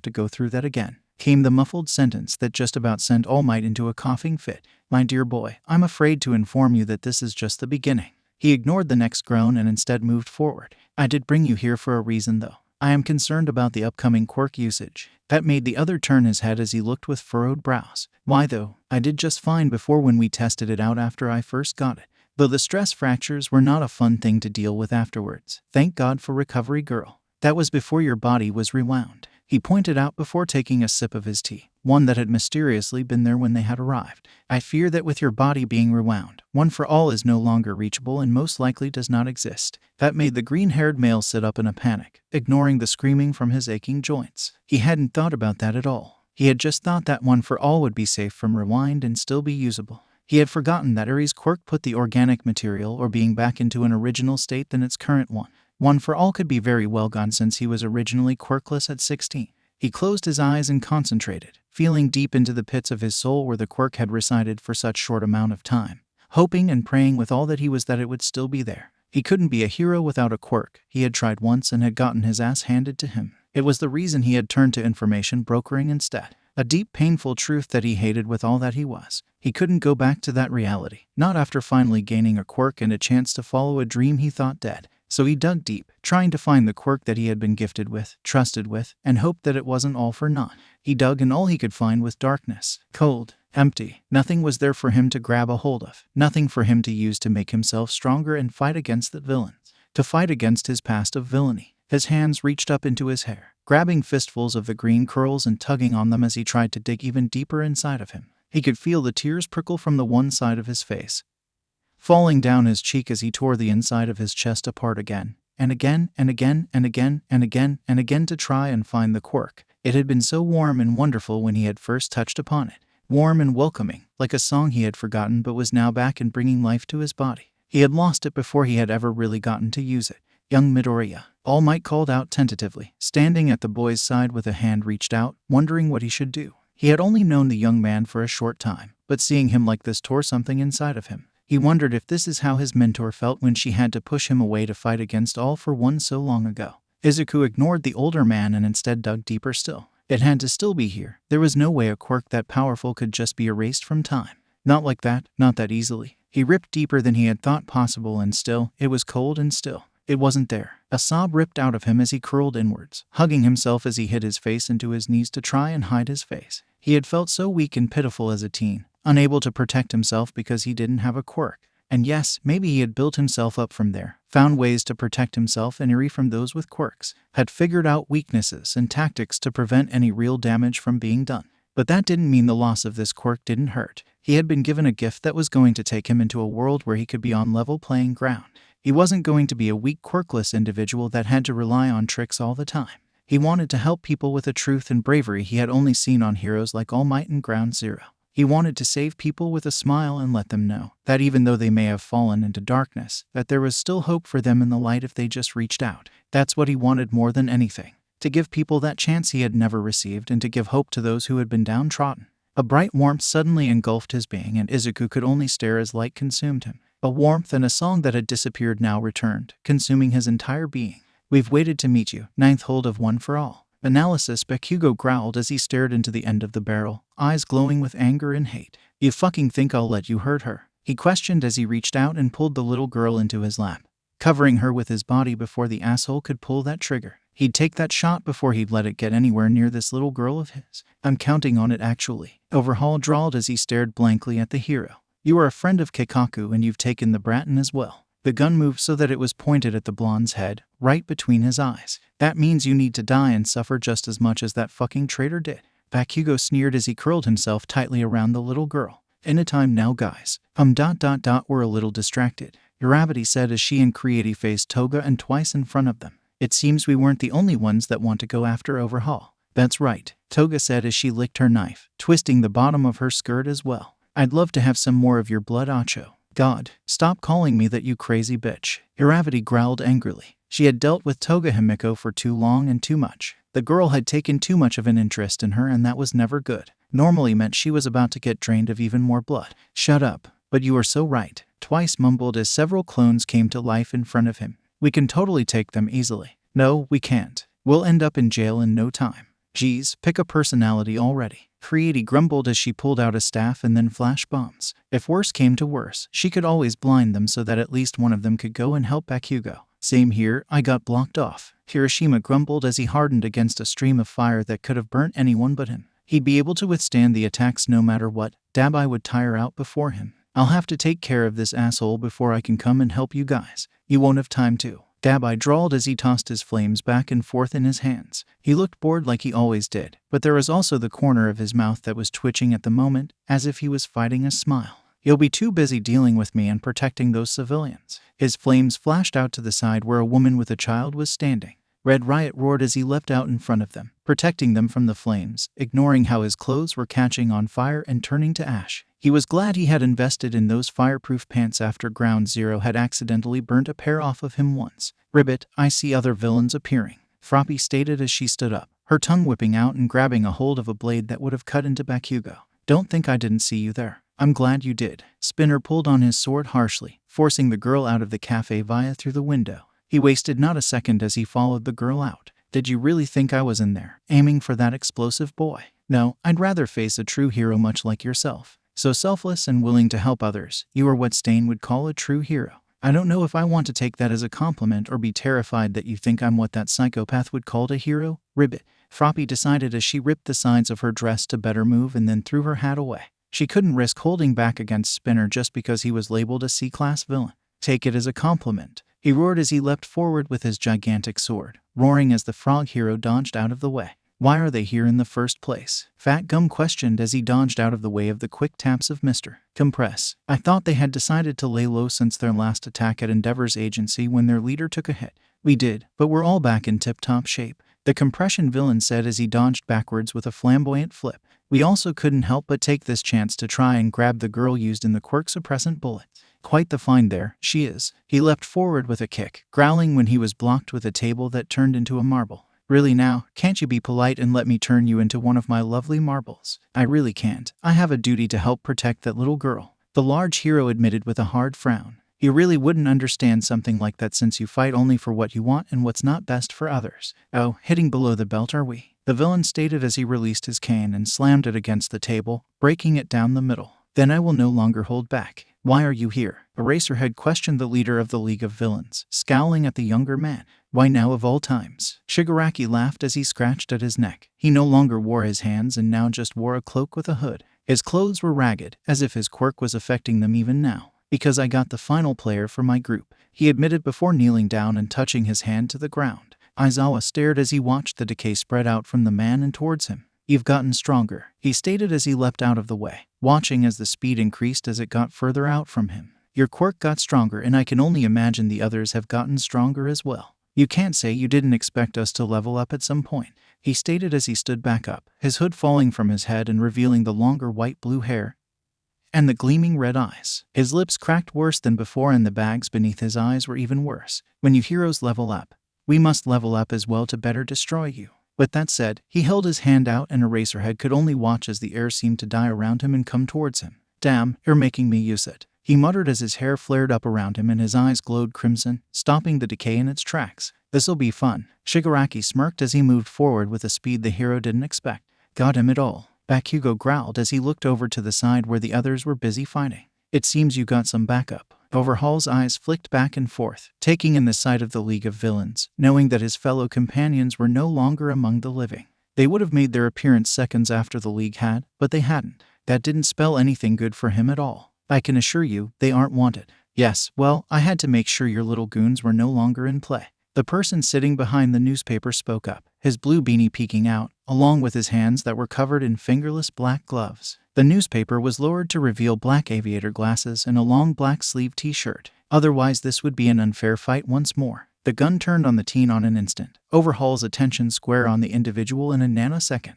Who the hell are you? What business do you have getting the child Shigaraki involved in a matter that has no concern to him? Bakugo took that as his chance to beat a hasty retreat. He couldn't risk getting Eri in trouble and so he ran out the second he could. He wasn't about to get her caught in the dogfight that was about to take place. I hope you get what you need out of this, Izuku, he thought as he disappeared into an alleyway and away from the fight silently. I have all sorts of business being here, he stated as he stood up from his chair, showing off the torn blue jeans he wore. After all, you shot me, you fucking asshole, he growled as he pulled his glasses from his face to reveal two emerald green eyes. Overhaul blinked as he stared at the teen of about 16. Bright emerald eyes, with freckles littering all over his face and little constellations of unknown figures. Pale skin that was framed by curly green hair that was pushed down by the blue beanie that he wore. It seems Eri has gotten much better control over her quirk than I thought she would be able to. Izuku smiled as he ran a hand over his bumpy skin, hidden underneath a thick layer of makeup, and his eye itched where the contact lenses was turning his right eye to a near-identical color of the original. Yes, all the training we went through did well for her, and even though she did regress me back a few years, I'm still alive, thanks to her, he stated with smile. Too bad all that effort will go to waste. The gun rose and the trigger was pulled, only for him to gasp as a fist slammed into his stomach while the head was ducked below where the gun was raised. Don't think it'll be that easy, Izuku stated as green lightning sparkled around his body and red veins appeared over his skin. I've leveled up since we last saw each other. It. Overhaul growled as he slammed his elbow downwards, only to howl as his arm was grabbed and his elbow took a blow to it, bending it in a way that a hinge joint was never supposed to, while the gun clattered to the floor. You tortured that girl, Izuku growled as he reached out and slammed his fist into the shoulder, smiling sadistically as he heard the pop of dislocation. You tortured her for days, weeks, months, years. It was for the better. Overhaul growled back as he stumbled back away from his once partner. It would have benefit you most . No, it wouldn't. He reached out and grabbed the other by the throat, raising his once boss in the air. The world you imagined, where everyone was quirkless, but you. He tilted his head as he really took in the sight of a broken and quirkless man. You would have ruled us all, ruled us right into the ground and into extinction. You woul have been at my side. His eyes roamed over the look of the 16-year-old, roving over the slim body that had once been under his control and at his use, though he never once touched the teen in any way sexually.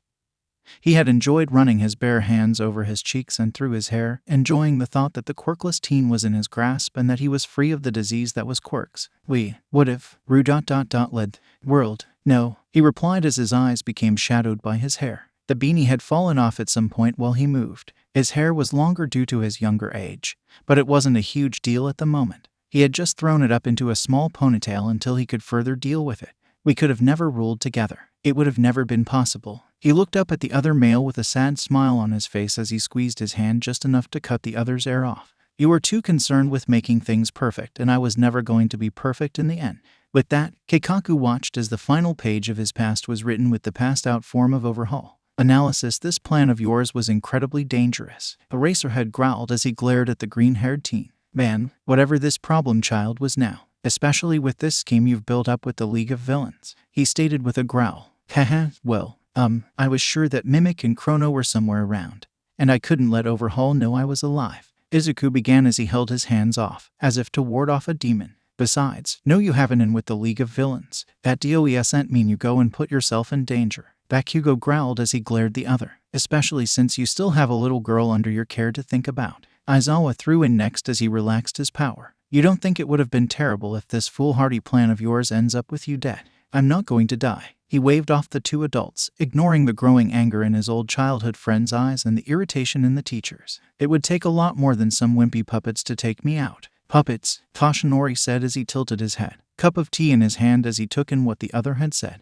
But of course, that group of idiots are nothing but puppets. Their strings are getting pulled by a much stronger individual that could cause a whole lot more trouble if he decides he's going to show his face. He met Toshinori's bright blue eyes with his own emerald and ruby eyes. You know exactly who I'm talking about. But how do you? He coughed as he set his cup down, blood dribbling down his chin. He's supposed to be hidden so far down that no one can find him. I can't even find him. Izuku smirked at that as he shrugged. I told you, I have files on everyone currently on this planet, even him. I don't know who you're talking about, but you better start sharing that information. Aizawa stepped in with a frown, especially now that you are legally enrolled into the school. A smirk appeared on his face. Wait, Izuku looked stunned at the teacher's creepy grin, especially as it grew on his face. What the hell are you talking about? Analysis: you wouldn't believe the shit I went through. Izuku groaned as he flopped on the end of the guest bed, his mother settling down on the edge of it with wide eyes. I seriously almost die and then I get shoved back into high school because, technically, I never actually graduated from high school and need a degree to continue working.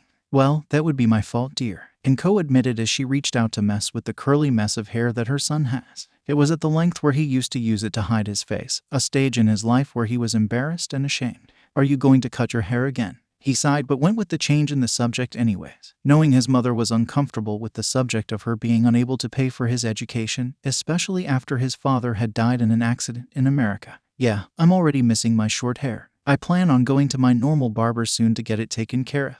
That way it'll stay out of my face. He grouched as he pushed his head up against his mother's hand, seeking the affection that she was offering him. I should probably get Eri an appointment as well. About time to get those split ends taken care of again. If you would just buy that conditioner and shampoo that I told you about, then she would have less split ends. She scolded. Why is it that you never listen to your mother when she tries to help you? Izuku chuckled. That's because I'm an adult and should be able to handle my own mini person, adopted or not. You're a young adult, too young to take care of a child that's only 10 years younger than yourself. She continued to run her fingers through the curly green hair, releasing it from the ponytail that boy had it in. And now, physically, you are even younger than that. Just a teen, a baby. That's not going to stop me from caring for Eri. We've come so far in helping her control her powers, and hopefully we'll be able to make it to where she'll never be scared of them again. He explained as he popped up from where he had been lying down, looking at his mother in the eyes. That's great, honey, but maybe we should have one of the heroes take over. They're licensed and more than capable of handling her training. She's even old enough for quirk counseling now too. She tried to convince him, to get him away from the situation he was now going to get himself in. He had already suffered under heroes in the past, and this would lead him right back to it. He scoffed at the idea of allowing any hero to take his place when it's concerning Eri. She was his responsibility no matter what, and he had agreed to that the moment Night Eye had died. There was no going back, and at this point, he really didn't want to go back anyways. He loved Eri like the little sister she was to him and loved having her by his side. Yeah, right, they would do nothing but make things worse. I've spent the last 5 years working with her on her powers, and I know how they work. There's no point in changing it up now when she's already used to the way things are. But getting help couldn't hurt. I mean, you'll have access to some of the most brilliant minds out there, right? Isn't one of those the principal that runs the school to begin with? She questioned. That caused the man-turned-teen to pause and think. I mean, yeah, it would. Nezu was a brilliant individual, even despite his hate for humans. He worked hard to make students better and make a better future that way. He wondered if the principal would give him some of his thoughts and maybe ideas on how to better help Eri. It also wouldn't hurt to have Aizawa there as well, and was great at tactical thinking and future possibilities. I'll see about talking to him when I get the chance. It would provide extra protection for Eri as well, as long as you think about it." She smiled softly as she pulled him back down onto her lap and ran her hands through his hair once more. "I'm just glad you're able to actually think about it." He smiled as he snuggled into her lap, happy to be able to do this still and to be able to breathe and so much more. He had time now, more time than he had expected, but that was okay. He had it and he wouldn't waste it a second time. Analysis. So he's on our side now, right? Toga questioned as she looked over to where Shigaraki was sitting at the bar. "He hasn't come back here for a while after all. Does that mean he's left us after that thing at the mall? Something isn't right about him. He's a great guy," Twice shouted out as he dropped yet another glass. Luckily for Kurogiri, they had all learned to just give the bipolar man plastic cups that didn't break. Saved on money. If he used us for the one thing, then I say we don't worry about it. 𝗬𝗲𝗍 spoke up next, his eyes focused on the beer in his hands. It'll be less hassle to deal with if he is just in for himself. He took a long drag on his beer. "He'll come," the white-haired leader stated with a smirk on his face. He no longer wore the hands. It was too risky seeing as his reach had expanded. He was waking up, or so his sensei and Deku had explained, waking up his powers and flexing them fully since he had accidentally sealed them away. "But how do you know?" Spinner questioned next, flipping a knife and then catching it easily. "He could be planning with those heroes, the ones we always end up fighting all the time. Don't worry about them, they aren't even part of the story plot anymore," he assured them as his head turned towards the TV that had popped on at some point. "Don't you agree, sensei?" "I do." The smooth and low voice of the mysterious man spoke out, "though I would advise caution with this one, Tamura. His eyes speak of a cunning that only I can match. I wish for you to listen when I speak, and I say something. Do not ignore what I say, and you shall continue on your path of correcting this world that All Might has created. Analysis. I should toss you into prison right here and now." 𝗵𝗲 growled as he appeared on the roof with the 16-year-old adult. "Make sure you can't cause any more chaos just by being out there and gathering more information." Izuku chuckled as he tucked a knee against his chest. The other was hanging over the ledge of the roof. "To be fair, I honestly think I probably deserve to rot in jail." He wasn't going to disagree after all the shit he had done and had caused to happen. "Too bad I have that get-out-of-jail-free card in bulk." The hero growled even more, clenching his fists tightly and trying to keep himself from sucker-punching the other. "I still hate you for what happened to Sir Night-Eye," he stated, taking in the world around them as his cape flapped behind him. "I hate myself for that too." They fell silent for a long time, neither moving and neither speaking. It was just a time where they could relax and try and come to terms with the other after so many years of running and hiding from the truth of the matter. Sir Night-Eye had died saving Izuku while the younger had almost lost his life saving 𝗵𝗲's quirk. "She still has that cape." Mirio blinked in surprise, finally looking at the other. "Still, I would have thought you'd thrown that away at some point." "I couldn't.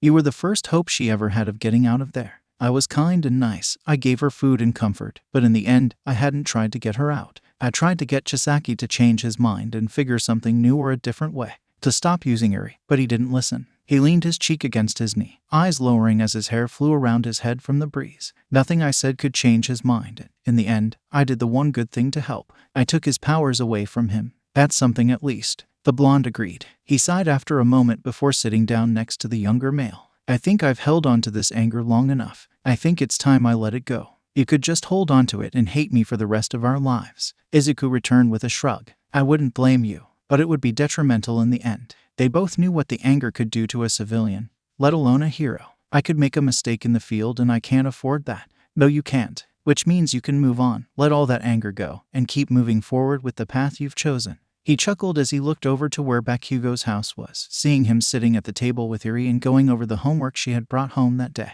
"Doesn't mean you need to forgive nor forget." He hadn't forgiven Kaken for what he had done to his face and all they had gone through over the years. There was just too much to even try and forgive there. "I don't plan on forgiving you," 𝗵𝗲 agreed, "but I don't plan on ruining any future team-ups or disregarding any information you're willing to give me." "Well, that's something at least." The two sat in silence until the sun set and until the moon was high in the sky. Out of the corner of his eyes, Izuku could see the tall and slim form of Night-Eye, watching him with a smile on his face. Analysis. This was a horrible idea, Izuku said as he looked up at the gates in front of him. "This is a horrible and terrible idea, and this is going to end so badly for everyone involved." "Oh, calm down, my boy," All Might exclaimed as he stood next to the greenette in his buff form. "This will work out just fine and we'll be more than prepared to handle any situations that might occur." Izuku sent a glare at the older man, knowing that he was using his time limit up just by standing there with him. "Sure, and then we'll have a massive battle here at the school against All for One where the world will see what you truly look like." That made the other pause before laughing out loud.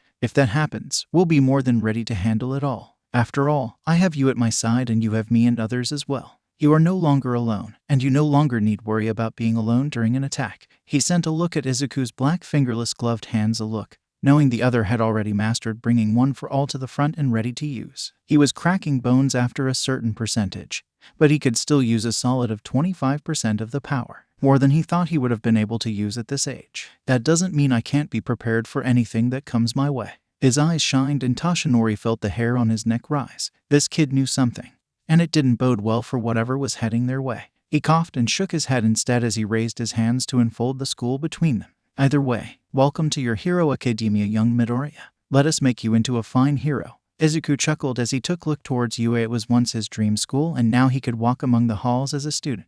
His sweat dropped though as he remembered the fact that he was an adult stuck in a teen's body. This is going to be tedious and boring. He just knew it. That didn't stop the smile on his face though as he walked through the doors of UA to follow the path of the heroes before him. He couldn't wait to get started. Unexpected reunion. He choked on his spit and wheezed as he struggled to breathe. The metal bit that stung his tongue both from taste and cutting into his tongue was driving him crazy, but there was little he could do to change it. Shifting his tongue just made the pain and taste worse as blood began to intermix, and struggling to pull the muzzle off his face only made it sit on his face tighter. He should have gone home using a different route, but this was the easiest and fastest one. But he had forgotten about the bullies he had left behind after being accepted to UA. They had waited in the alleys and shadows for him to appear. They had jumped him and then forced the muzzle onto him, pushing a metal bit inside so that he couldn't actually form words as well. An old and hated pastime they had enjoyed when they had been in middle school. It always left Hitoshi unable to speak for days afterwards because of the damage to his tongue and jaw, leaving him easy prey to taunts and jabs to his entire demeanor from classmates, bullies, and teachers. He had to get home so that dad could help get this thing off of him.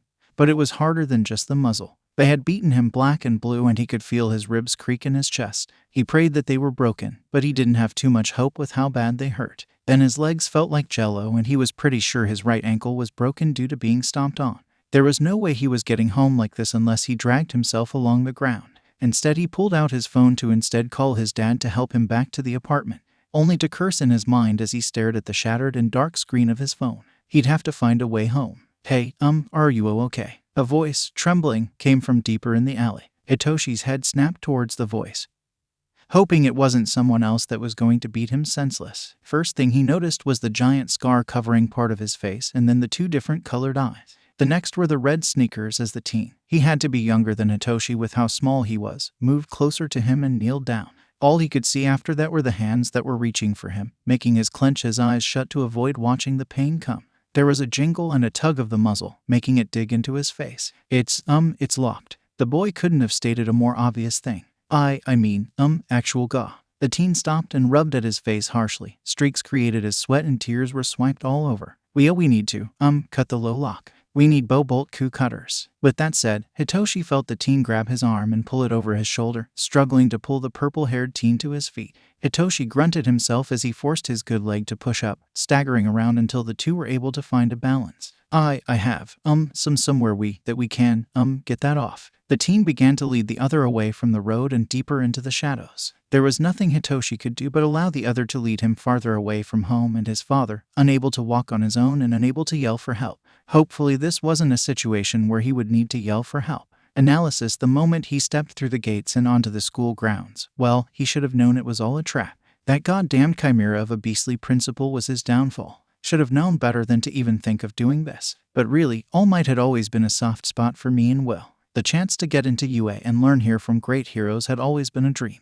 That shouldn't have blinded him like it had though. He was smarter than that and had gone through the manipulation of another more than once before. He should have known the signs of someone controlling another person to get him to be where they wanted him. He had ignored them all because All Might had been talking to him. Damn him and his hero worship bullshit. Anyways, now he sat having a staring contest with the damned principal, steaming cups of tea in front of them, but untouched. The little chimera was sat behind his desk and he himself in a comfortable chair that he sat on the edge of anyways. This little creature wanted something but he wasn't sure what exactly it was. He had several thoughts and opinions on that, but they were all different and depended on a different thought of the creature in front of him. He had no problem predicting what people would do, expecting their moves and thoughts and words. He could do it all with just about anyone he had met or watched or even been told about. It was all easy for him. But Nedzu was one of the few people he could never really predict, and that was just because the creature had always been on the same level playing field, one that left them as equals for most things but with Izuku trailing behind on others. 𝗧𝗏 was a completely different individual that could play against Izuku and even take on All for One.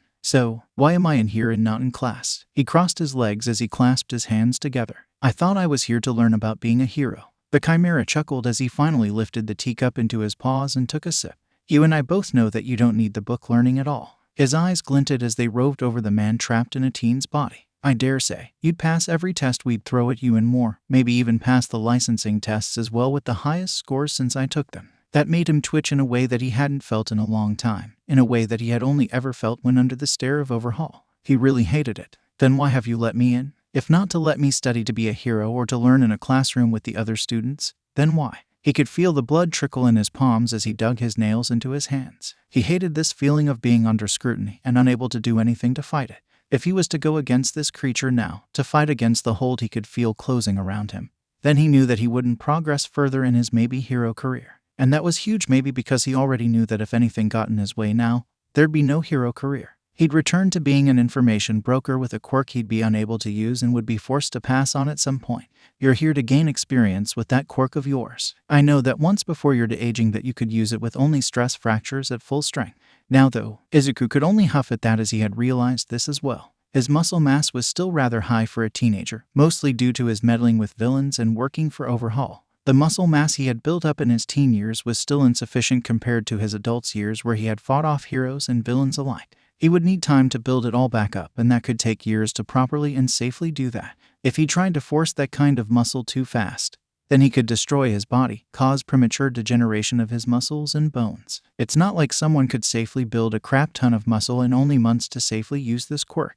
You think you can help me with that then? To build the muscle I need to use this quirk, to make sure that I gain the experience I need to gain to be a hero. He watched the principal sip his tea as he himself leaned back in his chair, moving his hands so that he was no longer digging his fingernails into them. He ignored the feeling of blood smearing. Nope, not at all. That stopped him completely as he stared in surprise. I'll be leaving that to Eraserhead and All Might.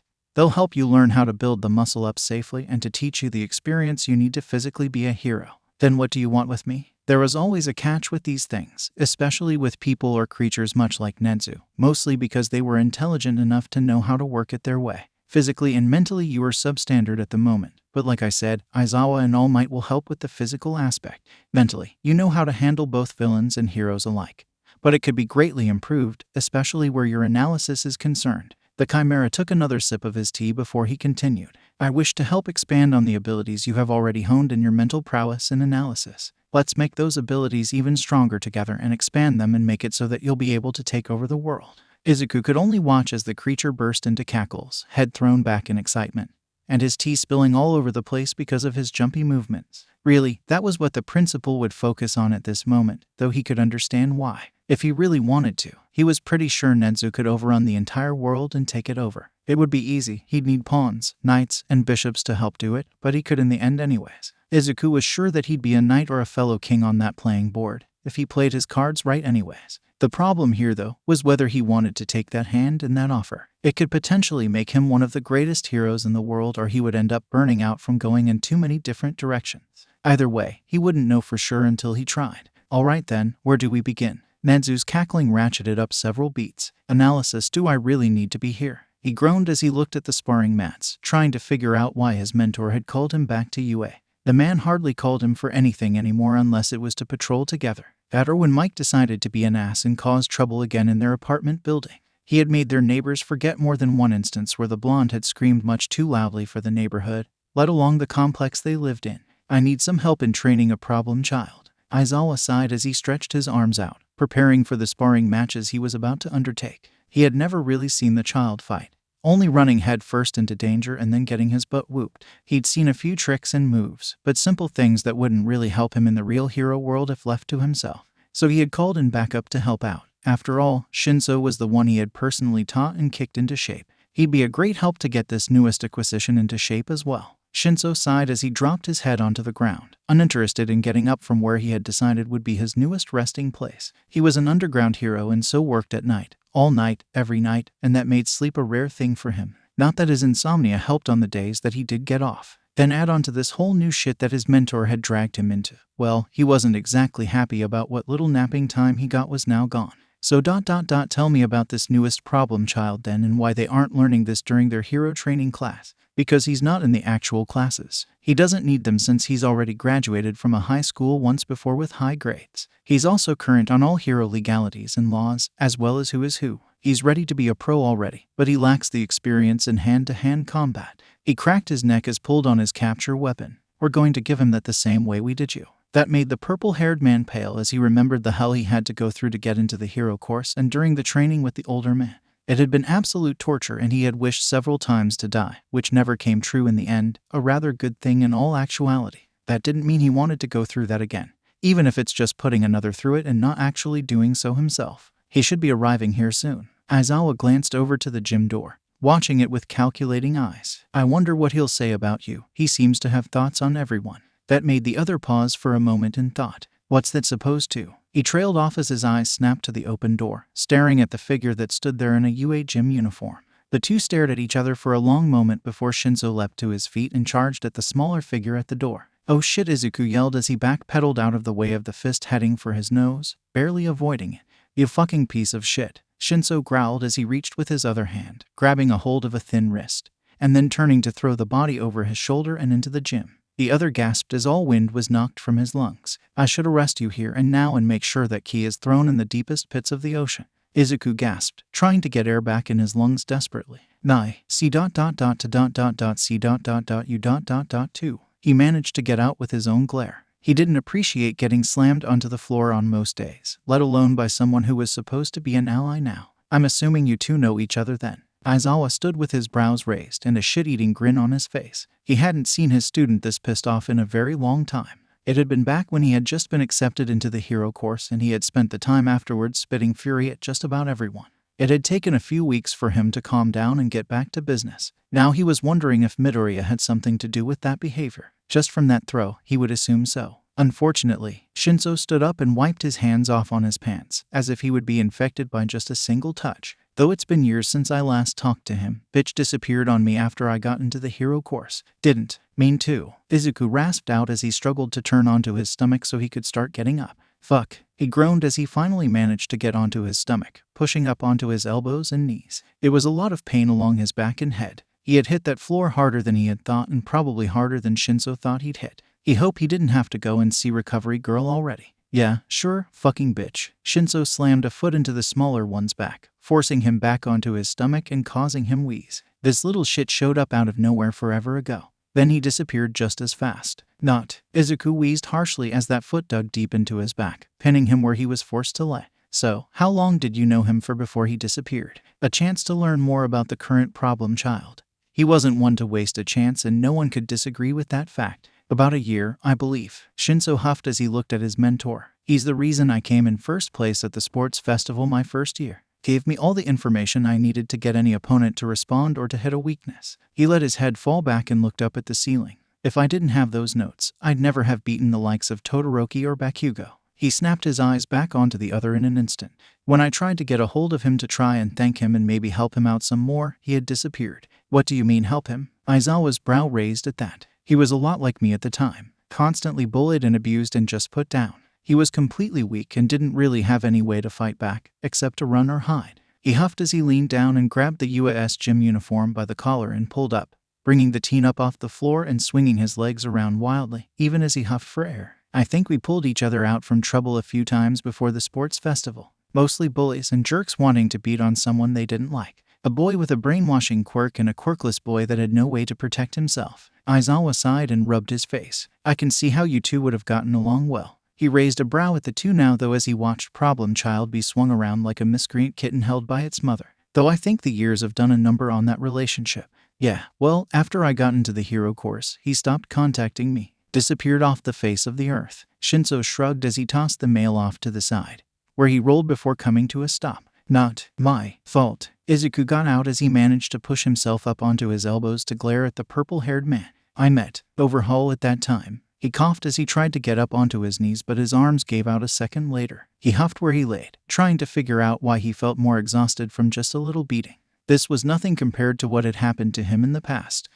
That's where you spent about a year with him, before the mission to arrest Overhaul, that is. Aizawa nodded his head in thought before sighing and allowing his shoulders to fall. Either way, we need to get started with what we've come here for. Aizawa's and Shinso's lips turned into a wicked smile. Izuku could only shiver in terror as his life flashed before his eyes. Analysis. So, you went and joined a Yakuza boss while I was in the hero course. Shinso drawled as he looked at the wrecked body of what had once been a person. He offered me information. Said body spoke into the ground, too tired to turn its head. So much information with little effort. He only asked that I give him information when he requested it. That made the pro-hero scowl as he realized what had happened. You gave a villain information just because he allowed you access to information. I really should arrest you and toss the key into the deepest pits of hell. The body groaned as it finally rolled so that the face was looking up at the ceiling. Yeah, I know, I fucked up. But I made it better in the end. Saved Eri and gave her a new life where she could go to school and have a life. He still remembered when they had lived with Overhaul. Well, he lived with the boss while Eri was trapped there. He had willingly been there, just so he could feel useful and loved and cared for. It didn't matter that Overhaul wasn't capable of love, and the future he always told Izuku about was nothing but a pipe dream to make the quirkless boy do as he was told. He was just a unique artifact that the villain had come across that he didn't want to lose. And that was what Izuku had been. A treasured item in a collection that was rare and hard to come by nowadays. Though he guessed that he got extremely lucky with the fact that One for All had been passed on to him and he now had a quirk. He was no longer a part of that 20% of the world's population. He was part of the 80 now. He wasn't sure how he actually felt about that. In the end, he shook his head and returned his attention to Shinso, who was glaring at him. Doesn't mean what I did is forgotten. Only that I've already been allowed to move on and try and fix the mistakes I've made. Yeah, by becoming a hero with the help of Nezu and Eraserhead. Shinso looked away and shook his head. I don't know whose brilliant idea this was, but it's gonna end horribly. With you involved, the ever-trouble magnet you were and probably still are, you'll bring nothing but disaster to this school. Izuku could only chuckle as he rolled his head on the floor. Isn't that just the story of my life? Just one thing after another that ended up with complete destruction of my life. He thought back to the slime villain and Kaken trying to save but instead almost killed him. Endeavor almost killing him and his mom. Night-Eye dying trying to save Eri and stop Overhaul. Then the whole latest events of him accepting One for All from All Might after a reunion with the sludge villain. Almost killed by Overhaul and his body shrunk down to save him. Now he's playing spy for the League of Villains while trying to become a hero at the same time. What even was his life right now? Trapped in the body of a 16-year-old even though he was 19. Stuck in a school to become a hero even though he was technically a villain. Leaving behind a child he had adopted to be cared for by the person who had destroyed his face. And their mothers. Being taught to be a hero by heroes that should have thrown him in jail forever ago. This was a chance though. A chance to correct all the wrongs he had committed while trying to survive. Correct all the wrongs he had done while working for Overhaul. He could use this opportunity to make the world a better place and try and save those who were in similar situations that he had been. I caused so many problems growing up. Between selling information to make ends meet and working for villains, I have a lot to make up for and I know it. He raised an aching arm, hand stretched up and out, as if to cup the sun that was hidden by the ceiling. But this is my chance to make up for it. His hand turned into a fist. He could make things better this way. For himself, for his mother, for Eri. He didn't need to be a villain anymore. He could be a hero, just like he always dreamed. A sigh broke him from his thoughts and he turned to stare at Shinso, who was standing up and wiping dirt from his pants. Then I guess we better keep working on that fighting style. You can't be a hero without the physical strength to keep up. He cracked his knuckles as he sent a terrifying grin to the smaller male. Get up, rookie, we've got work to do. Even as a shiver of fear ran down his back and his body ached as he forced it to stand up, he grinned, eager to keep going. Keep going to a future where he wasn't forced to just survive for himself and his sister.